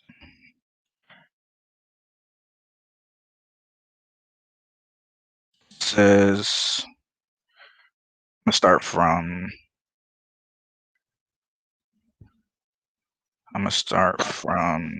You know, brother Daryl, I'm gonna allow you to finish, but I want to set you up. I want to get you in a nice dialogue with brother Craig. I think you and brother Craig have a nice dialogue, man. I agree. I second that motion. Who's Craig? We'll definitely make sure we introduce you to. Yeah, we're gonna introduce you to him. Yeah, now he's up and coming. I think you can learn a thing or two from him. I'm bad with finding verses, so but I know these verses, but I'm bad with locating them. But all right, I'm gonna start from Revelation 18 and 9. It's brother, do you study the Bible, or do you just? Yeah, I study it. It's just Yeah, you took my question. I'm sorry, no. I'm better at responding questions than presenting mine. But I'm gonna start. So, and Revelation 18 and 9, and the kings of the earth who have committed fornication and lived deliciously with her shall bewail her and lament for her when they shall see the smoke of her burning. So we know this is after Mystery Babylon is burned, standing afar off for the fear of her torment, saying, Alas, alas, that great city Babylon. So it's a city. Mystery Babylon is a city. That mighty city, for in 1 hour is thy judgment come. And the merchants of the earth shall weep and mourn over her, for no man buyeth their merchandise any more. The merchandise of gold, silver, precious stones, and of pearls, and fine linen, and purple, and scarlet, and silk, and all thyine wood, and all manner vessels of ivory, and all manner vessels of most precious woods, and of brass and iron and marble, and cinnamon and odors, ointments, and frankincense, and wine and oil, and fine flour, wheat, and beasts, and sheep, and horses, and chariots, and slaves, and souls of men. And the fruits that thy soul lusted after are departed from thee, and all things which were dainty and goodly are departed from thee, and you shalt find them no more at all. The merchants of these things which were made rich by her shall stand afar off for the fear of her torment, weeping and wailing, and saying, Alas, alas, that great city that was clothed in fine linen and purple and scarlet and decked with gold and precious stones and pearls. So if you go read you go read the books of Moses where the temple is adorned in these gold, scarlet, purple. I think the veil was made those colors, but how about keep reading. For in 1 hour so great riches has come to naught, and every shipmaster and all the company and ships and sailors and as many as trade by sea stood afar off and cried when they saw the smoke of her burning, saying, What city is like unto this great city? So Mystery Babylon, once again, is a city. And they cast dust on their heads and cried, weeping and wailing, saying, Alas, alas, that great city wherein we're made rich, all that had ships in the sea by reason of her costliness. For in 1 hour she made desolate. Rejoice over her, heaven, and ye holy apostles and prophets, for God hath avenged you on her. And let me skip down to. Well, I'm gonna skip down to 18 and 24. It says, and in her. No, bro. You have to read. Okay. All right, I love y'all brothers. I'm I can't do this. I'm just gonna give you a quick lesson on what we call hermeneutics or whatever you want. Just basic reading. Okay. You stopped at, if I'm not mistaken, you stopped at 20. Was it 5? You stopped. What verse did you stop at? Revelation chapter 18, verse 20. I read that and then I went Okay. down to 24. Yeah. How familiar are you with Revelation 17? Be familiar. Okay. So when you get to Revelation like 17:5, right? Yes, it gives you this concept of Babylon, but then it starts to break down, Mystery Babylon, and so it talks about this woman that's drunken with blood, and then you get to 7, and it talks about why marvel, and I'll tell you the mystery of the woman, and then you get to 8, and it says the beast that thou sawest was and is not, and shall ascend out of the bottom pit, that is all allegorical, and go into perdition, and they shall dwell on the earth, shall wonder, whose names were not written in the book of life from the foundation of the world, when behold the beast that was and is not yet is, right? So at the time of John, this is not yet, right? So we understand we are living in that time. Now watch, here is the mind. Oh, you made a big jump on that one. But I'm keep reading going. scripture. I'm reading the scripture. So just follow me up, right? Just follow me.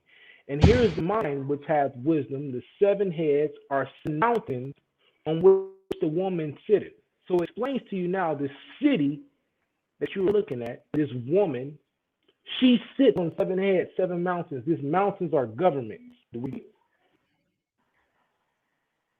That's a yes or no. Do we agree? I don't agree on that they're governments. Got you. So you need to understand mountain talk in the Bible. Move on, right? So these 7 heads, what are the mountains? You feel that these are 7 literal hills?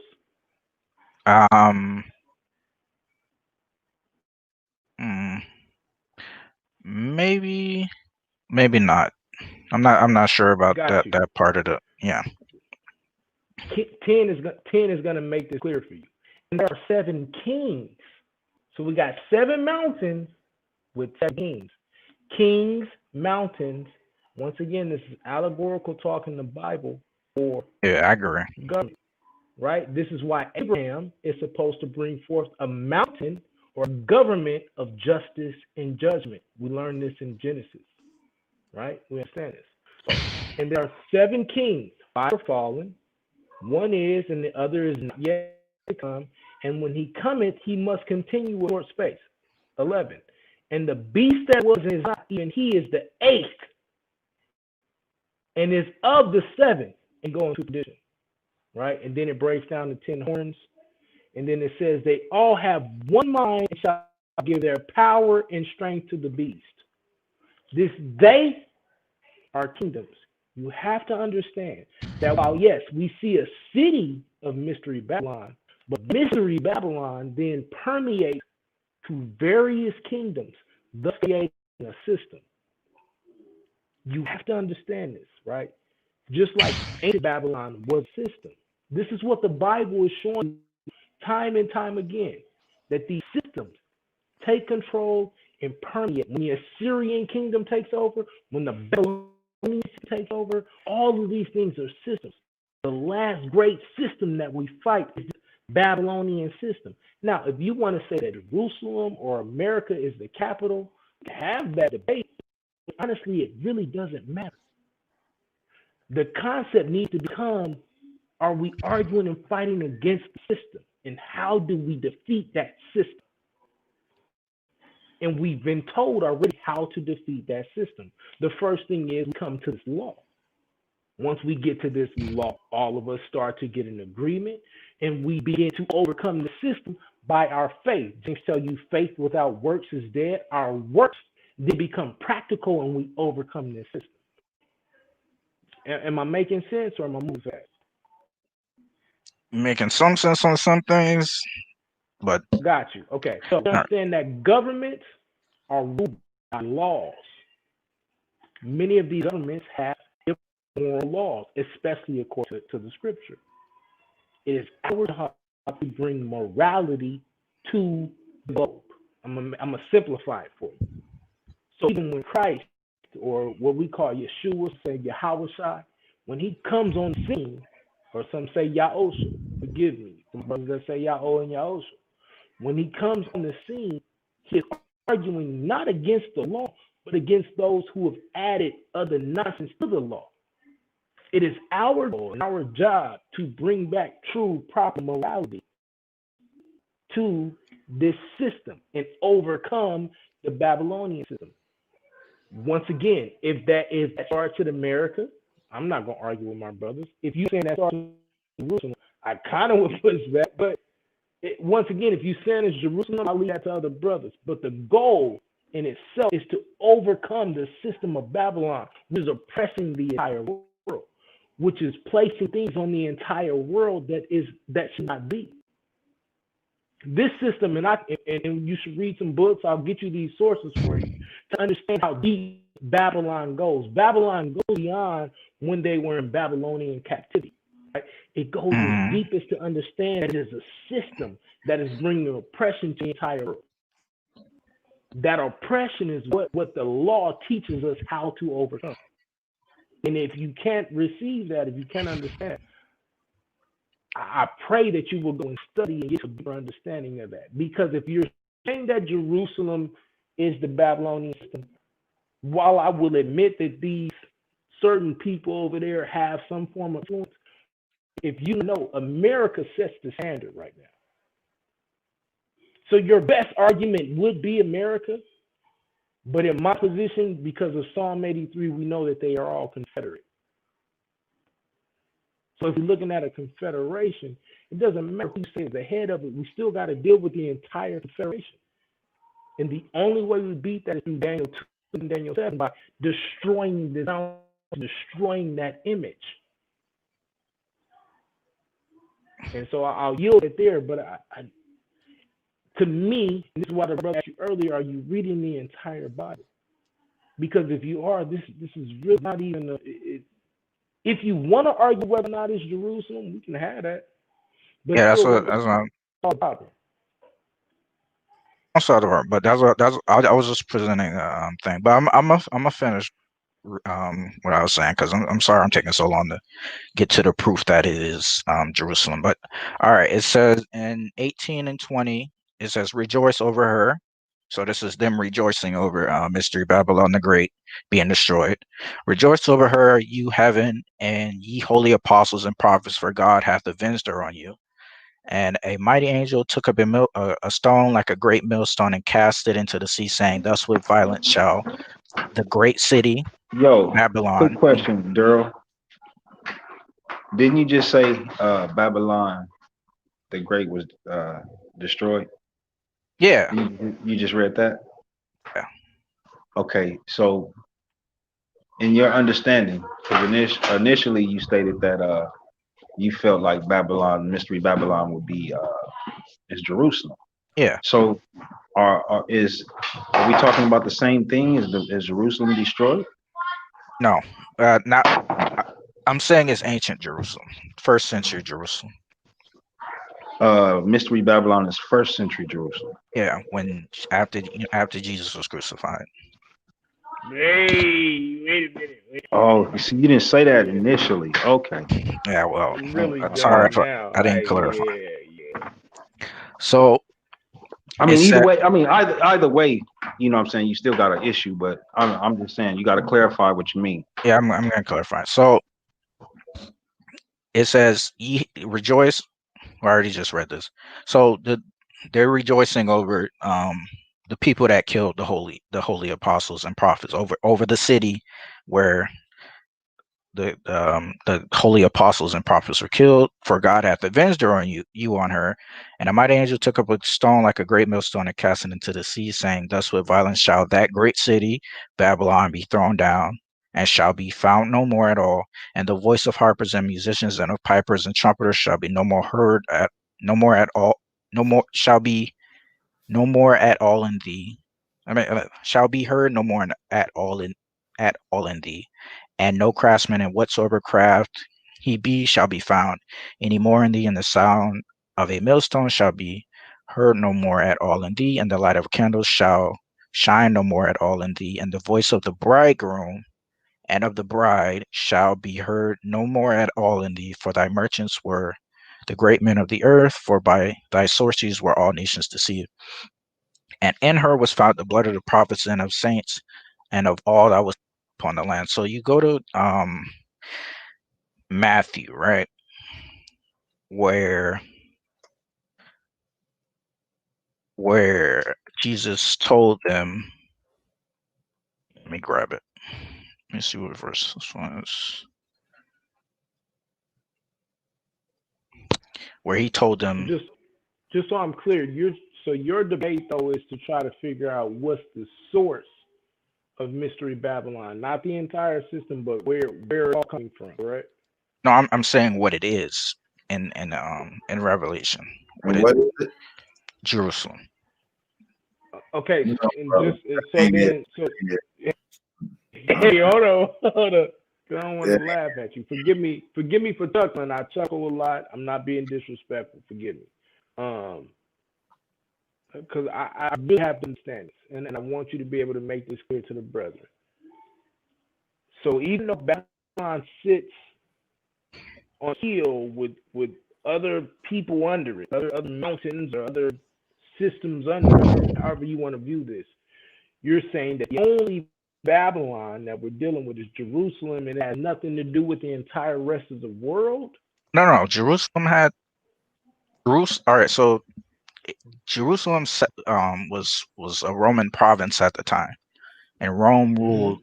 You know, so they ruled the known world at the time, the inhabited earth. So let me interject for 1 second. I'm going to narrow it down to 3 choices for you. First of all, there's only one city. No, there's 3 cities that has 7 hills: Rome, Jerusalem. I wasn't even finna take him here. And hold on. yeah, I know about the Rome 7. Can I finish? Hills. Let me finish. The city of Rome, Jerusalem, and Constantinople, I think, Turkey.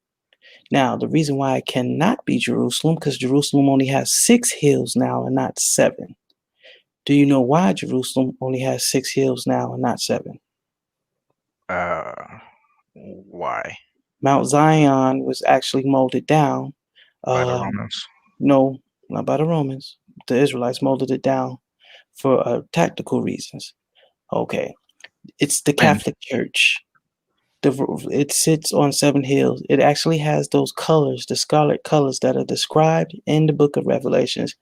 Those are the colors that the cardinals and the popes wear. Also is drunk with the blood of the saints. Go ahead. All right, so you definitely are conflating 2 different ideas here. Biblically speaking, you're definitely conflating. One thing is, it is Jerusalem, Jerusalem, thou that killeth the prophets, not the Roman Catholic Church that killeth the prophets. Yeah, that's what I was going to go to. Jerusalem, Jerusalem, you that killest the prophets and stonest them that are sent unto thee. How can I blah, blah, blah. You know the rest of the verse. They've been doing that for 450 years. So that don't have nothing to do with what you're reading in the 17th chapter of Revelation. It does, because now you're calling Jerusalem the land, the beast with iron teeth. You can't do that, can you? Not the beast with iron teeth. They're the woman that sat upon the beast. They're not the same as the beast. It's 2 different entities, but one sits. That woman is the Catholic Church. The beast is the Christianity. No, the woman. No, that's the woman is Jerusalem, and the beast is Rome. Woman sat upon that beast. Rome was ruled by Jerusalem. I mean, Jerusalem was ruled by Rome before they went in and destroyed. You read Revelation where it says the beast shall burn the woman if I'm misquoting that, shall burn. What is it? What's that verse? You shall burn. No. Let me. I'm misquoting it, and it shall hate the harlot. I know you're a little nervous, but that's okay. Let me grab Just forgive me, brother, because you gotta forgive me. I'm trying to keep up. So, Look, your Revelation understanding 17. of mystery, just real quick, understanding of Mystery Babylon. Does Mystery Babylon influence everybody else, or does everybody else influence Mystery Babylon? And if you could, please, yes or no.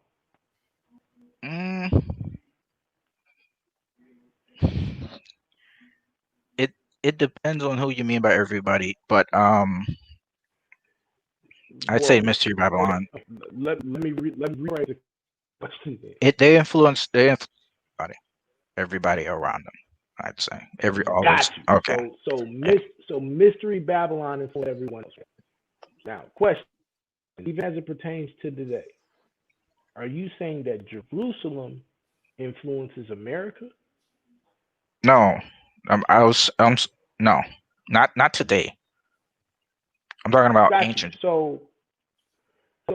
So are you saying, Dean, that at the time that this was written, or whenever you're equated with it, because you even said that Rome was influencing or in charge of Jerusalem.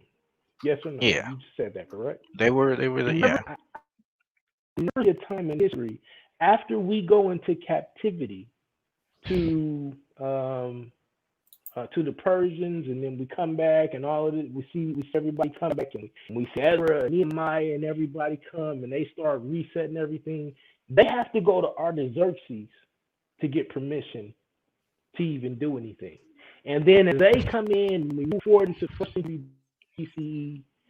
First century Jerusalem is then they're under the control of Greece, and then they're under control of Romans. I understand the time where Jerusalem, even when we get to the Balfour Declaration, and quote unquote the Jews go back to the land, they have to come to America to get that help. They have to come to the world nations, the nation world, or what we know now as the United Nations. I'm trying to understand when there is a time where Jerusalem actually dictates the prescribed popular culture, or the agreed upon modus operandi, or the agreed upon mode of operation of the world. We don't see Jerusalem doing that. Even with Jerusalem, even if you want to say that the Rothschilds are in charge and all of that, they still don't dictate and determine. They were sitting back waiting for America to determine and declare Jerusalem the capital. So I'm trying to understand, or they, they wanted to put their, excuse me for misspeaking, they wanted to put I'll help me. They put the ambassadors, and they put what am I trying to say, family? Forgive me for not knowing this. It's late at night. But they wanted to put the American there and all this, right? One move to Jerusalem. But there's never a time when we see Jerusalem dictating moves. So at best, you can say that America dictates, and there's some that will push back on that. But I'm trying to understand how, if Mystery Babylon is the one that has influence, you just agreed that Mystery Babylon has influence on the rest of everyone else. We don't see Jerusalem doing that. How do you arrive at the decision that is Jerusalem? YAHUCHANNAN just explained that they don't have the 7 hills. So even if you want to make it literal, we never see did. Actual. Back in the day. But John is speaking just for back in the day. John is speaking for end time prophecy, and the reason we know this is because when you Christ Luke 24, he's speaking of end time prophecy, that you will be spread to the 4 corners, right? I weep for you, and he talks about how you'll be spread to every nation. You have to understand that when we deal with Revelation 17, 18, these are true end time prophecies, end time of the end of the age, if we really want to get into this. So once again, I'm trying to understand, unless you are what we call a full preterist, doesn't sound like you are a full preterist, but correct me if I'm wrong. Unless you are a full preterist, so you're a full preterist. Yeah. Let's go. All right, finish. Bet. That's what I want to hear. Finish. All right. That's what I want to hear. Go ahead and finish. So it still presents an issue, though. You still hadn't properly identified Mystery Babylon. No. He's not. Hey, he's not going to because he's a full preterist. No. I am. Preterism don't even fit here. Not yet. Because he hadn't identified what Mystery Babylon is before we even get into the preterist part. Isn't that correct, Daryl? I didn't bring up the preterist thing, but that's okay. Yeah, I was gonna talk about Mystery Babylon. Before we even get to your interpretations, fulfillment or not. I'm saying when Jerusalem was burned by Rome, that was the fulfillment of Revelation, because Mystery Babylon the Great harlot, is Jerusalem, that was to be burned by fire by the beast, which is in the harlot would be hated by the beast and would be burned. I had the verse up, but that beast that burned her was Rome. And that's what I'm going with. And I was trying to prove that Mystery Babylon the Great is Jerusalem. So let me I'm asking you, why are you calling the land, the dirt, and the water, and the streams, and the wells? Why are you calling Jerusalem a Mystery Babylon? Because Jerusalem was the one that killed the prophets, according to the Bible, according to Jesus, what Jesus said, Jerusalem. The dirt killed the prophets. Yeah. The dirt. No, wait, no. The Jerusalem, the woman of if you read in the Old Testament where Jerusalem is called the mother, and then the two daughters is Aholibah and I forgot the other one's name, which stood for Israel and Judah. If you know what I'm talking about. Woman, their mother is Jerusalem. So this Jerusalem that's called the mother of all harlots.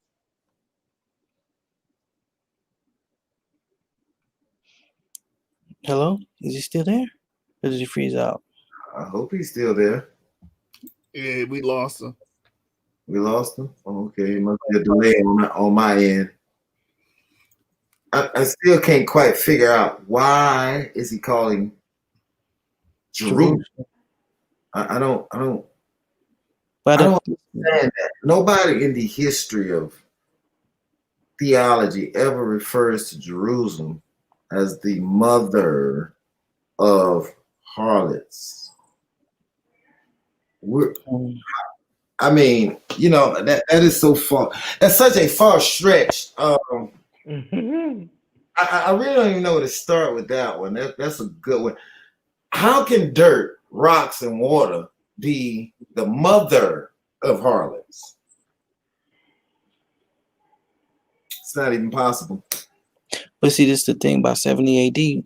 Jerusalem been lost that mountain, Mount Zion, before 70 AD.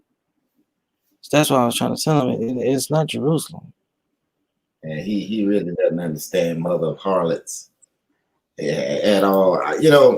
Sometimes again we get to a place where we get to hearing stuff and we just run with whatever we hear. Mother of harlots, that don't begin with Jerusalem at all. Not at all. There's two mothers in the Bible when it comes down to allegorical, figurative speaking, and that's what's going on here. There's no woman or no beast, because the beast is a world ruling system. Number one, that's the beast. Write that down. Break that part down. I think that's the part he missed. Oh, he's missing. He's missing. He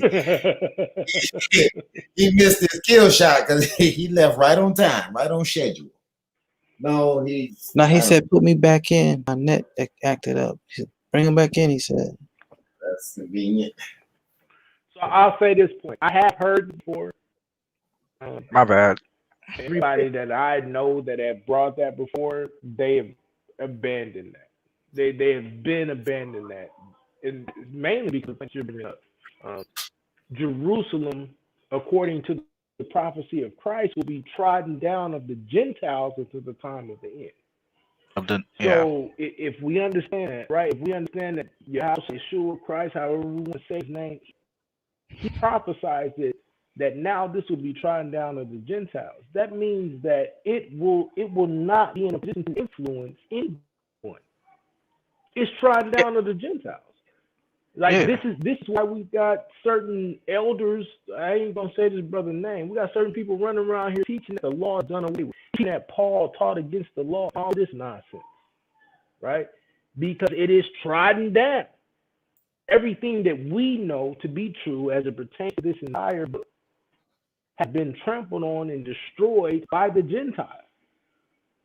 So it's impossible. Now, I'm not gonna sit here and say that we don't have wickedness happening by Jerusalem in the first century, right? They killed Messiah. They killed the Messiah. So yeah, they got they weight in that. But if you understand the story, they didn't even have enough power at that point to kill him. They had to go to the Romans at that point in time. So I don't understand how you're going to tell me that Jerusalem is the mother of harlots and they are under the rule and influence of another nation. Even today, they're sitting there watching, waiting to see what happens with the American elections and so on and so forth. Everybody watches America. Now, I'm not going to get on my soapbox of America being Babylon and all that, right? I believe Babylon is a world system. We can have that conversation or whatever. This is why we learn about a confederacy. If we want to talk about who runs the confederacy, we can have that conversation, but it really doesn't matter because it's a world system. That's why we were spread to the four corners of the earth in order to be able to overcome the world system. Deuteronomy 30 teaches us that we seek ourselves in the land of our captivity. That means in the four corners of the earth. That's why you see it happening in Australia, America, Europe. We are the hottest thing going everywhere right now. I know this because I travel. I'm trying to understand how you can make this Jerusalem when, if I'm being honest, Jerusalem is all of Iran and all these other places. You said the Gentiles will trample it. Jerusalem will. Well, no. You said Mystery Babylon the Great will be trampled. No, I said that Jerusalem will be trodden down by the Gentiles till the time of the end.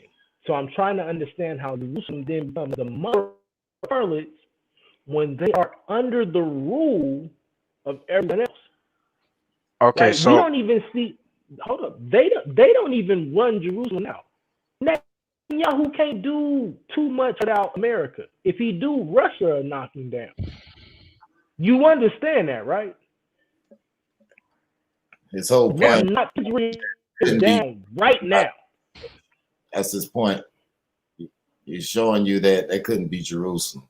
Yeah, that not modern day Jerusalem. That's He wasn't even first century Jerusalem. Now, before you left here, I was going to explain this to you. And since the audience might be watching, I'm explain this to you, give you some better understanding. Babylon is, I would like for you to get Ezekiel 14 and verse 21. I want you to read that for us. Damn, Don's gonna go for your neck. Oh, bro, Rizzo gonna come at your ass. All right, my fault, that bro. Hey, yeah, the Lord. All right, I'm gonna watch. Shut up. I can hear the fear of the Lord. But thus said the Lord God, how much more when I send my 4 sore judgments upon Jerusalem, and the sword and the famine and the noisome beast and pestilence, to cut off from it man and beast. See that? The sword, famine, pestilence, yeah. Pestilence. And what he sent last was the beast. He sent the lion. He sent the bear. He sent the cat, the wild cat, the leopard. That was Alexander the Great. The bear, Medo Persia. Cyrus taking the forefront. And the lion was Nebuchadnezzar. That was Babylon. Notice I said Babylon. Babylon. That comes from Babil, B-A-B-I-L. And there's various spellings of that. That is the gate of El, or gate of God. That was started by Nimrod. And that began at the Tower of Babel in Bereshit, so-called Genesis. Whoa. I think they missed that. Who was started by, brother? Babylon. Started at Babil. When you say something, Nimrod. He said the perk like, then y'all got to get this, man. Nimrod. Knowledge right now. Yeah, Nimrod the Cushite. That is the sun. That is where we get the sun worship, Christmas, and all that kind of stuff. That started. That's where Christmas demons began in Babel. That's where the garden is. Demons began in the garden, and demon is idols. I won't go into that right now tonight. The word is shedim, shade. Ain't got time to go into all of that. But I will send my four sword judgments: sword, famine, pestilence. Israel eats their children. When you read Lamentations, you find that out. They were arguing over that. When they eat their children? That's right. They do that in what's that? It's in the Deuteronomy 28, where they're at the woman would eat her child. Yep, Ezekiel talks about that in Lamentations. You find it in Lamentations. But where was that fulfilled? Do you know? That was fulfilled. You find that in 70, somewhere around 70 CE. You'll find that too. Yeah, you will. That's all right. So you'll find it as well. When the Romans went into there was a woman named Mary, and she, because the zealots, the rebellious Jews, what they was doing was they was running around killing everybody and taking everyone's food. So what she did was she was so hungry, famine got to her, so she decided to eat half of her little baby, and she saved the other portion for later. And then the zealots came, those rebellious crazy Jews came and tried to they smelt food, so they came to her and asked her what she had, and then she showed them the little baby, and they were horrified at what they saw. And this is recorded by Josephus. But and it was written way back in when Moses, Deuteronomy 28, when he said, your woman, your men and your women will eat their children, the fruit of their own loins, in the siege wherewith something during a siege, and this was during the Roman siege when it was fulfilled. But back to Jerusalem, because all right, so there's a verse that Jesus he says, a prophet cannot perish outside of Jerusalem. What he says. So he already said, Jerusalem, Jerusalem, you that killest the prophets and stonest them which are sent unto you. Jerusalem was the people in Jerusalem were the ones who killed the prophets and the saints. So you go to Revelation where it says that the great city Babylon, in her was found in Revelation 18 and 24. In her was found the blood of the prophets and of the saints and of all that were slain upon the earth, which in my personal, when I do word studies and I see earth, it's the Greek word gay, G-E. And I think this is an actual mistranslation. I think this word is actually it's talking about land and not the earth, because this word is also used in other places where it'll be in, like, let me give an example where this word gay in the Greek is used. I'm sorry, I'm not to cut you off. Explain to me again what you're saying. So you're saying that earth does not mean earth, it means what now? It means land. It's talking about land. It's they translated it as earth.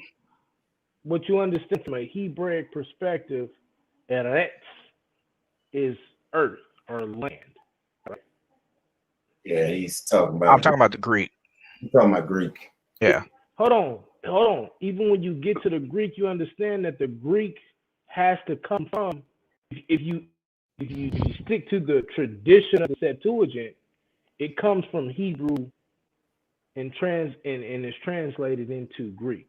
Yes Yeah, or but no? Do you understand? yeah, I agree. But the English translators, the people that translated it into English, is the issue that I have with, because these wasn't people that were, they made errors. These wasn't Jews that All right. translated it I into love you, bro. English. Jay, I'm finna go ahead and knock this down. I can't with this no more. All right, let's go to Revelation 17:1. You with me?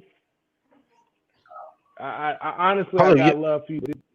Like, I you're not gonna let me. can't with this no more. You I mean? promise you, I'm gonna let you come back. But you're skipping past a lot of pertinent information. Okay, and so I need to address these things before you get to one. Right? Okay. So Revelation 17:1. And there came one of the seven angels, which had the seven vials, and talked to me. This is the Revelation of John, right? Saying unto me, come hither. I will show thee the judgment of the great whore that sitteth on many waters. This is pertinent right now. Whoever Mystery Babylon is a whore that sits on many waters. This is allegorical. Number one. So we have to find this person. And when we talk about whore, this is not talking about somebody who's sleeping with somebody. This is somebody who is basically perverting the world and giving them a different doctrine, right? I'm gonna give you hints right now. You either have to say if you go with the realm that you're going with, and say this is Rome or this is America. I'm just gonna help you out right now. Right? Can I provide a different perspective on what great whore means? I'm gonna give you all of that. I'm gonna give you all of that in a minute, right? But and I come back and tell you when we talk about the virgins, those are those that are not defiled by any other religion. So I'm just giving you heads up of where I'm going, okay? But let's keep going. Right? You understand? All the New Testament, you have to read it in its entire context. You can't take verses and make some type of doctrine. Verse 2. I'm reading it. Verse 2. Go ahead. The kings of the earth have committed fornication. Jerusalem may influence in this. Once again, Rome or America. If you want to take this perspective. I'd say that word means land, but keep going. What word? Fornication means land? Earth. Right. With whom the kings of the land or land have committed fornication. Right? Yeah. And inhabitants of the earth or the land have been made drunk with wine of her fornication. This fornication has everything to do with false idol worship. Can we at least agree there? I agree on that. That's what I was gonna say. What the great whore thing meant.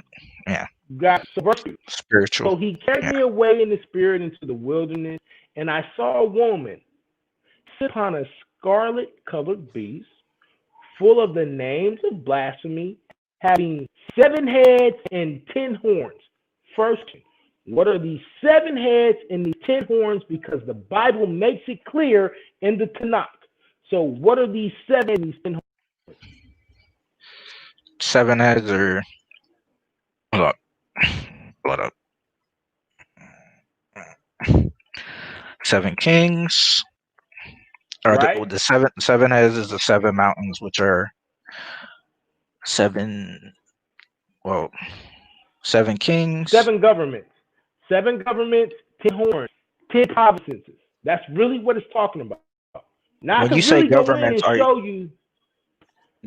you talking like different, like say a king of Rome and then a king of Greece and then a king of sure. However, whatever areas you want to place it right now. I'm just trying to get a general understanding of what you're saying. Because now it's time to start playing, right? So having 7 heads, these heads are what we call kings or rulers. Now I could go into prophecy about bruising the 7 heads and bruising the 7 tails and all of that. We're not gonna bruising the head and bruising the tail. We're not going there right now, right? So having 7 heads and 10 horns. What are the 10 horns? It says 10 kings. You say what? It says 10 kings in verse 12. I'm in Revelation 17:13. It says having 7 heads and 10 horns. 7 heads we agree are kings. What are the 10 horns? 10 kings. So it's 7 kings and 10 kings. So we got 17 kings right now, according to you. It says it right in verse 12, and the 10 horns which thou sawest are 10 kings. Got So you. yeah. So we agreeing with each other though. These are heads of nations, because a king is the head of a nation. Correct. I wouldn't say heads of different heads of. I would say that they're all the head of one nation. Like, but they're different kings. So, like, say Caesar dies and then Vespasian takes over, etc., etc. Got Blah, you. blah, So blah. now, Yeah. so you go into progression of rulership. Got you. Yeah. Yeah. It's really not gonna matter in a minute, right? So he carried him away in the spirit into the wilderness, and I saw a woman sit upon a scarlet-colored beast full of names of blasphemy, having 7 heads and 10 horns, right? So now, verse 4. And the woman was arrayed in purple and scarlet color and decked in gold and precious stones and pearls, having a gold cup in her hand full of abominations and filthiness of her fornication. Now, verse 5. And upon her forehead. Hold up. Don't skip past that. So. Okay, I was trying to help you. Let's sit here. All right, so let's go. So, full of abominations. Yeah. And filthiness of her fornication.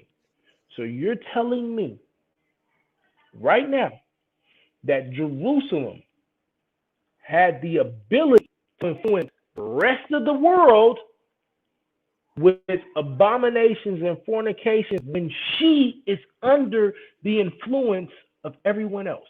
It doesn't matter if you go back to time. Hold on, listen, because you agreed to this.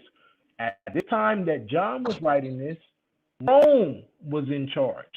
If we go to today, the Vatican or Rome, or you want Latin, however you want, they are still in charge of Jerusalem. I don't know about that.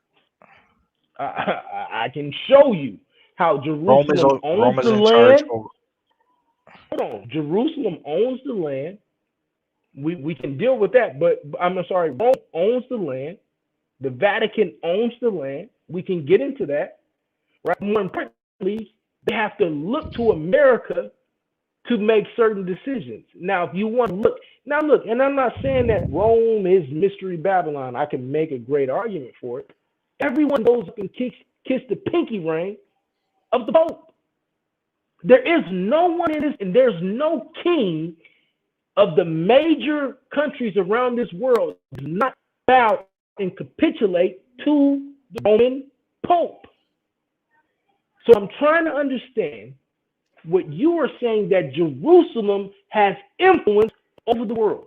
Jerusalem has not had influence over the world. If we start from 1st century AD to now, I need you to show me where Jerusalem had influence over the world. Even when we deal with, like I said, the Balfour Declaration, which is the most influential time of that land. This is when everyone says that prophecy is fulfilled. If you deal with the Christian church, when they are brought back into the land, they couldn't do it without the help of America and what we know now to be the United Nations, or I guess within the World League or something like that. I'm trying to understand. That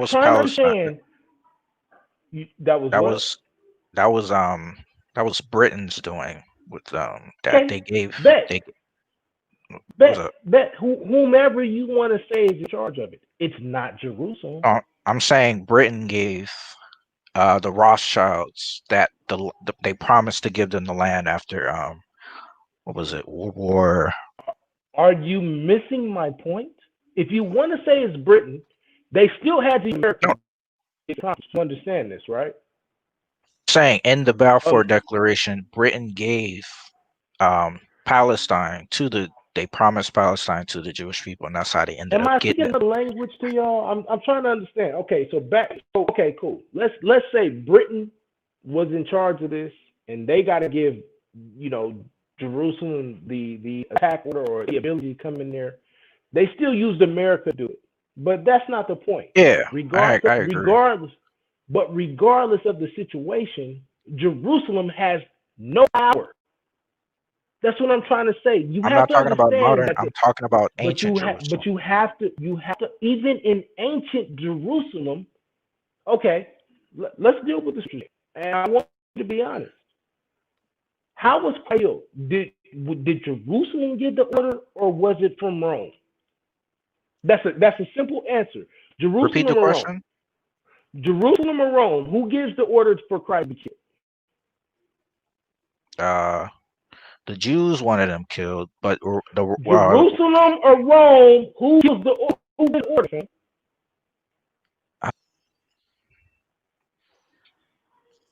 I'll help you. Rome gives the order.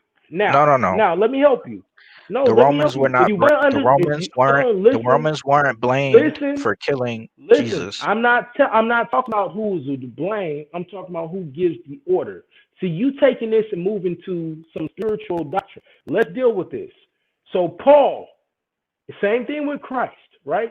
They're all brought before the Jerusalem council, and they have to take them and go to Rome in order to get the ability to do anything. This is why Caiaphas says it is necessary that one man be killed. They were shook that Rome was going to get them out of the kingdom because Rome was in charge. They didn't have any power even at that time. That's why you have two Sanhedrins. You have one that is put in place by the Romans, and then one that is out somewhere else that is dealing with the Qumran community and all of this. Brother, you have to do more study to have this conversation. I'm not even trying to be disrespectful at this point. No, hold up.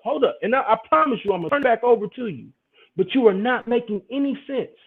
You are clearly telling me that somebody else has been in control of Rome since 1st century AD, and honestly, I can go back further. But we just going to deal since the turn of the millennium, right? 1st century AD. Somebody is in control of Jerusalem.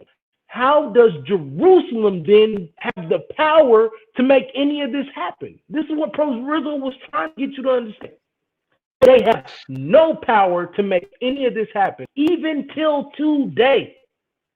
They have not had any power to be the main progenitor of mystery Babylon. And you have not presented any forces. It doesn't matter how much I'm going to let you talk. I'm trying to understand how you're telling me that Jerusalem is mystery Babylon when they don't have any power. So I need first, before you go any further, tell me when Jerusalem or the leaders, the city, the seven hills, or whatever it is that you believe in Jerusalem have the power to make these decisions, because we do not see that. This is why Stephen is killed. This is why Paul is in prison. This is why Christ is killed. Who killed those people? Because the Romans. Now, why? Why did they kill Stephen? Why did they kill Stephen? Because he was preaching. Who was they? They was preaching the gospel. He was preaching. Okay, let's cool. Let's say it's Jerusalem. Let's say it's Jerusalem, right? Let's say it's the people in Jerusalem. Let's go to Acts 6, fam. Let's go to Acts 6, right? So watch this. I got you right now. We're gonna stop playing. Acts 6, starting at verse 12.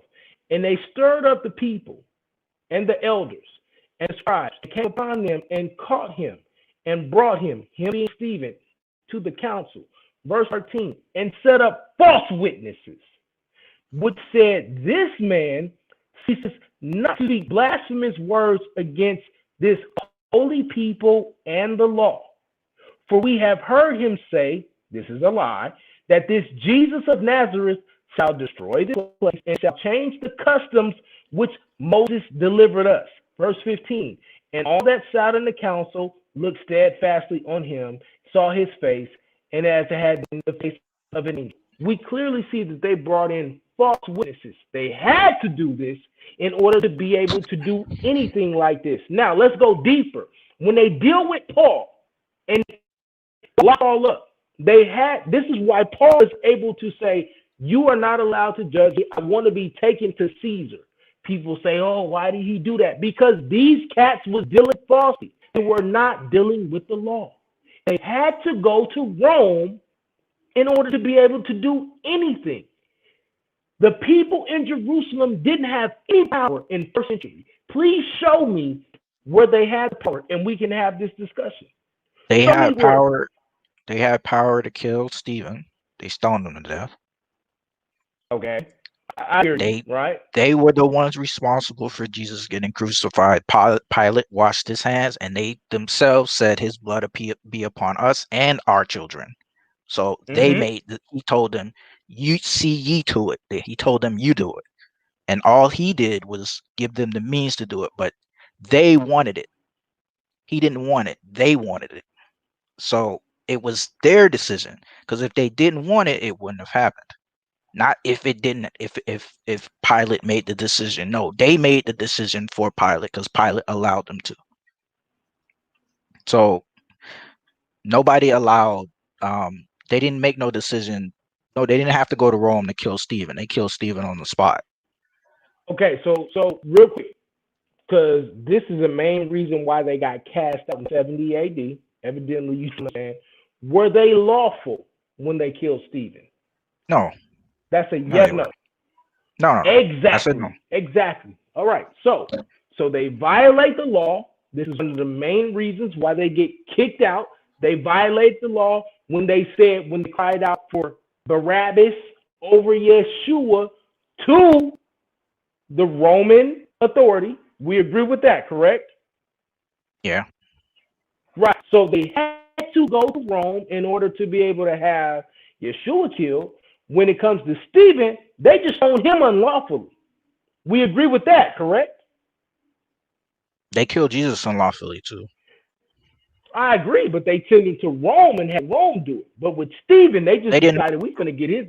But when it comes to Stephen, they just decided we're going to get him out of here. Yes or no? No. Well, Stephen, yes. Jesus, no. So when it comes to the Christ, when Yeshua, they had to take him to Rome, right? Took him to Rome, but they made the decision. They made the decision. They didn't make the decision. Pontius Pilate made the decision for him. No. And I'm gonna Pontius tell you, Pilate said, "Hold up, I'm gonna tell you how he makes the decision." Because he comes to them and says, "Look, it's lawful that once a year I give you a prisoner that you can set free." Yes. Yeah. Right. Pilate takes the decision. He says, I give you a decision once a year. Hold up. I give you a decision once a year. You kill this Yeshua figure, or you can kill Barabbas. They say, we want to kill the Christ, kill the Yeshua dude. Who was we? They let the Jews. Right. All right. Hold on. Who is in charge of these Jews? Who's in charge of the Jews? Pilate. And Pilate is a what? A Roman. Say that again? A Roman. So who's in charge of Jerusalem? Romans. Before the Romans, who's in charge of Jerusalem? The Greeks, if I'm not mistaken. Before the Greeks, who's in charge of Jerusalem? Medo-Persians. Before the Medo-Persians, who's in charge of Jerusalem? Babylon. Right. So I'm trying to understand when Jerusalem is in charge once again to make the decision to be mystery Babylon to influence everyone else. They were the spiritual leaders. I could say that. They went out. So they influenced Rome. They influenced the people around them. They taught Judaism to people. They had their Judaizers go out and create proselytes that were two times as damned as them, because they were those Pharisees. They went out and made converts and whatnot. So I can call that committing whoredoms with other nations. That allowed making people drink of the wine of their fornication, because what they practiced themselves was falsehood. And then when they went and made their little proselytes, they proselytes practice falsehood. So I could say that yes, they did in fact make other nations drink after their the wine of the cup of wine of fornication. So I could say that. So, all right. So let's deal. So I got to do you like this then. I love You, you hold enough on, to hold do this with you. but hold on, let me finish. No, because you're not being honest. So let's deal with this, and then That is being like honest. if you They did in fact do that. I'm gonna tell you why. Okay, and I'll tell you why it's not being honest. Even though Jerusalem was able to do this, it was because Rome allowed it. In other words, when you deal with the Greco-Roman Empire, the entire empire was based upon an amalgamation of religions. This is why if you go to Ephesus, Galatians, Corinth, it doesn't matter. They all have what we would call a mutt doctrine.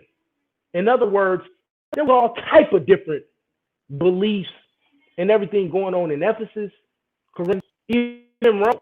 This is what Paul's teaching against.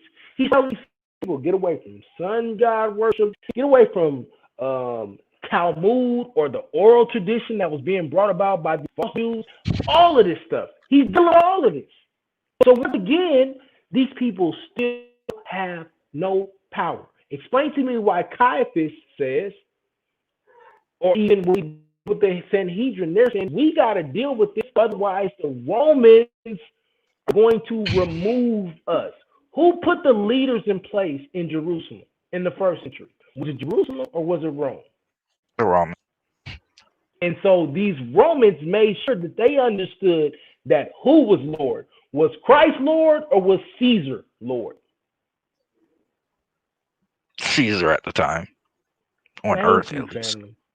Thank you. I agree with you, right? So this is the point I'm trying to make, and I got much love for you. And the reason I'm doing this is because everybody else ready to chop you up. I'm trying to get you to look at this practically and understand that as it pertains to this conversation, Jerusalem cannot be the mother of harlots because Jerusalem has not had any power. Now, I know you're going to come and give me a bunch of scriptures, but can we at least agree before you do that I've proven a case that Jerusalem did not have any power?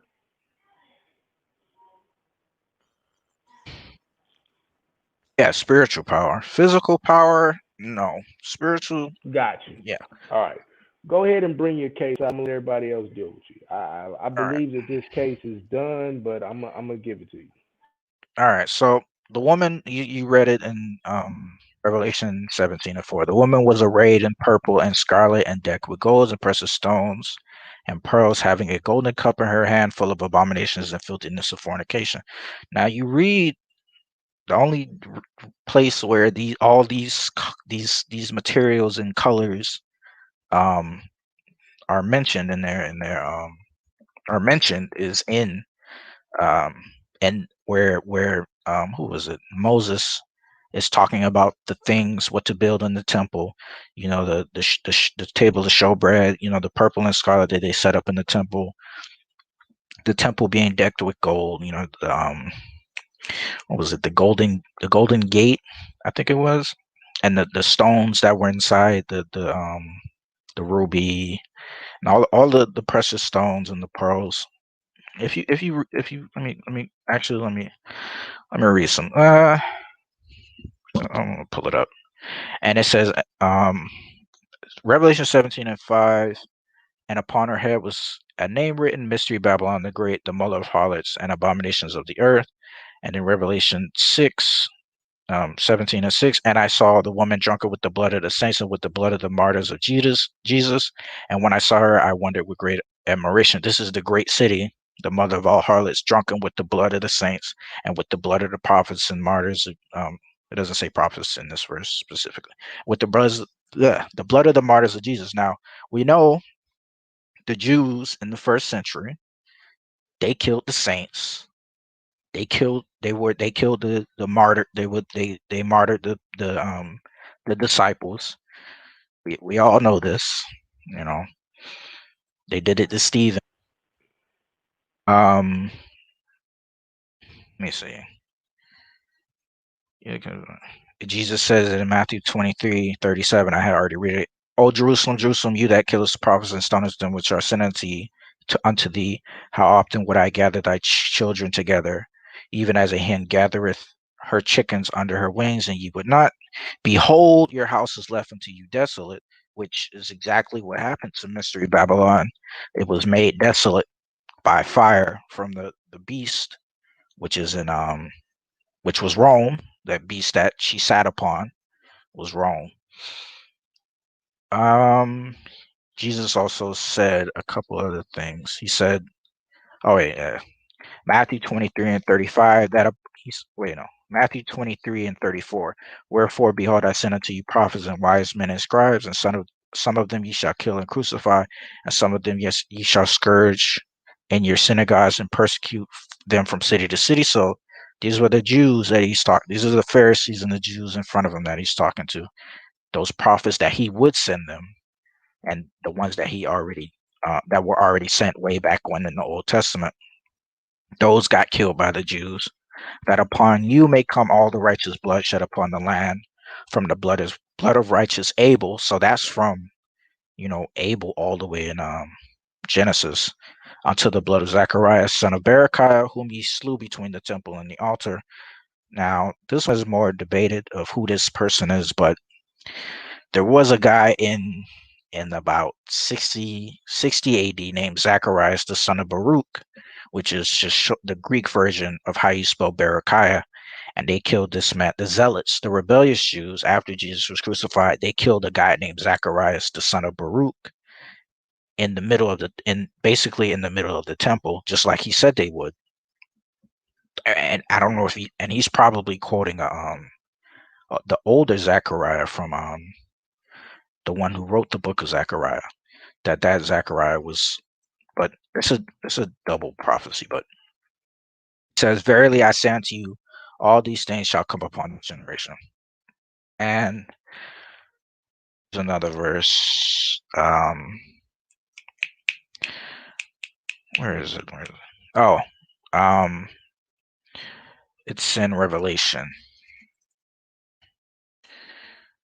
Let me see.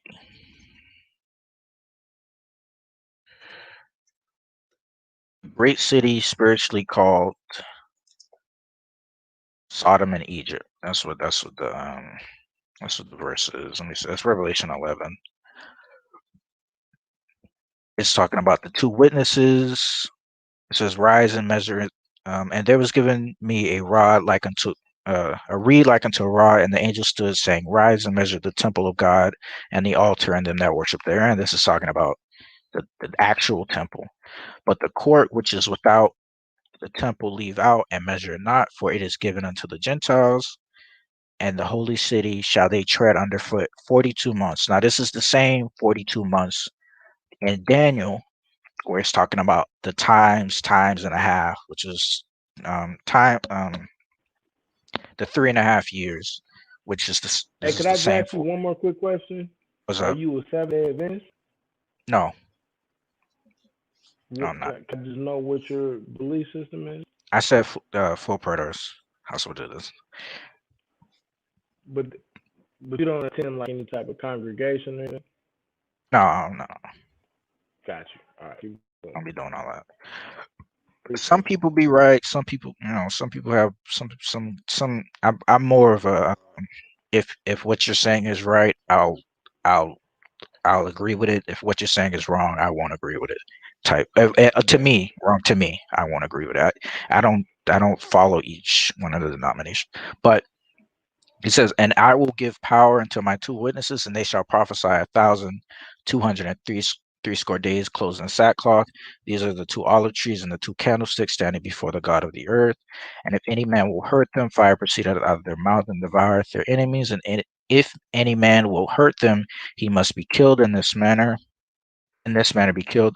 These have power to shut heaven, that it rain not in the days of their prophecy, and have power over waters to turn them to blood, and to smite the earth with all plagues as often as they will." Now, I say earth is land already, but all right, let me continue. "And when they shall finish their testimony, the beast that ascends out of the bottomless pit shall make war against them, and shall overcome them and kill them."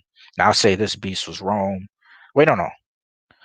This beast might. I'm not going to say that, but and This is what I wanted to get to. And their dead bodies shall lie in the streets of the great city, which is spiritually called Sodom and Egypt, where also our Lord was crucified. Now we know that this is talking about Jerusalem, because Jesus was crucified in Jerusalem, and Jerusalem is also called spiritually Sodom and Egypt. And I could pull up those verses. It's in the Old Testament. What is it?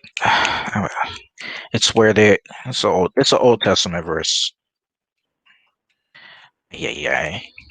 I gotta remember where this. But we know the conversation. I'm gonna shut up. I dominated the conversation. We know at least that where also our Lord was crucified. We know where Jesus was crucified, in Jerusalem. So, but their dead bodies will lie in the street of the great city. Now, the great city, that phrase is only used in reference to in Revelation, at least in reference to. Let's see.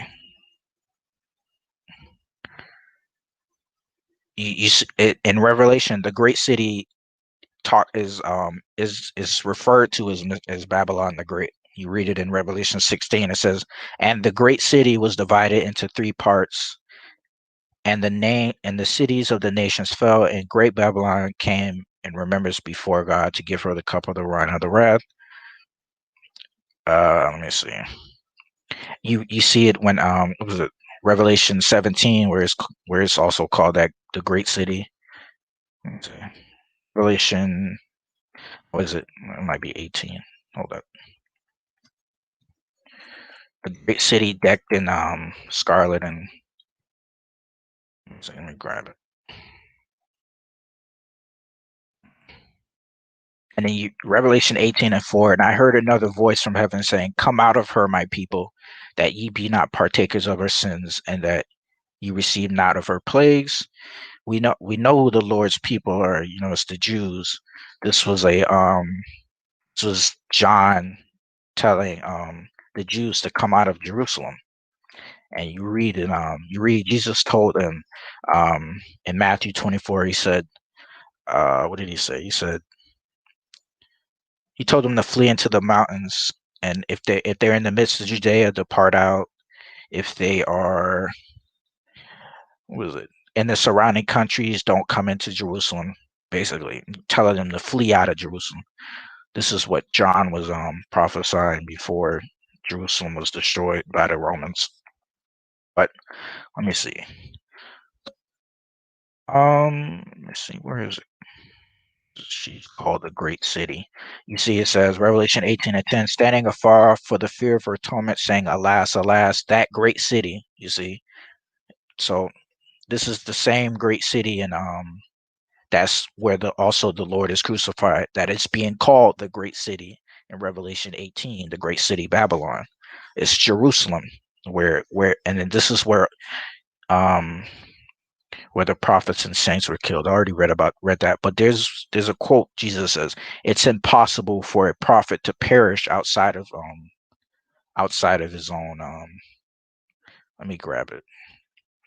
It is impossible for a prophet to be killed outside of Jerusalem.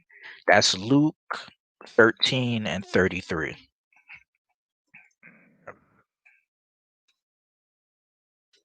So if it's impossible for a prophet of the Lord to perish outside of Jerusalem, then that means that when Jesus is telling them, when Revelation is saying, "In her was found the blood of the prophets and of the saints," if it's impossible for a prophet to perish outside of Jerusalem, then it couldn't be no other place but Jerusalem that in that place, in that specific place in Revelation, was found the blood and the saints.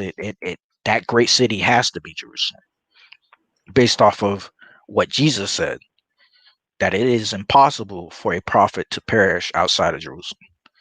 And I Can I ask you believe. one more question? Do we see this prophesied? What you're talking about? Do we see this prophesied anywhere else, and it's not in the Old Testament? What prophesied? I mean, okay. All right, first question. Do you agree that whatever we read in the New Testament, we should at least seen as prophesied in the Old Testament? Yes or no? Agree. Okay. Can I read a passage of scripture for you real quick?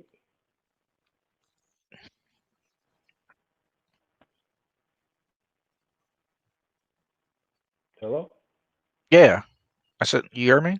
Okay. Awesome. Yeah. Okay. So this is Daniel 2. I'm going to start at verse 36. If you want to go back and read it, I strongly suggest, right? But I'm going to just break it down, right? So this is the dream, and we will tell the interpretation thereof before the king.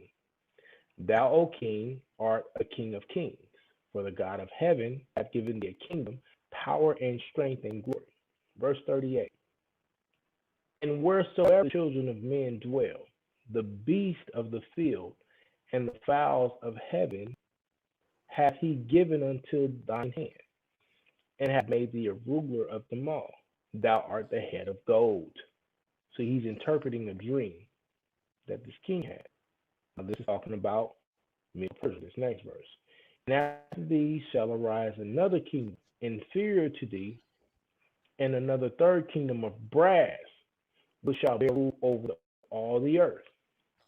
Now this next part is a prophecy of Rome. And the fourth kingdom shall be as strong as iron, for as much as iron breaketh to pieces, and subdueth all things. And as iron that breaketh all things, shall it break in pieces and bruise. Verse 41. And whereas thou sawest the feet and the toes, part of the potter's clay, and part of iron, the kingdom shall be divided, but there shall be in it of the strength of the iron, for as much as thou sawest iron mixed with miry clay. And as the toes of the I ain't gonna say it. As the toes of the feet were part of the iron and part of the clay, so the kingdom shall be partly strong and partly broken. Watch this. And whereas thou saw iron mixed with miry clay, they shall mingle themselves with the seed of men, but they shall not cleave one to another, even as iron is not mixed with clay. And then now we get to this divine kingdom. And in the days of these kings shall the God of heaven set up a kingdom which shall neither be destroyed, and kingdom shall not be left to other people, but it shall break in pieces and consume all these kingdoms, and shall stand forever. Verse 45. For as much as thou sawest that the stone was cut out of the mountain without hands, and that it break in pieces the iron, the brass, the clay, the silver, and the gold, the great God hath made known to the king what shall come to pass hereafter. The dream is certain, and the interpretation thereof is sure. I can finish to 49, but I just want to know real quick. Do you understand anything that I just read? Yeah, I understand what you said. Right. So my concern is, do you understand that last kingdom before the divine kingdom comes into place is the kingdom of Rome? Yeah, I agree. Right. So I'm just trying to understand, and I'm coming to you out of love, but like what I'm saying, like ain't a problem. But I'm just trying to understand. If we understand this kingdom is Rome runs everything. No, they don't. Not today. So Jerusalem, so I'm clear then. The current Jerusalem is in charge of Rome. I'll gladly give you a chance to explain, but are you saying that current Rome today runs Jerusalem? And that, if you No, could please no, no. Okay. So, I have no problem with the scriptures that you're reading. I do have a problem with the interpretation of it, but if we look, so I'll just make the last point. To my understanding,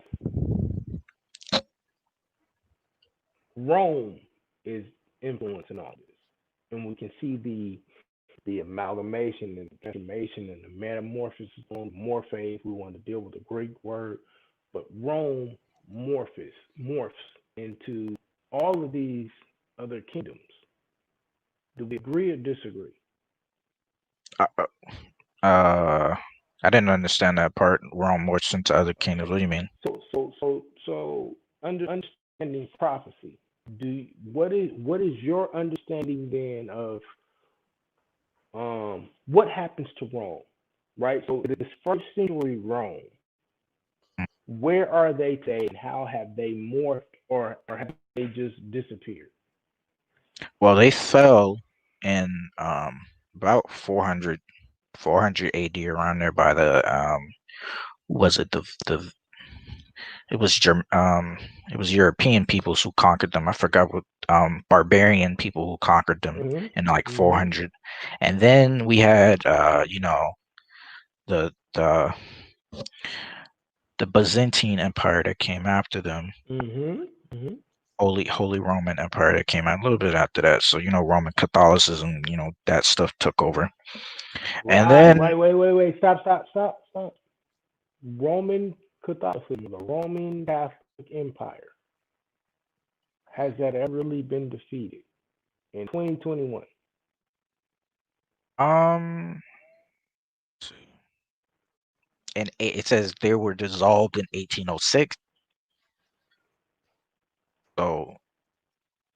So today, like the Vatican, for instance. Okay, here's a quick question. Now I'm testing your knowledge, and I'm not being rude.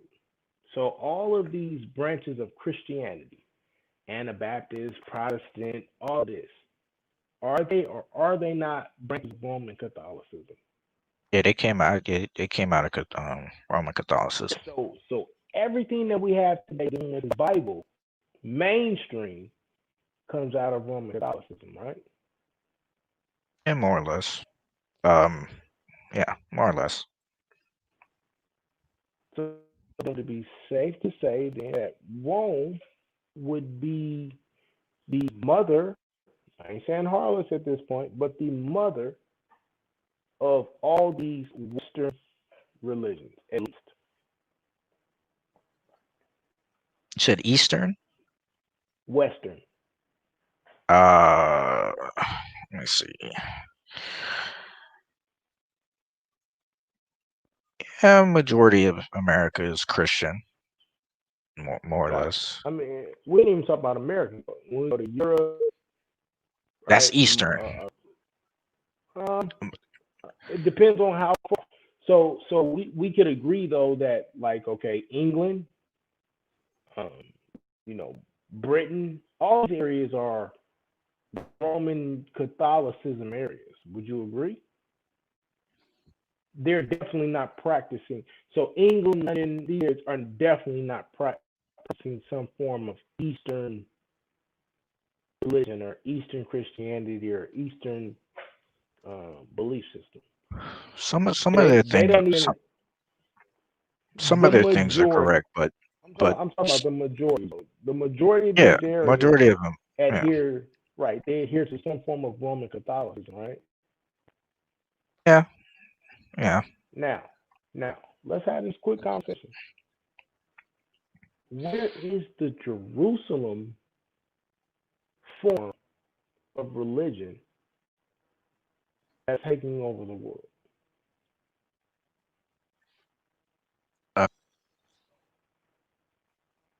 They? Your phone my phone is breaking out. What'd you say? Today? Yeah, today.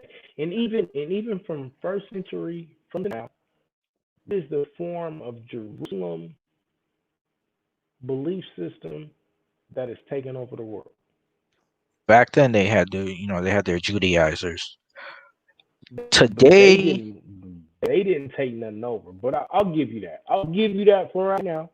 Not physically, but spiritually, they was everybody was trying to get. They had people from other nations be come to their festivals. I'm not saying that they weren't influential, but I am saying. Hold up, actually, they had the Romans offer offer sacrifices in the temple, which the Romans did that nowhere else.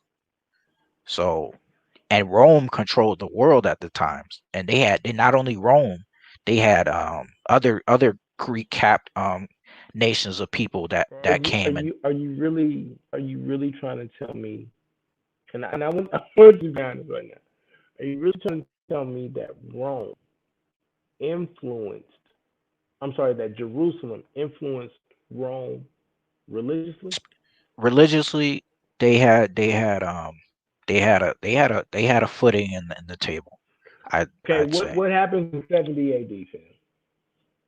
Romans destroyed. They didn't even want that. The Romans yeah, they burned down the temple and the whole. So let's deal with before 70 AD. Were all the what we call believers of the way, were they or were they not completely ran out of Rome? They ran out of Rome. Got you. Okay. So yeah, they ran out of Jerusalem. My bad. Not Rome. Yeah, I'm sorry. I said one. Ran out of Jerusalem. So I'm not going to belabor that point, right? So the only point that I'm making is, once again, Scripture shows that this is not Jerusalem. History shows that this is not Jerusalem, right? Is anyone else there? Pro Rizzo, Joshua, anyone else? I've been talking a lot. Well, I was saying that the Scripture said. I'm still here, bro. I'm letting y'all rock. Jesus said a prophet could not perish outside of Jerusalem.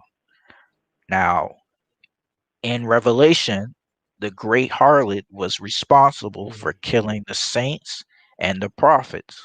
And also in Revelation, that great city was the one responsible that got avenged on, because it killed it had the blood, it killed the prophets and the saints.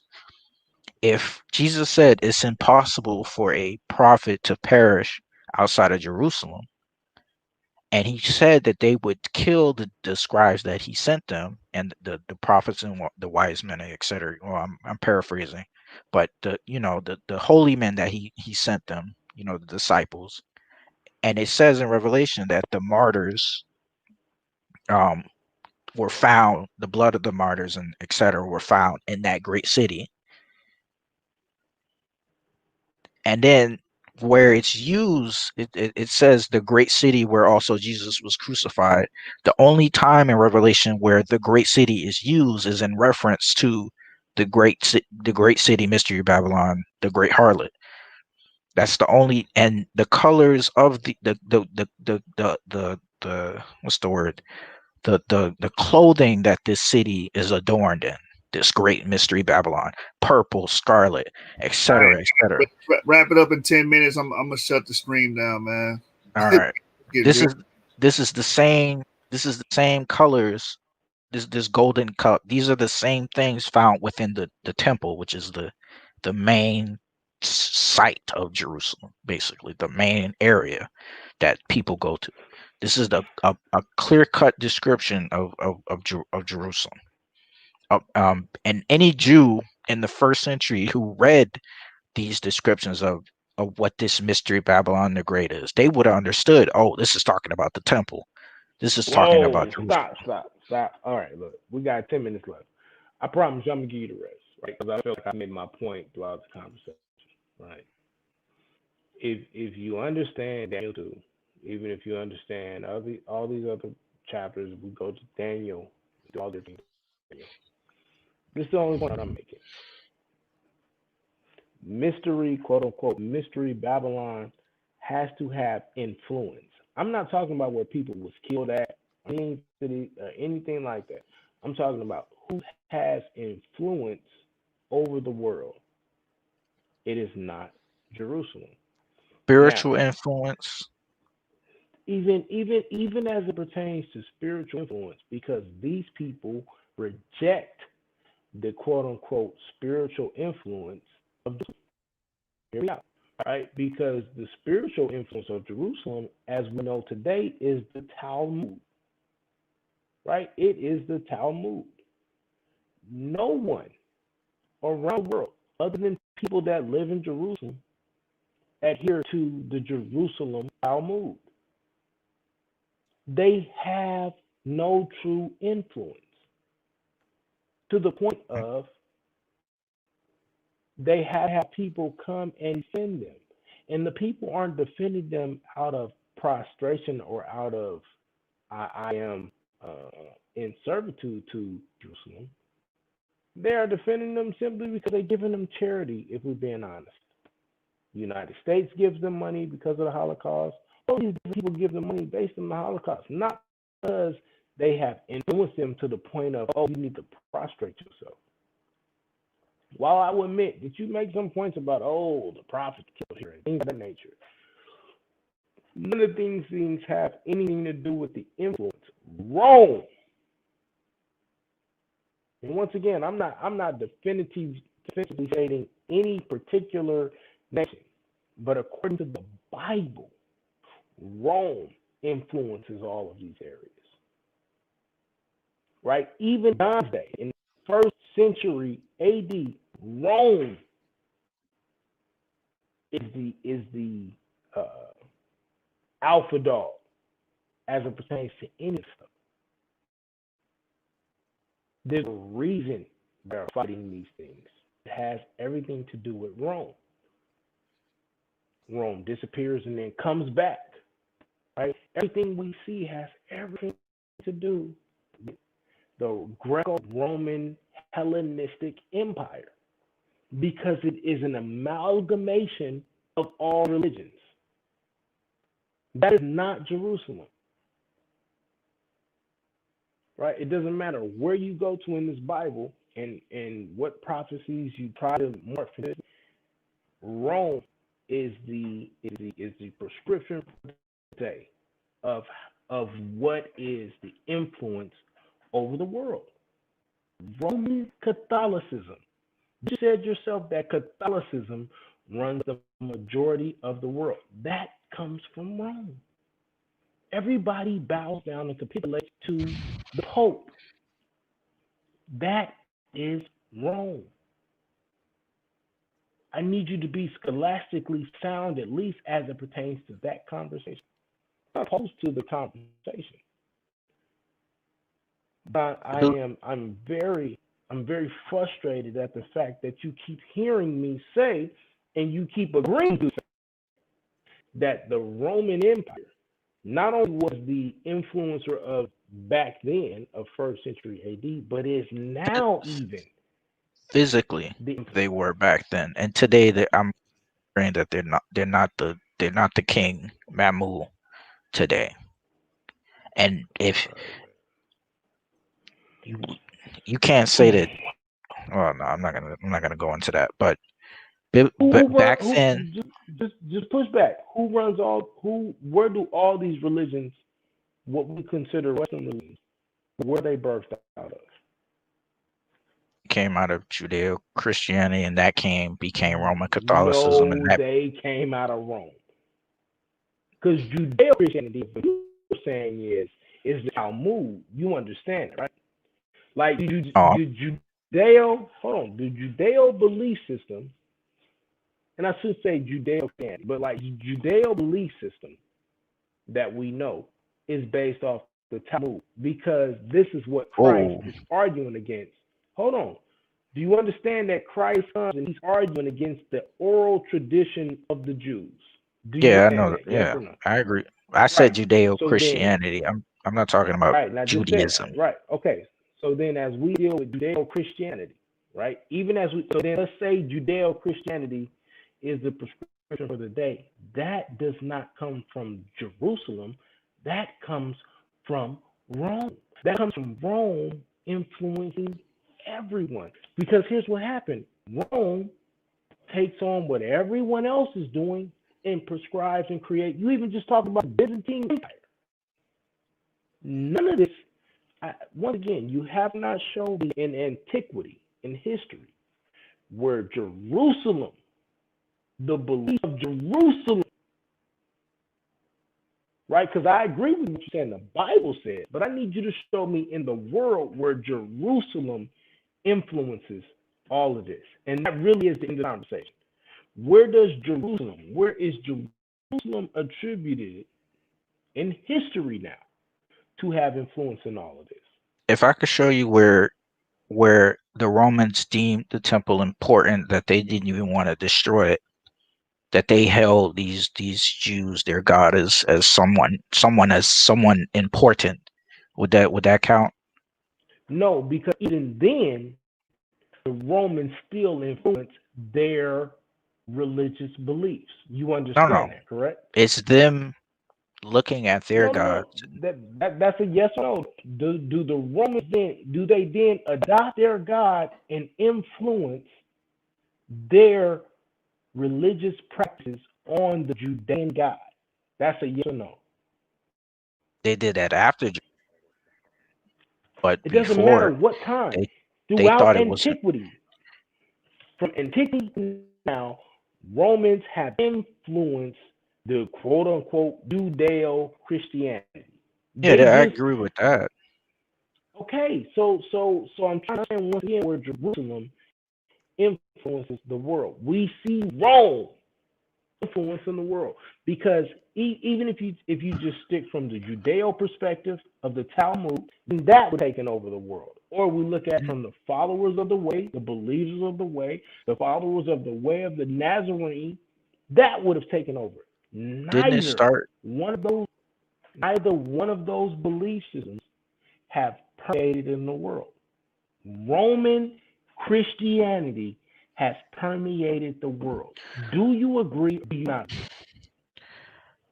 I agree, but it started with Judea. The rest of it is, I hear you, but the rest of it is null and void. So you can say whatever you want to say. I'm sure that's going to give you another 8-9 minutes, but I prove my point that the at the end of the day, Roman Catholicism has permeated throughout the entire world. And I've been very, very nice. Everybody else would have probably beat you up. But I wanted you to get this out, but I wanted to know if you were going to be scholastically honest. Well, I pulled out verses out the Bible instead of my interpretation. I showed you the prophets could not perish outside of Jerusalem. Now, you didn't say anything about that verse. It's in Revelation. It says what it says about the blood of the saints and the prophets being found in that great city. Hey, let me ask you a question, Daryl, before we shut it down. Because you said the prophets can't perish outside of Jerusalem. Where did the prophets get killed? Because can you give me some documentation showing that all the prophets perished or died, or in Jerusalem? Can you provide that? Well, Jesus was crucified, and we know Jesus was crucified in Jerusalem. We know that's one. We know a great number of the other. Hold up, yes, sir. Stephen. Well, a lot of the disciples fled out of Jerusalem before the war took place, and we don't know what happened to them after they ran out of.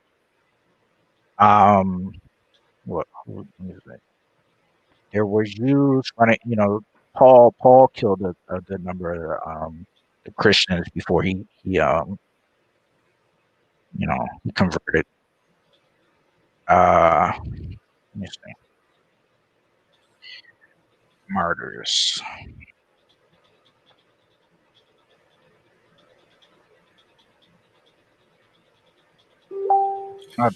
So you're implying that if you're a prophet, you can only die in Jerusalem. Yeah, that's what I'm implying. That makes no sense, brother.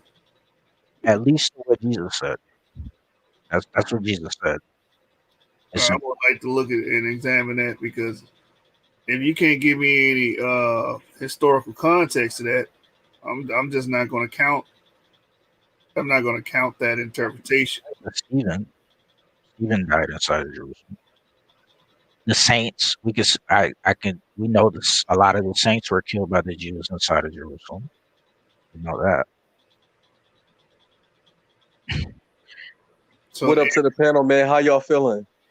What's going on, David? Ain't much. I got a quick question for you. Actually, for you, Scholastic Bully. What verification do we get that Egypt is real, or the Egyptian civilization? It seem as if like the Greeks have to verify the Egyptians, and then the Romans have to verify the Greeks. Like what is this? Like basically, who are these people's descendants today? I'm talking from all three civilizations. Why is it that they don't speak for themselves? Why are they not, even a remote piece of their history is being used today? Like where are we getting this? These three civilizations are real. Like where are we getting this from? Archaeology and paleontology. I mean, they have writings. Why you say nomenclature? Pyramids, all that. Art. Yeah. That's how we know they're real. So who are their descendants today? Well, if you're talking about Egypt or Greece, if we're talking about the ancient Grecians, we have to know what period you're talking about. And if you're talking about ancient Egyptian, you got to know what period you're talking about, because you had a multiplicity of nations or ethnic groups going in and out of those areas, right?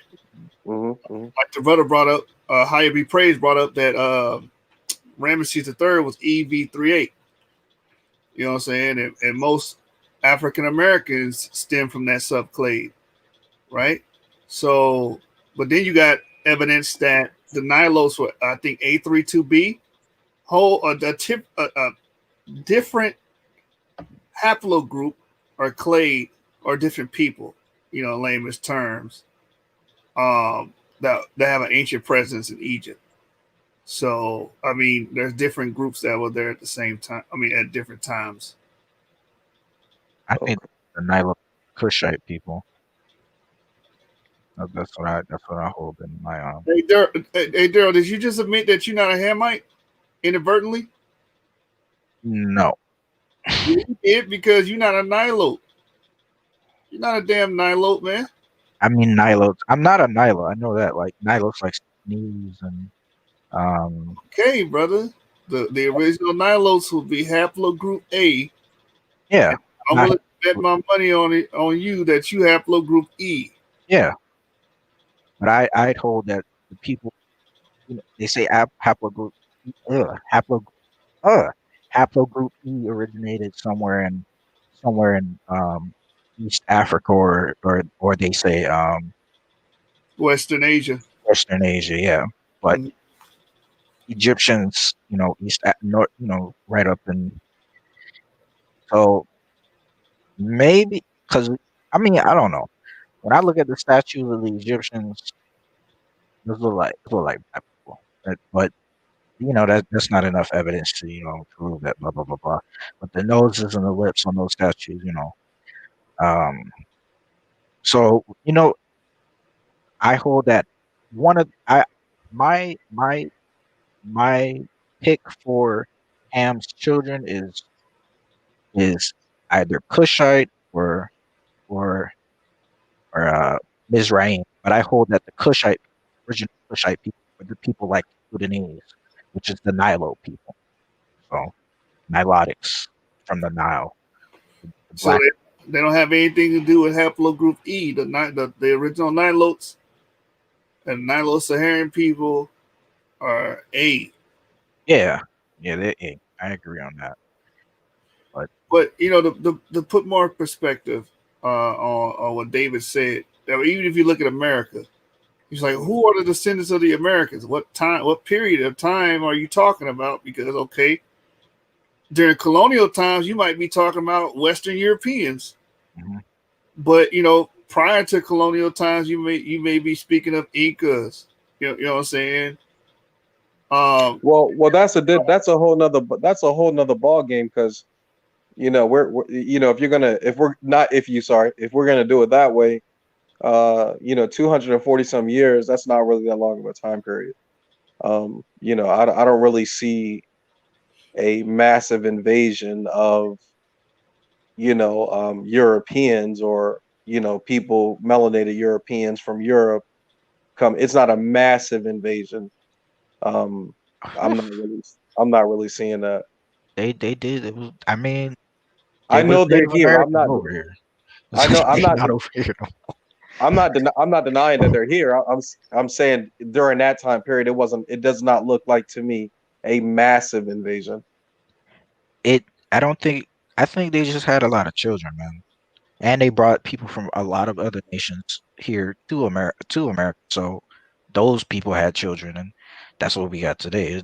There was definitely Native Americans here before, or Pino Indians and them before we got here, and you know we reproduce. So that's Are your people not from here? no African.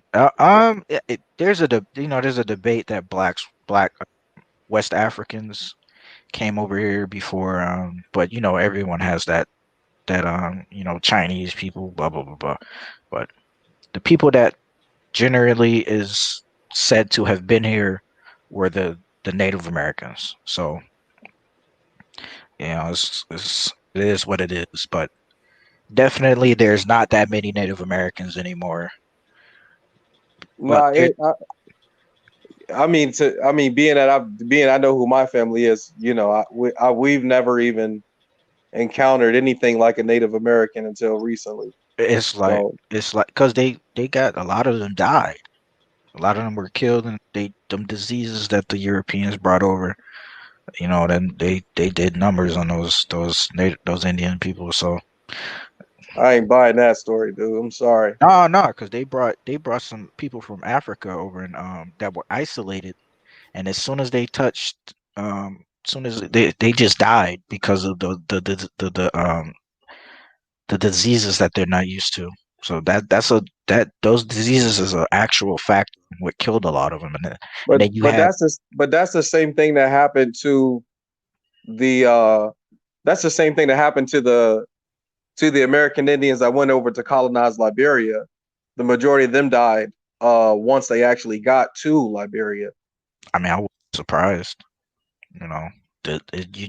You're not ready for those diseases. Your body not ready. You'll just die. So Yeah, I think that whole, and I don't know if you're using the Bering Strait ideology or whatever. I think I that's don't know about the Bering Strait.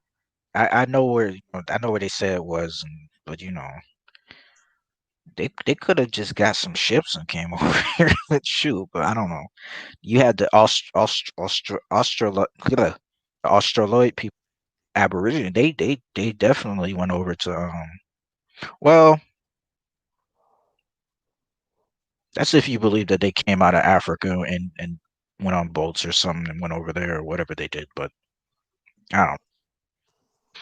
I don't buy that. I don't buy that whole, Asians was over here. I mean, we don't have it. We don't have any Asian culture over here for No, them no, to no. be. It's they a lot of it's just they become a subculture now. A lot of them died.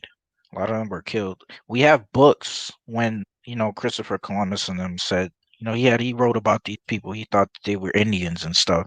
And I mean, you know, they claim that they was over here first, and I don't see why they would lie about it. And our government gives them money. You know, we give them millions of dollars in reservation for land. So I don't think they would just do that for no reason. Yeah, a reservation even in the essence of the word is no different than a place for people who are not from that landmass. That is No, no, not no. that It was that because they give it to them because they was here first, no, that's and not true. That is not true. that is why they do it. Because if they was not from this land first, they wouldn't do it. Africans wasn't. We wasn't from. Black people wasn't from this land first, but they don't give us no reservations. They So literally give them your family is African, fam? yeah, Because I could be wrong. yeah. I no, the Hebrew Israelite people, they'll say that their family is are Hebrew, but I'm on the African. We come from Ham side, but They brought us over here, and whichever, if it's Hebrew, from Ham, but you just said you're not a Nilote, brother. Nilotes don't include Bantu people. They don't include Okay, Bantu. Bantu people can't be Ham if they they don't have anything to do with the Nilotes.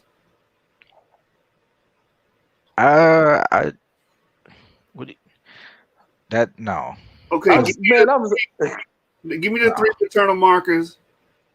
Now, since you hard pressed on this Ham thing, I'm gonna make you prove. Give me the three major paternal markers in Africa. Bantu. Of the Bantu? Yeah. I know one is E. E1B E. I don't know the other two. But Man, I'm gonna tell you right now, there's 4. Only one of them is B. The other 3 are all E. They're all E, man. What name them for me? E. Name the whole. E38 is one of them. That's E1B1A, right? Yeah. All right, because I looked up these haplogroups before, and I was trying to, do a little research into what who belongs to which haplogroup, and yada yada yada. You do understand, if you come from an E marker, that means that you share a common male ancestor with an E marker. Yeah, I understand the whole. You can't share the same male ancestor as a B and an A. Yeah, I'm not saying that they share the. Okay, in order for us all to be from Ham, that would mean we would have a common male ancestor that would be Ham, and we do not share a common male ancestor. What if that common male ancestor? You don't think that Cush created his own separate You don't think a mutation happened in the like? All right, so say Ham is, I don't know what it would say. Ham is A, right? Ham is A haplogroup. Mm-hmm. What would his children be? A. His children would be A. Yep. But we know. So you said what 3 haplogroups are in Africa, right? What 3 did you say? What 4? What 4? 4 that are dealing with the Bantu. It's 3 of them are E and only 1 is B, and that's only because the reason why you have 1 is B is because we took over a lot of the pygmies, and the pygmies are majority B markers, right? So we assimilated them. See what I'm saying? But how would like, say you go to Adam, right? Adam had children, but they don't have the same main haplogroups as he did. So you come from Adam to the whatever Adam's haplogroup was, or whatever haplogroup he had. Say he had, I'm gonna just give an example. Say he had B haplogroup, right? So how would his children have different haplogroups than what he had in the beginning? Is what I'm saying. It's called an ALU insertion. When a new mutation comes, it creates a new haplogroup. But that's what I'm saying. It's just a separate mutation from. It's not a separate mutation from A, B, and E. So that would mean you related to C. Now you're gonna now you related. Hold up. I hold that. T. Huh? What about F? You related? I hold that Asian people are Canaan, and that was what I never got to explain why I hold that belief, but I hold that Asians are Canaan, and the reason why is because of a couple. They're called the Sino. If you ever look up the study of their history, they're called the Sino-Chinese, which Sino is short for the Sin people, the people of sin. And if you look in the scriptures, it's very small reference to people called Sin come from Canaan. And then there's another reason, another name for the Chinese called the Kitte, which is from Hittite. and that's if you look at the Hebrew, it's spelled kind of in that way. Kit and the Kitte, the Cathay, China is called Cathay, and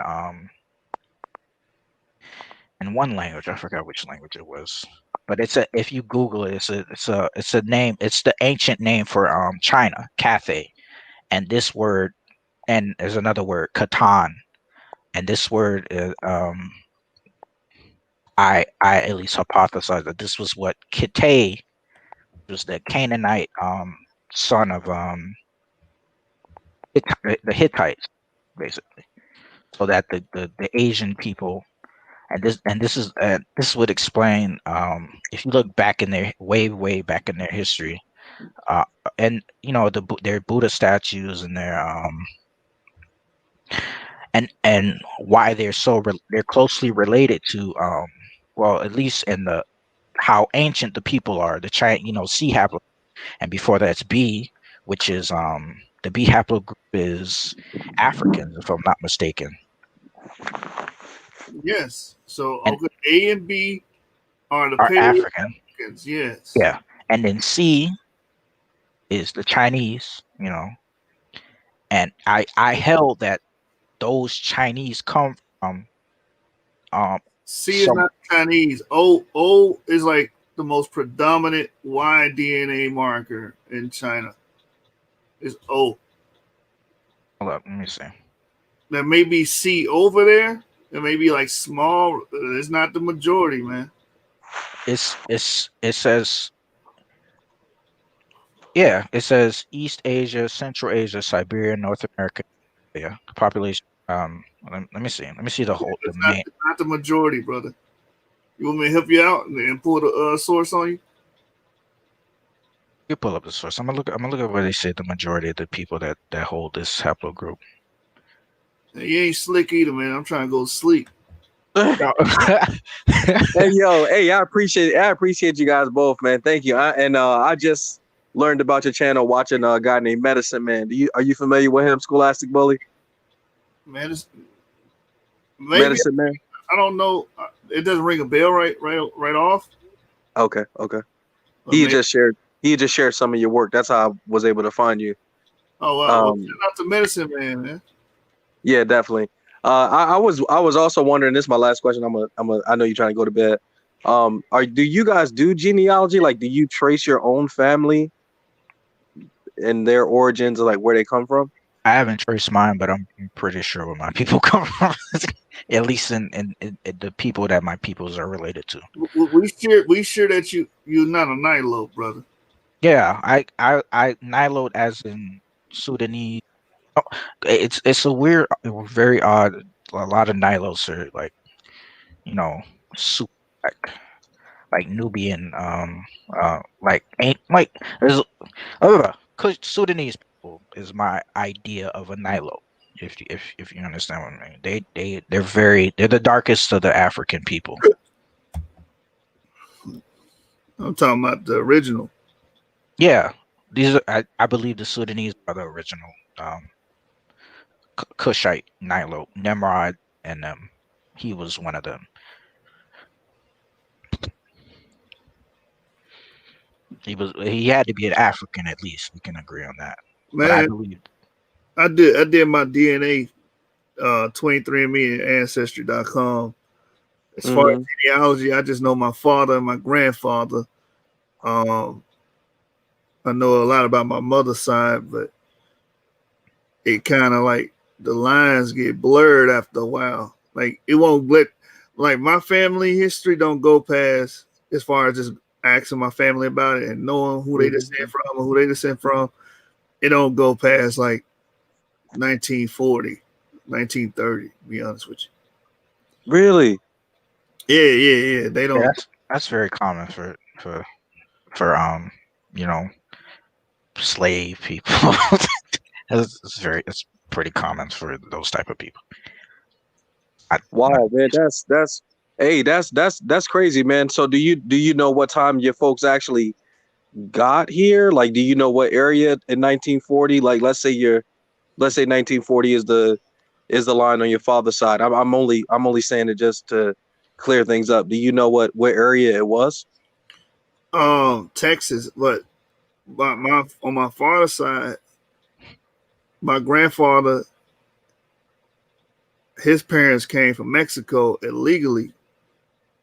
That's why I don't know anything about them. You know what I'm saying? I don't know anything about them because they came over here illegally, and as far as ancestry extended to the time they were in Mexico, I don't have any records on that or nothing. I don't know anything about that. I can only tell you when they got here. Okay. Yeah. Do you use or have you used this? It's free too, by the way. It's called FamilySearch.com. Have you heard of that? No.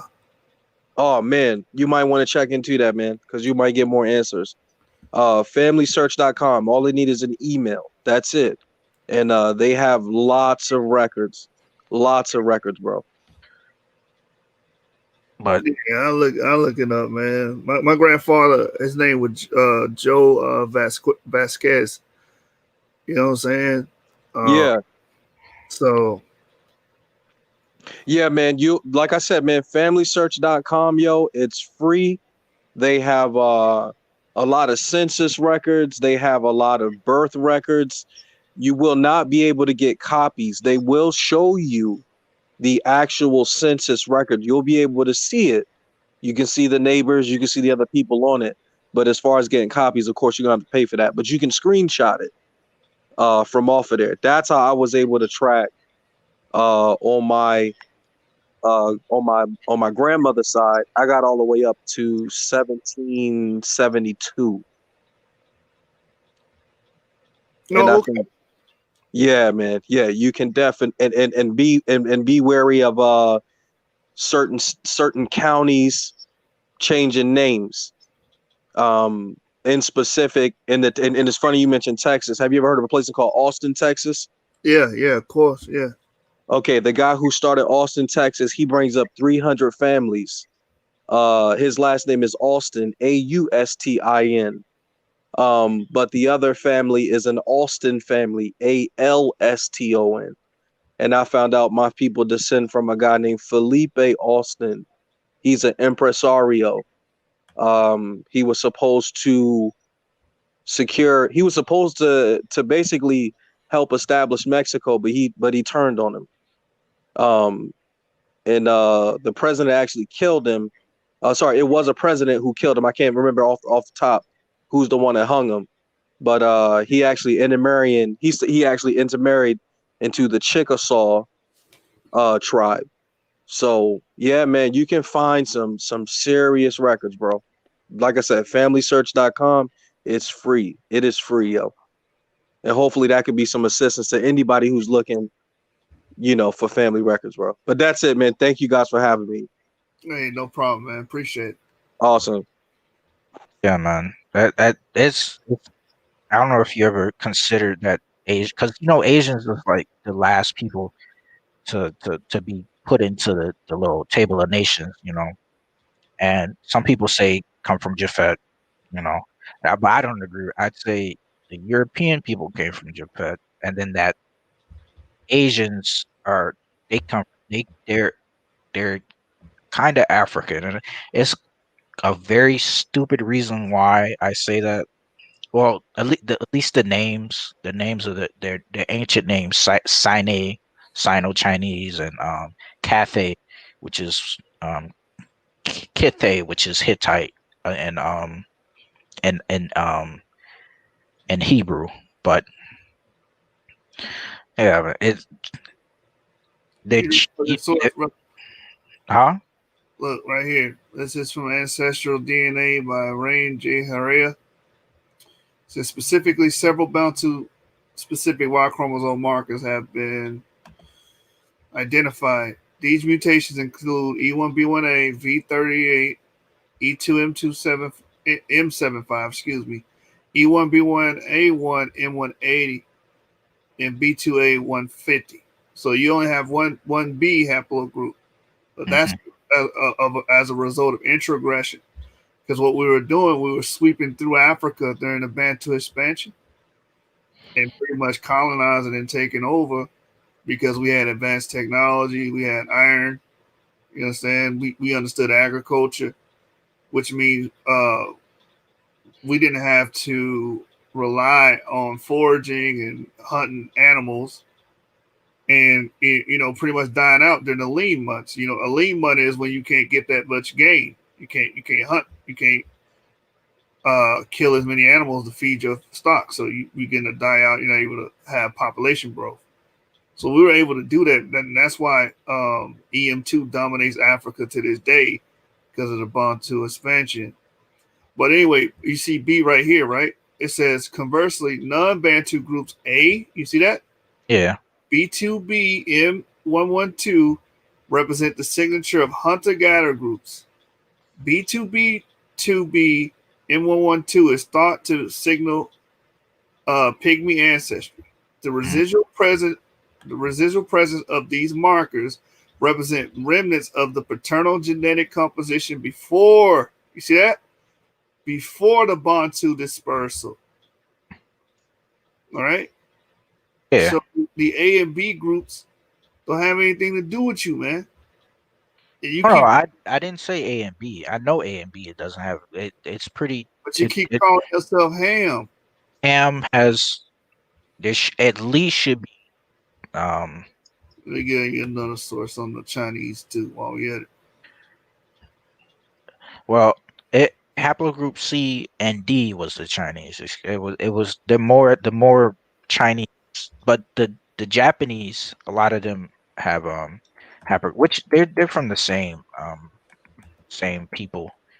The Ainu people are DM174. Let me see if I can find. It says haplogroup C belonging to many peoples indigenous to East Asia, North America, and Australia. So it's right. I'm not saying C is not there, right? But yeah, and then D is predominantly China is O, bruh. Haplogroup O. Yeah. Is that the male or is that the female? Y DNA. The Y DNA, so the male. Haplogroup O. Let me see. O1. Let me see. Which one? Let me see. Yeah, China, Korea. Oh, yeah, you correct about that one. Told you. Look right here. Look at my book. Languages and genes in northwestern China and adjacent regions. Haplogroup O M175 is the largest haplogroup in East Asia, comprising roughly 75% of the Chinese and more than half of the Japanese population, and therefore associated to the Neolithic migrants. You see that? Oh shit! This computer doesn't want to stay on one screen. Where were we at? What page was that? Yeah, right here, page 20. So yeah, man, 75% O3M122 is the most common haplogroup in China, and this is why I wanted to debate particular Israelite. They're gonna say a name on you, man. Well, he was like, the Chinese people are Canaanites. I'm like, bro, Chinese people will be Japhites. Majority of them. It's I say I say Canaanites too, but okay. So haplogroup O is Canaan now. This is what I'll be trying to get y'all to see, that y'all theories don't match genetics at all. Haplogroup D, high frequently found in Tibet, Myanmar, Qinghai, and the Japanese archipelago and the Andaman Islands. So haplogroup D is Canaan, right? Let's say that. I'll say C and. Wait, so how the Nilotes Canaan then if they're A and B? No, I didn't say Canaan. I said the Nilotes were Cush, and that would. So how would the Nilotes be Cush, which would mean they had a common male ancestor, right? Yeah. And then the Canaanites be D, if they share a common male ancestor, they should share the same macro haplogroup. That's what you're not understanding. Because if you have the same macro haplogroup, that means you all descend from a common male ancestor. The Bible is teaching common paternal ancestry. Ham, Shem, and mutations occur, and this is where all nations came from, according to the Bible. Those three. So we should, if all people had the same ancestor, and you're saying that they should still have the same paternal haplogroup as their ancestor, then we shouldn't have separate haplogroup. I'm saying these mutations occurred, and that's how we got these different haplogroups that we got. Let me help you out. Let me help you out. B is not going to mutate into D. A is not going to mutate into D. So that don't work. It doesn't work that way. I'm not saying that that's what happened. I'm saying that you don't know what you're saying. This we have different haplogroups, okay? Let me help you out. Let me help you out. Here. Look at the string. See this word? Monophyletic. See that? Mm-hmm. I want you to read it. I'm not gonna read it for you. You gonna read it. Organisms descended from a common evolutionary ancestor or ancestor group, especially one not shared with any other group. Okay. So you can't be D and be related to someone that's B or A. Makes no sense. Yeah, I agree. All right. Good night, brother. You learned something. Also, get your book game up. Look at it. Look at that. Look at that. You see how many books I purchased? 199, man. One purchase away from 200 books. And that's just on Google Play. That's not even the Kindle and the Nook app. So you hold that the Chinese are Japhet. Majority, not all of them, majority. Some of them could be of Shem. I'm not even saying they not. I'm just saying, like, if you're dealing with majority of Japhet is, majority of China is O. And O comes from F, and F is Japhet in my model. But J is, not J, but C and D are. C and D are what?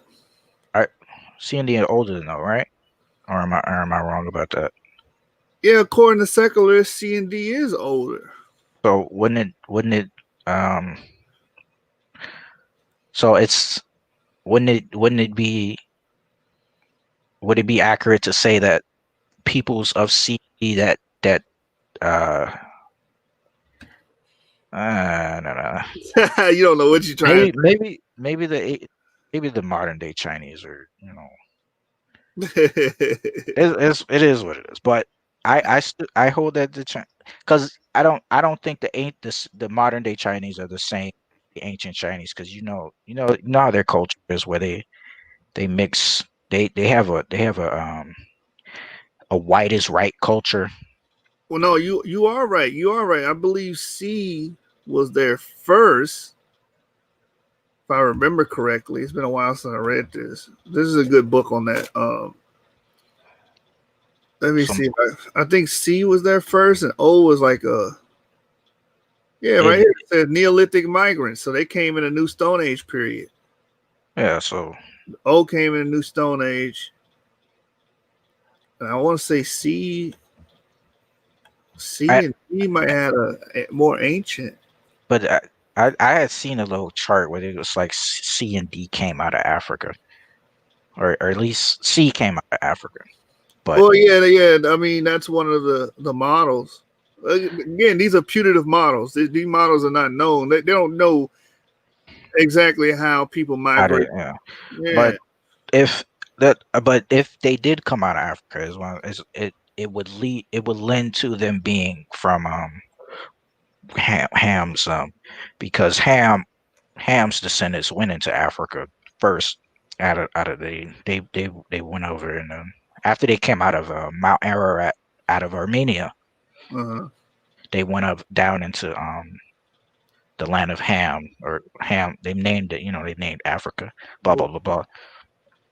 But And those first Africans will have to be haplogroup A and B. yeah, I agree. Haplogroup A is Khoisan people. If I'm not Yeah, tripping yeah, about that. yeah, yeah, yeah. You're right. So Koi, I koi. don't know when I look at and I heard you had said one time when you was like, don't just look at the people and make an assumption. But I don't know. The Khoisan look Asian. To me. Is They do. I mean, they genetically diverse. But that doesn't mean just because you look similar to another group and you quoted me doesn't mean that you directly related to them. I keep trying to say quit making that mistake. their language. You heard them speak. Wait. The Khoi people are known for the click language. Are you saying Chinese people have click language? No, they don't. They're not. I'm not saying that. But if you've heard them speak, you heard. Have you ever heard of? It was a video I watched. It was a Khoisan man speaking his language. All right. I want you to do this. I want you to do this. Stop watching videos and start reading. No. It was just they were demonstrating he was demonstrating his own language. It wasn't I read some reading some of what I'm trying to see the table of nations through the what these geneticists are finding, because they're not going to always find everything that's correct. No, I mean everything.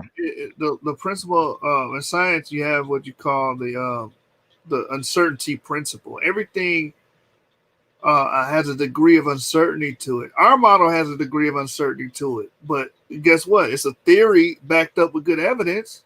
It has good. I'd say it has good evidence. Yeah, the datings might be off a little bit, but yeah, I'd say it has good evidence. I don't think our dates are off. I think the secular dates are off because they're trying to push this. Yeah, that's what I meant. Crap. Yeah, they're trying to push this evolutionary crap down our throat that we came from apes. So you need long periods of time to make that BS up. That's what I meant. Yeah.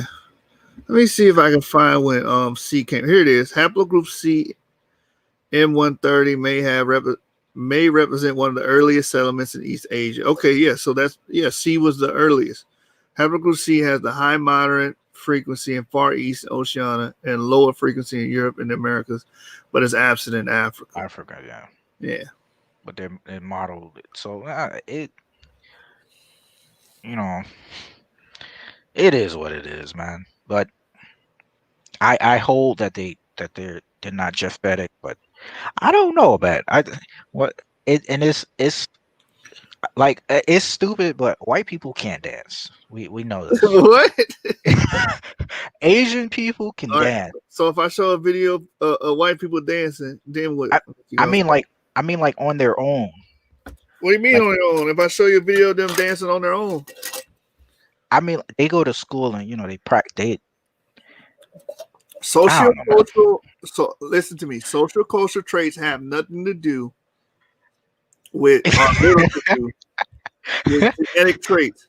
No, be honest, because some people think that's true. No, you absorb culture while you're living. It's not something passed down directly to you.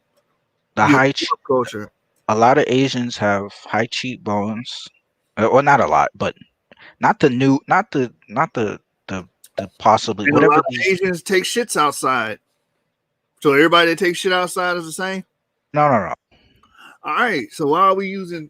Never mind. Man. I'm talking about phenotype. Like they have thick. Some of them, a good number of them have Koreans more show this phenotype. They have they have African noses, a good number of them, and they have thick lips, high cheekbones, like African people, and I don't know, man. I don't know, man. They for them to be related to European people, at least it like how they operate, it don't add up to me. All right, let me get a phylogenetic tree out because we gotta know haplogroup F. At least the was Let me see if I can find one where it has all of the branches. F is the most numerous. But which chapter? I didn't get it down. Well, what the Lord say? He shall enlarge Japheth. Japheth, yeah. Yeah. F. Look, hold on. Let's go get it right here. This is the wiki. Yeah. Haplogroup F, also known as FM89, and previously as haplogroup FT. It's a very common Y chromosome group. The clade and its subclades constitute over. You see that? 90%. Yeah. 90% of paternal lineage is outside of Africa. You know what I'm saying? And then they have a map here. I hate going to maps and stuff like that, but these are all the descendants of F. J, G, R, P, K, N, O, O, N, M, S. You see that? R, Q, R1A, R1B. These are all the children of F. That includes O, brother. Not C and No, C comes before C F. and D. C comes before F. Yeah, right. CT. I believe CT created DE and CF, and then that created F. So who were those? The Ainu were part of D or C. I don't remember. No, DM174. They come from haplogroup D. They're more related to us than anything. Exactly. How are they? I'm pretty sure those are the original peoples of Japan, the Ainu. So why are there two Asian groups of people? Is you know what I mean? If you understand what I'm trying to say, like there's one's Japhetic, the other's Shemitic. not Shemitic, Hamitic, I'd say. No, bro. Okay, again, let me get the definition of monophyletic again. Hold up. How is he Semitic? Which group does he belong to that you say he's Semitic? Well, if we're saying E is Shemitic, E comes from DE. I'm saying E is Hamitic, is what I'm saying. E can't be Hamitic because A and B, you just admitted that A and B would be the first Africans, quote unquote, or Paleo Africans. I said that there's some of the first, but they're not the only ones. I was gonna include E in that group. How can E be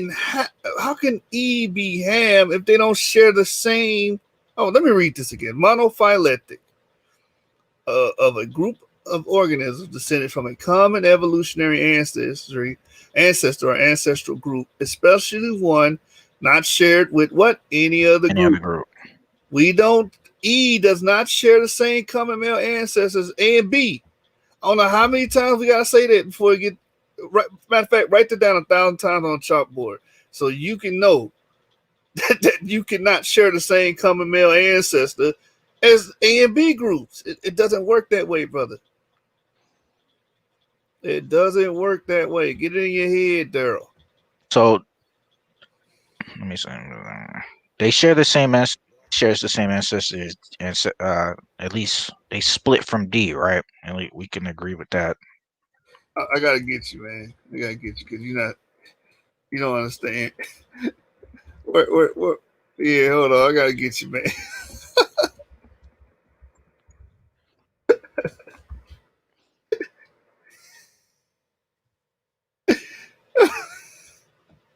I actually have those glasses. The more people vaccinated, Spelled my name wrong, man. Oh wait, no. Vaccine. Damn, why he look? Oh man. They got ghetto and all over, man. You see, my grandma, she always hosts the church fashion show. I'm gonna do my impersonation of the church. Y'all pray for her, cause she tried to make it seem like they begged her to do it when really she hooked it up herself. I ain't gonna do it. This my last time. I ain't doing it no more. But I'm gonna do my impersonation of the church fashion show. So when the models come out, I want y'all to clap for them. All right, you ready? All right, here we go. Thank y'all for coming out to the old Lord. Hold my mule while I shout missionary Baptist Church Episcopal Church of God in Christ, brought to you by Budweiser and Hennessy. Lady was looking at him like he was crazy. I want to get right to the part. Our coming out. He's our head deacon and trustee. Y'all pray for him. Y'all give it up a rep for the Deacon Jones. Give it up.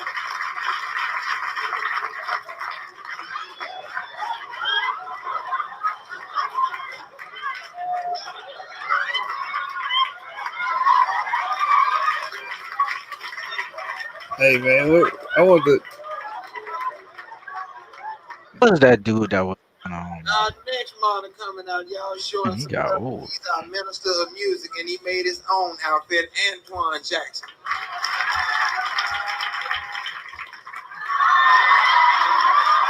He the fruity one.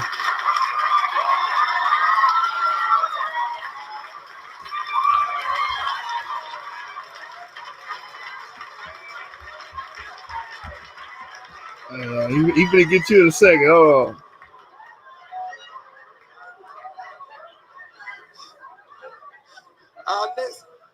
Our next model coming out, I want y'all to show him some love. He coming out to say his Easter speech. Don't laugh at him because you know he retarded. Y'all give it up one time for Lil Darryl. Give it up.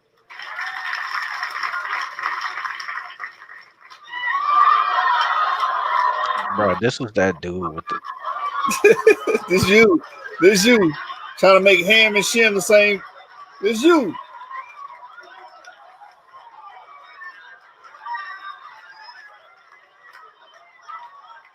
My name Lil Darryl. That's you. My name Lil Darryl. My name Lil Darryl. Leave me alone. That's you. My name Lil Darryl. My name Lil Darryl. My name Lil Darryl. I'm gonna say my speech. Leave me alone. Okay. I didn't come right here to stay. All I came to say, happy Easter Day. That's you, man. Hey, man. Next time you do that, I'm gonna play the Lil Darryl clip. All right. You gonna have a clip specifically for me, man? Yeah, man. All right, I'm gonna come with some more sources next time. All right. Your name Lil Darryl. I'm gonna get you. I'm gonna outsource the Scholastic. All right. I got you, man. I don't think that's possible. hey, man. Haplogroup, say it with me. There it is. E and D are brothers. They don't descend from no A and B. They descend from DE. That's it. All right. I'm gonna pull up the whole. We're gonna go through the whole thing next time. All right. I mean, it's right here. We gonna go through the whole thing next time. DEM1. I'm not. I Well, we said, and it's associated with a short black Asian physical style. the same. Well, no. We gonna. I'm gonna bring. I'm gonna get you, man. Don't worry. I don't know how you gonna make A and B the same as D and E. I don't know how you gonna do that again, brother. I won't say they're the same. I'm gonna say they part of the same. Let me put this in the chat because education.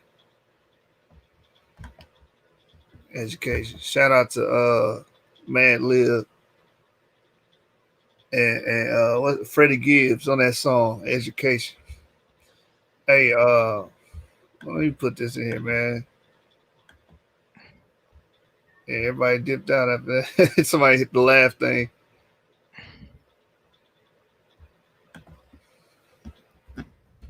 Yeah, man. Monophyletic, man. Law monophyly. It's a law, brother. Got you, man. I'm gonna use that law. Don't worry. I got you.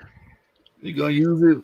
I don't know how you gonna use it against me. I'm in full support of it.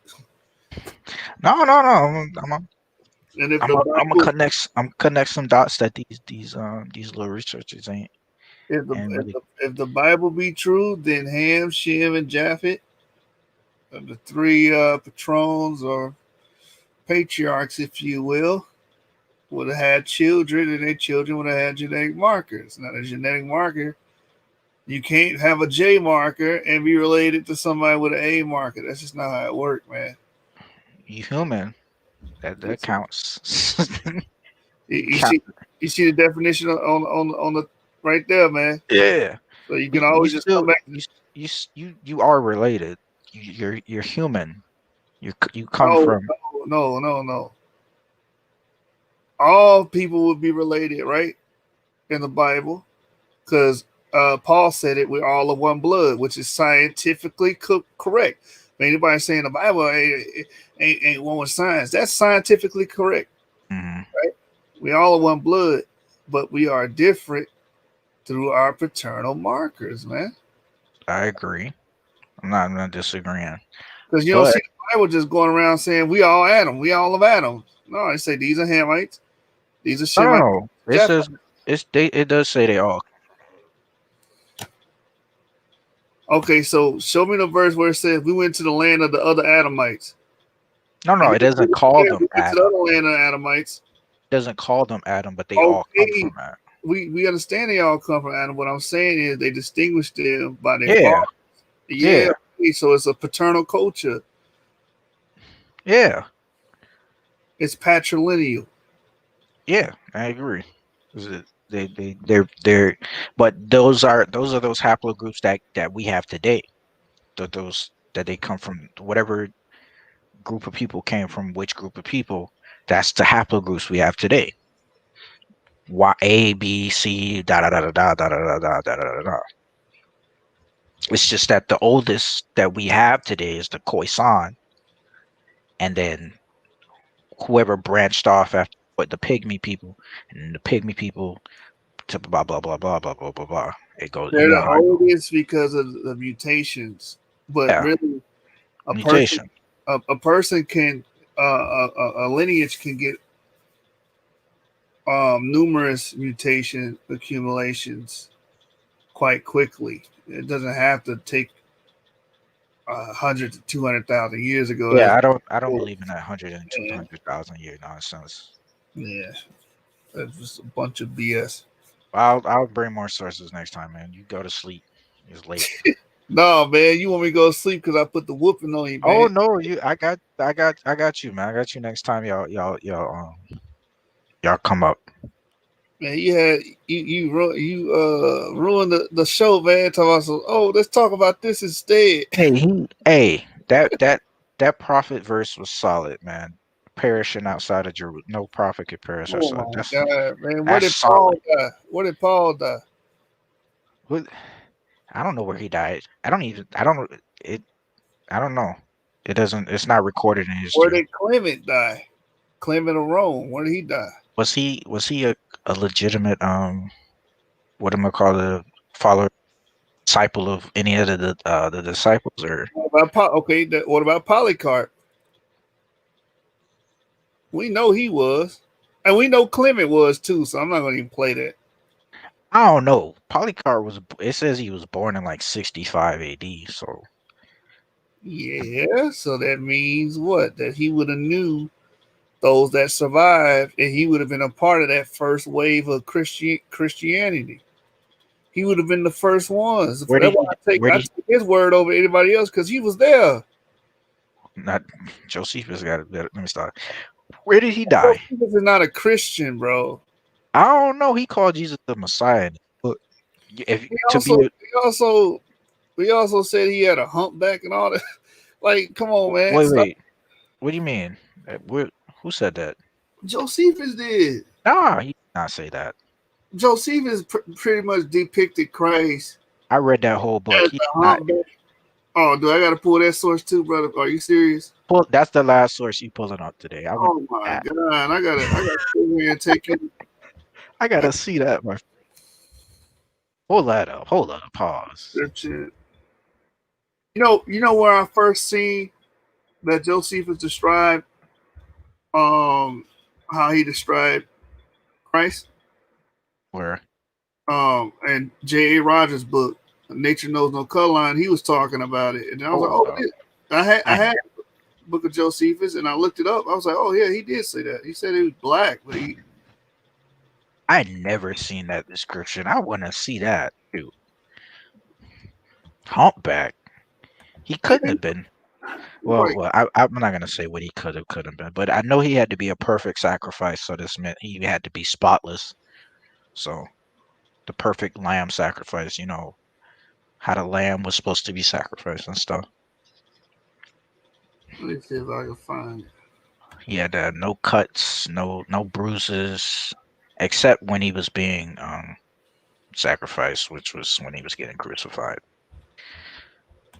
At least that part is I don't know. Seems like black, short. There is no. I had never read that. I read his whole. I didn't read all of Antiquities. Short, black skin, mature, hunchback Jesus with a unibrow. That's what they said. Ooh. What?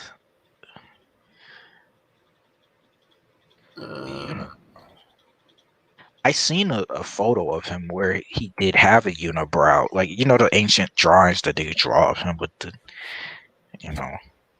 But I don't know if that was accurate. But they do have the dark skinned pictures of him before the Renaissance and the whitewashing and all that. But those pictures aren't. Even the black pictures aren't accurate. But they were dark skinned. Everyone thought that they were dark skinned back in those days. But yeah, I'm looking for it now. Right now, you ain't gonna never find that. I did find it. No, I saw. No, I own the book of Josephus, and I looked at it. And I said, "Well, damn, he said this shit for real." Nah, there's no way. I had never came across that, and I researched all through his if any I was trying to find the descriptions of Jesus. Let me see, description of Jesus, Josephus. Let me see. This I ain't never heard of that. Type in hunchback. Hunchback.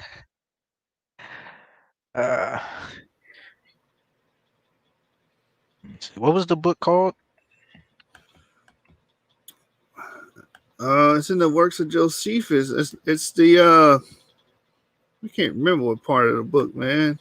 No, I'm saying who you said you read it someone who said that's what Nature Knows No Color Line by J.A. Rogers. Now, when I read his book, he said it. He didn't say hunchback. He didn't say hunchback. He just said even Josephus said Jesus was black or something like that. And I was like, oh, okay. And then I you know how I have the reference where he got it from, and it was Josephus, and I forgot what part it was. But I got the big black Josephus, the big black book you buy from like the store. So I went to it and read it. It said hunchback. You know what I'm saying? Hold on, I'm gonna find it. Hold on.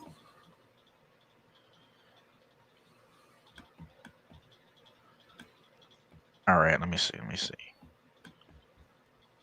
Because I know one thing Jewish people did. They was all on Josephus' barn because of he mentioned Jesus as Messiah.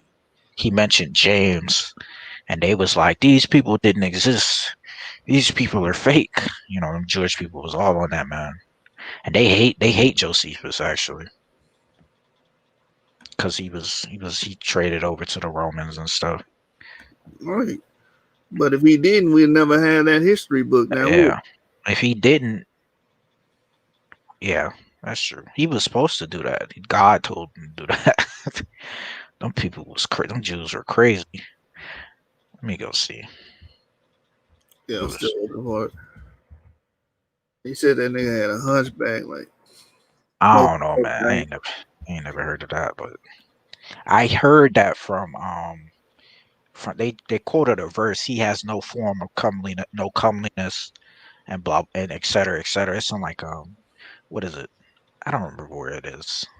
I just know these verses. I don't know exactly where they are. Yeah, small hunchback, long nose. Where that's at? Hold on. A Hunchback of Notre Dame, like the Hunchback of Jerusalem. Hold up, I think I might have found it.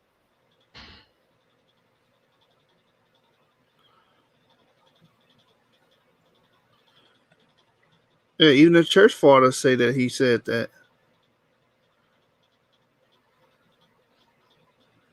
Yeah, Andreas Jerusalem says, but Josephus the Jew also records the same way the Lord appeared with joined eyebrows, beautiful eyes, and long countenance, humped over, well grown. Put screen share real quick. I gotta see that. Yeah, I'm on a blog. I'm on a blog that's like that got all the sources on it. That's what I'm looking at. I'm using the cheat code. There's a lot of cheat codes, man. But I had never heard that. I did hear some physical descriptions of it. It was one letter by some dude, um, a Roman, in the first century.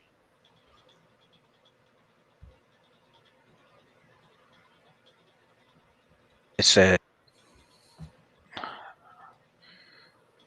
It said, but Josephus the Jew also records in the same way that the Lord appeared with joined eyebrows, beautiful eyes, a long countenance, humped over, well grown. oh, it's saying according to Hieronymus, the Jew Josephus recorded that Christ was seen having connate eyebrows, goodly eyes, long face, crooked, well grown. Where does he say that? Oh, Here it holy is. mackerel! The Messiah, Jesus, and John the Baptist, according to Flavius Josephus, recently discovered, captured Jerusalem and other Jewish Christian sources. Yeah, a man of simple appearance, mature age, small stature, 3 cubits high, hunchback, with a long face, long nose, medium eyebrows, so that who see him might be affrighted, and scanty hair, but with parting in the middle of his head after the manner of Nazarites, and with an undeveloped beard. They quoted that from. Hold up, Robert Messiah Jesus, according to Flavius Josephus, recently rediscovered. And what the hell? I have never heard. Oh wait. That's the Slavonic Josephus. That's why I read the Josephus, but I did not see that verse of what he but basically what the Slavonic Josephus is, where they found this Slavic version of Flavius Josephus his book, and in there in the book that you buy at like on Amazon or anything, it doesn't have the Slavonic verses that the Amazon version has, because some people claim that these books were fakes. But in the Amazon version of Josephus, there's he mentions Jesus. He calls him the Christ. And for you to have been a Christian in the first century, you had to call him the Christ. But that's basically the only mention of Jesus in his book. But then there's the Slavonic Josephus that they say is a forgery and it's a fake. Oh, okay. Yeah. But man, somebody must have went back in time and altered history, because I remember reading this because I read J. Rogers' book. No, he quoted the Slavonic Josephus, and when I read the Slavonic Josephus, I actually liked it, and it sounded like, but they don't want Josephus to be a Christian. This is the problem. They didn't want Josephus, Jewish people especially. They if you look up the people commenting on Slavonic Josephus, it's mostly Jewish people saying, no, this is a forgery, it's a fake, blah blah blah blah. He also mentioned not Paul. He also John the Baptist in the Slavonic Josephus. He mentions John the Baptist, Herod, a couple of the other Roman. Pilate mentions Pilate in his edited version, but I don't it when I read the Slavonic Josephus, it seemed real. At least what it but they say it's fake, a forgery. But I don't hold that as a forgery. I think they're saying it's a forgery because it includes more descriptions of Jesus than or it talks about Christian stuff. Basically, they just took it out of his edited version, which is what we have today mainly. The Slavonic version they was like, that's a fake. So Oh, I didn't know that. That's news to me, that hunchback thing, because there oh, was here people. it is. This is where I read it from. Okay, look. Jesus depict them as black or dark skinned. Says Josephus, the He was first. said that Christ was a man of simple appearance, mature age, dark skin, and with little hair. 4.5 feet, 54 to 58 inches tall, hunchback with a long face and an undeveloped beard. That's crazy. He says this appears in the reconstruction of the original of Halosis II. Yes. Oh, that's where it came from. I thought I So read it from the book. nah, but it would. Who is this Holocaust II? That's crazy, because if that's basically a first century description of Jesus, if it's true, and it's saying he's dark skinned, Mm-hmm. which Jewish people they would be like, hold up, no, that's like, it's like, hold up, pause. He's dark skinned, So you can see why this wouldn't be a public information. So whoever this Halosis person was, and I doubt he's a recent person. Like, I think he was back like during probably the 3rd or 4th century, but Salamatinus is his name. I'm a put his name in Google, because I'm first hearing about this. Because when I went to go read the Slavonic Josephus, it didn't say nothing about this. Oh, it's 11th century. He's an 11th century. It's an 11th century Greek manuscript. So, and apparently it had Josephus, and for some weird reason they had Josephus inside of it. Oh, okay, I see now.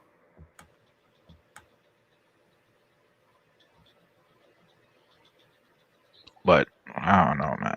That's crazy. John of Damascus. Who's this John of Damascus?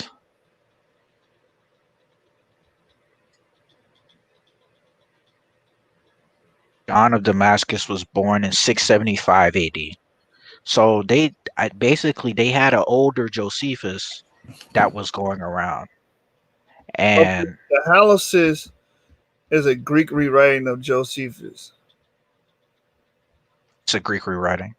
Josephus' original Aramaic rough draft that was made almost entirely by assistants hired for the purpose, since Josephus did not have adequate knowledge of the language at this initial publication. It was continually revised and then republished in a new form during the reign of Emperor Domitian. Oh, okay. Oh, this is a theory by Robert Essler's theory about the Slavonic version of Josephus, that it was translated from manuscript of the first Greek edition of the Jewish War, which is called the Halosis, or the Capture of Jerusalem. And was published in 87. Oh, okay. So they're trying to say it was the 1st century. It's even worse. They're trying to say it's a 1st century rendition. But that's even better. If it's 1st century, then that means it's that description might not be far off. Shoot, I because I heard another. It was by a Roman who seen Jesus apparently, and it was you can't even find it anywhere, because it's like, if you had a description of Jesus, like, people, and it's skin color, because how they treat those type of that type of stuff. Like, they'll trip if Jesus was dark skinned or melanated. Like, people would trip out.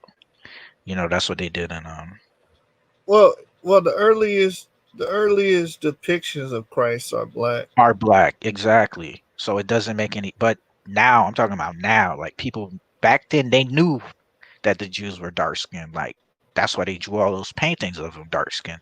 But I'm talking about now, like they completely whitewashed all of the, you know. Right. You know how it goes. It's more of a, like, if you say Jesus was dark skinned, you know, they pull out that little garbage. Oh, it doesn't matter what skin color he was, and then they either pull out that or they'll just flat out deny what you're saying. Like, I must be tripping because I thought I had read that in Josephus after I saw that, because I went to the. it might have been the Slavonic Josephus you read, and that might have been that might have been true. To be if you know, I can't remember, to be honest. I thought I did. because I don't have the I have the Amazon version of Josephus, and in there it doesn't even mention Jesus's description or John or anything like that. But in the Slavonic, it mentions his John, at least John the Baptist and stuff like that. It adds details and that and it adds more details in about Jesus too, but I didn't read that.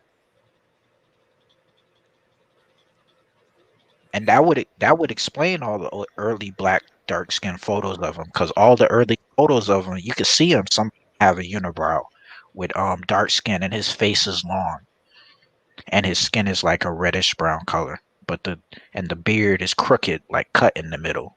If you've seen any of those photo, and his hair is parted in the middle. In the early Wait. So was Jesus a Hamite? Oh, he was dark. He was a Semitic. He was dark skinned. All right then. I'm saying I never said Semites weren't dark skinned. I hold to the fact that Semites were dark skinned. But I'm saying that they weren't black people or African Americans, what they call us at least, are Semitic. We're Hamitic, because Hamites are also dark skinned as well. So but we could argue that some other time, because you need to go to sleep. But I'm gonna pull up more sources with this whole Hey, SPL, you late, man. It's like 2:40, bro. You late. Talking about a link. He in the comments talking about, oh, let me put this up here where the link is. This nigga, this our drunk uncle showing up at the party talking about, so where the liquor at. Man, I'm finna go to sleep, man. Yeah, he about to go to sleep. So we went on for 6 hours, 45 minutes. If you get on here, I'm gonna have to argue with your ass for no, don't do it. You finna be on there. But yeah, came on here earlier, man. What's wrong with brothers? Shoot. I guess. But all right, man. We'll finish this. Well, y'all probably gonna have it, but I'll try to bring some more sources, because hey, but that Slavonic Josephus, I like that. I'm gonna go read that, reread it, because I didn't find all that description in there. But yeah, I mean, like I said, I was introduced to that passage. Do you think it's wrong though? Like, do you think it might be? Now I'm looking into it. I'm like, maybe it is. I don't know. We just need early manuscript evidence. No, I know we didn't get all of what Josephus wrote that we have now. I know that. So, and I know that there's Jewish people who hate Josephus and everything Christian, and they would die to keep all that secret. And I'm just fine. That's why a lot of our history is destroyed by other Jews, because other Jews were like, no, that ain't the right way. You know what I'm saying? And now, 2,000 years later, they not Jews, man. You know, them Europeans.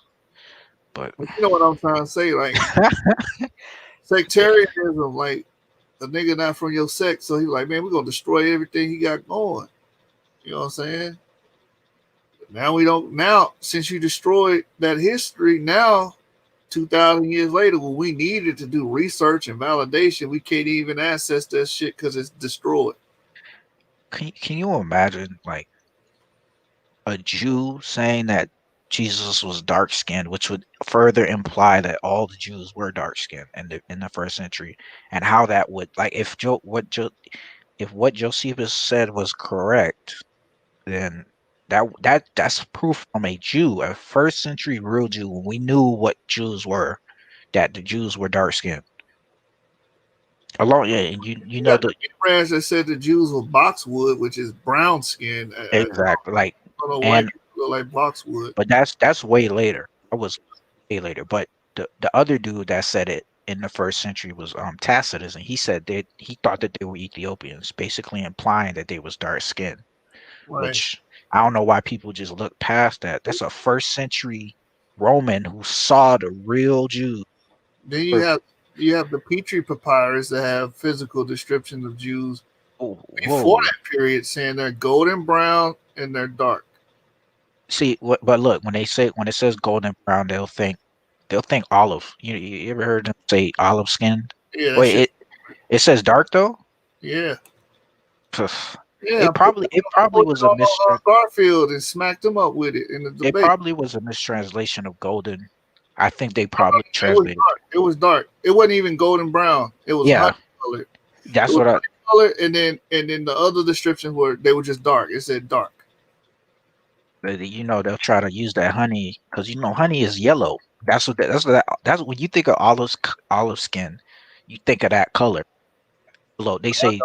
I don't think of that color. You see Don's picture? I think of Don's skin complexion. I think of my skin complexion when I think of honey color. Yeah, but other people think like you've seen an olive, right? It's like light green or like it's tan. They'll say that this is the color of modern Jewish people, which don't make no damn sense. Like Jews are not white; they're tan. They're olive skinned. That's what they'll say. Every Jew that they bring up look pale as shit, though. Exactly. That's the point. Look, if you Google olive skin right now, you'll see exactly what I'm talking about. That's the color that they say Jesus was, and I'm like, this is not the color of it. It's when they say olive skin, they're being disingenuous basically. They're not. They think olive skin means what you Google. Basically, that's the yellowish tan color. That's what I'm talking about. So when they say that he's olive skin, see the honey they'll try to use that same thing with honey too, because they'll look at the color of it. Like look, they play these games, man. Trust me, they'll try to use that. So you got to go to Tacitus, and you got to go to whatever Josephus said was correct. When they confuse them for Ethiopians, there's no excuse for them being light skinned or anything. That's so honey colored Jew.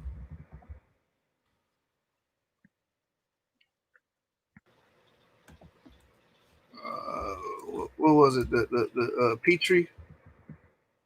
Petrie, yeah. Petrie papyri. They'll play games, man. They always do this with translations. Shit, I'm spelling it wrong. I'm half asleep. You're not really gonna be able to find it either because they hide this type of stuff. They hide Slavonic Josephus, Tacitus, all that. So, papyri. I'm gonna go reread that Slavonic Josephus. That's crazy. Here it is.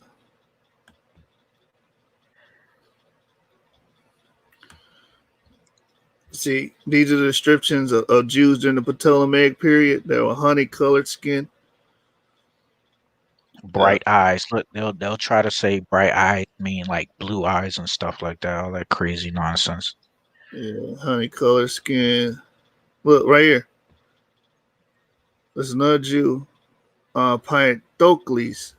Tall, dark. I never heard of this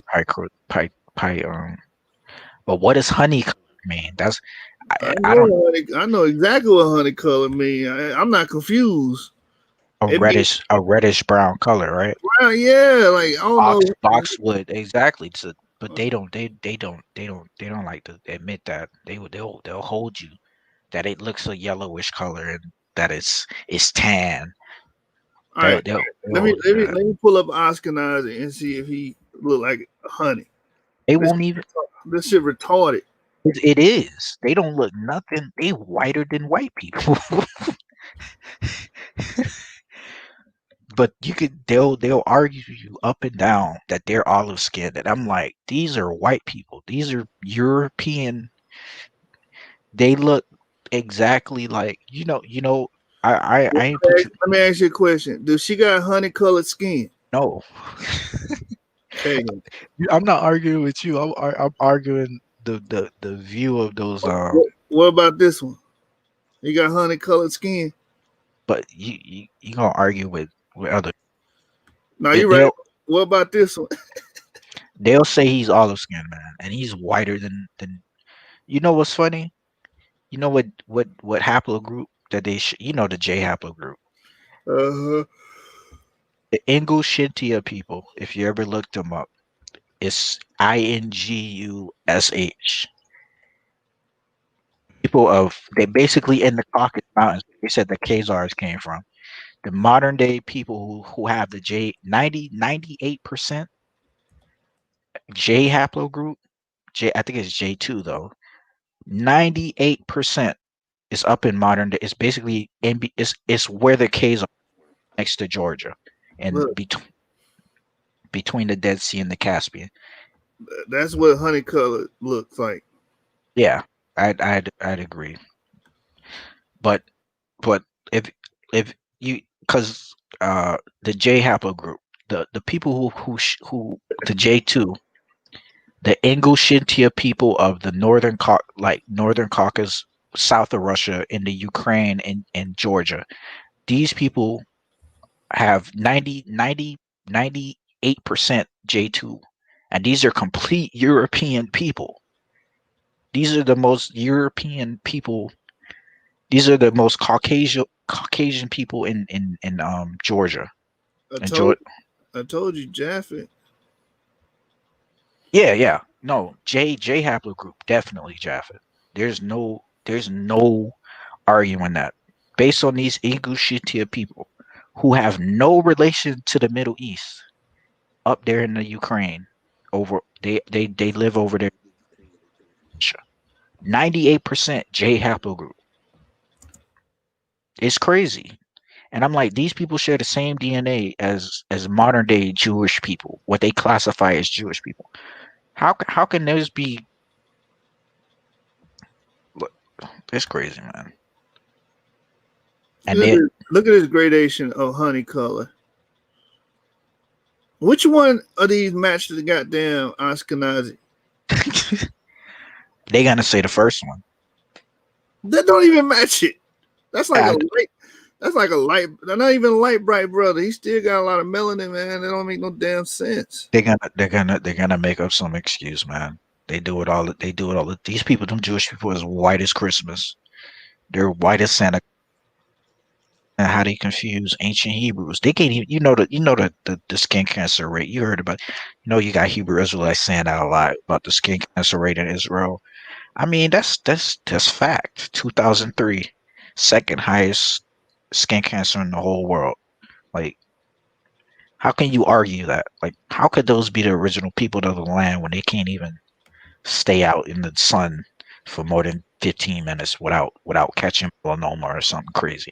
How can they be slaves for 400 years, working as slaves or whatever in the sun, building cities for Pharaoh when they can't even stay out in the sun for 15? Hey, come on, man. Yeah, can we see any depictions of white people being slaves in Egypt? Like, no, you're gonna find melanated people. But no, this is what they do. They take those photos, whitewash. They whitewash. They do that. The Egyptian. They try to paint them as yellow. Do that same bull crap.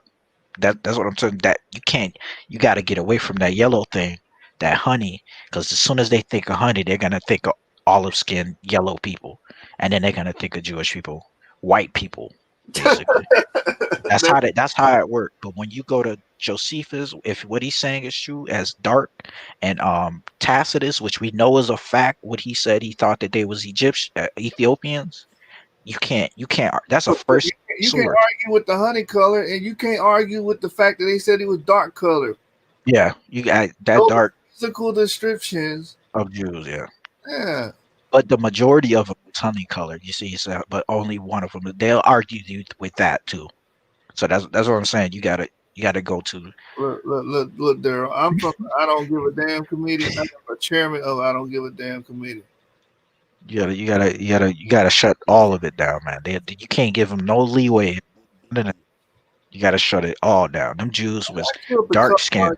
1,000 times, man. So it's so much.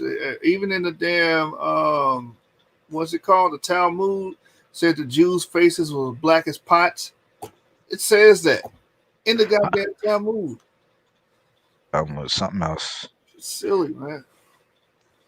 All right, man. Go to sleep. You've been up too late. Yeah, man. I got orientation tomorrow. We got Shoot. 18 people still watching, man. Y'all Yeah, they crazy. Yeah. But look up the Ingush INGUH. I'm literally reading it right now. 89% J2. That's the J gene. And they live in Caucasus Mountain. No history of Judaism at all. Mm-hmm. European people. Shit. All right, man. Get some sleep.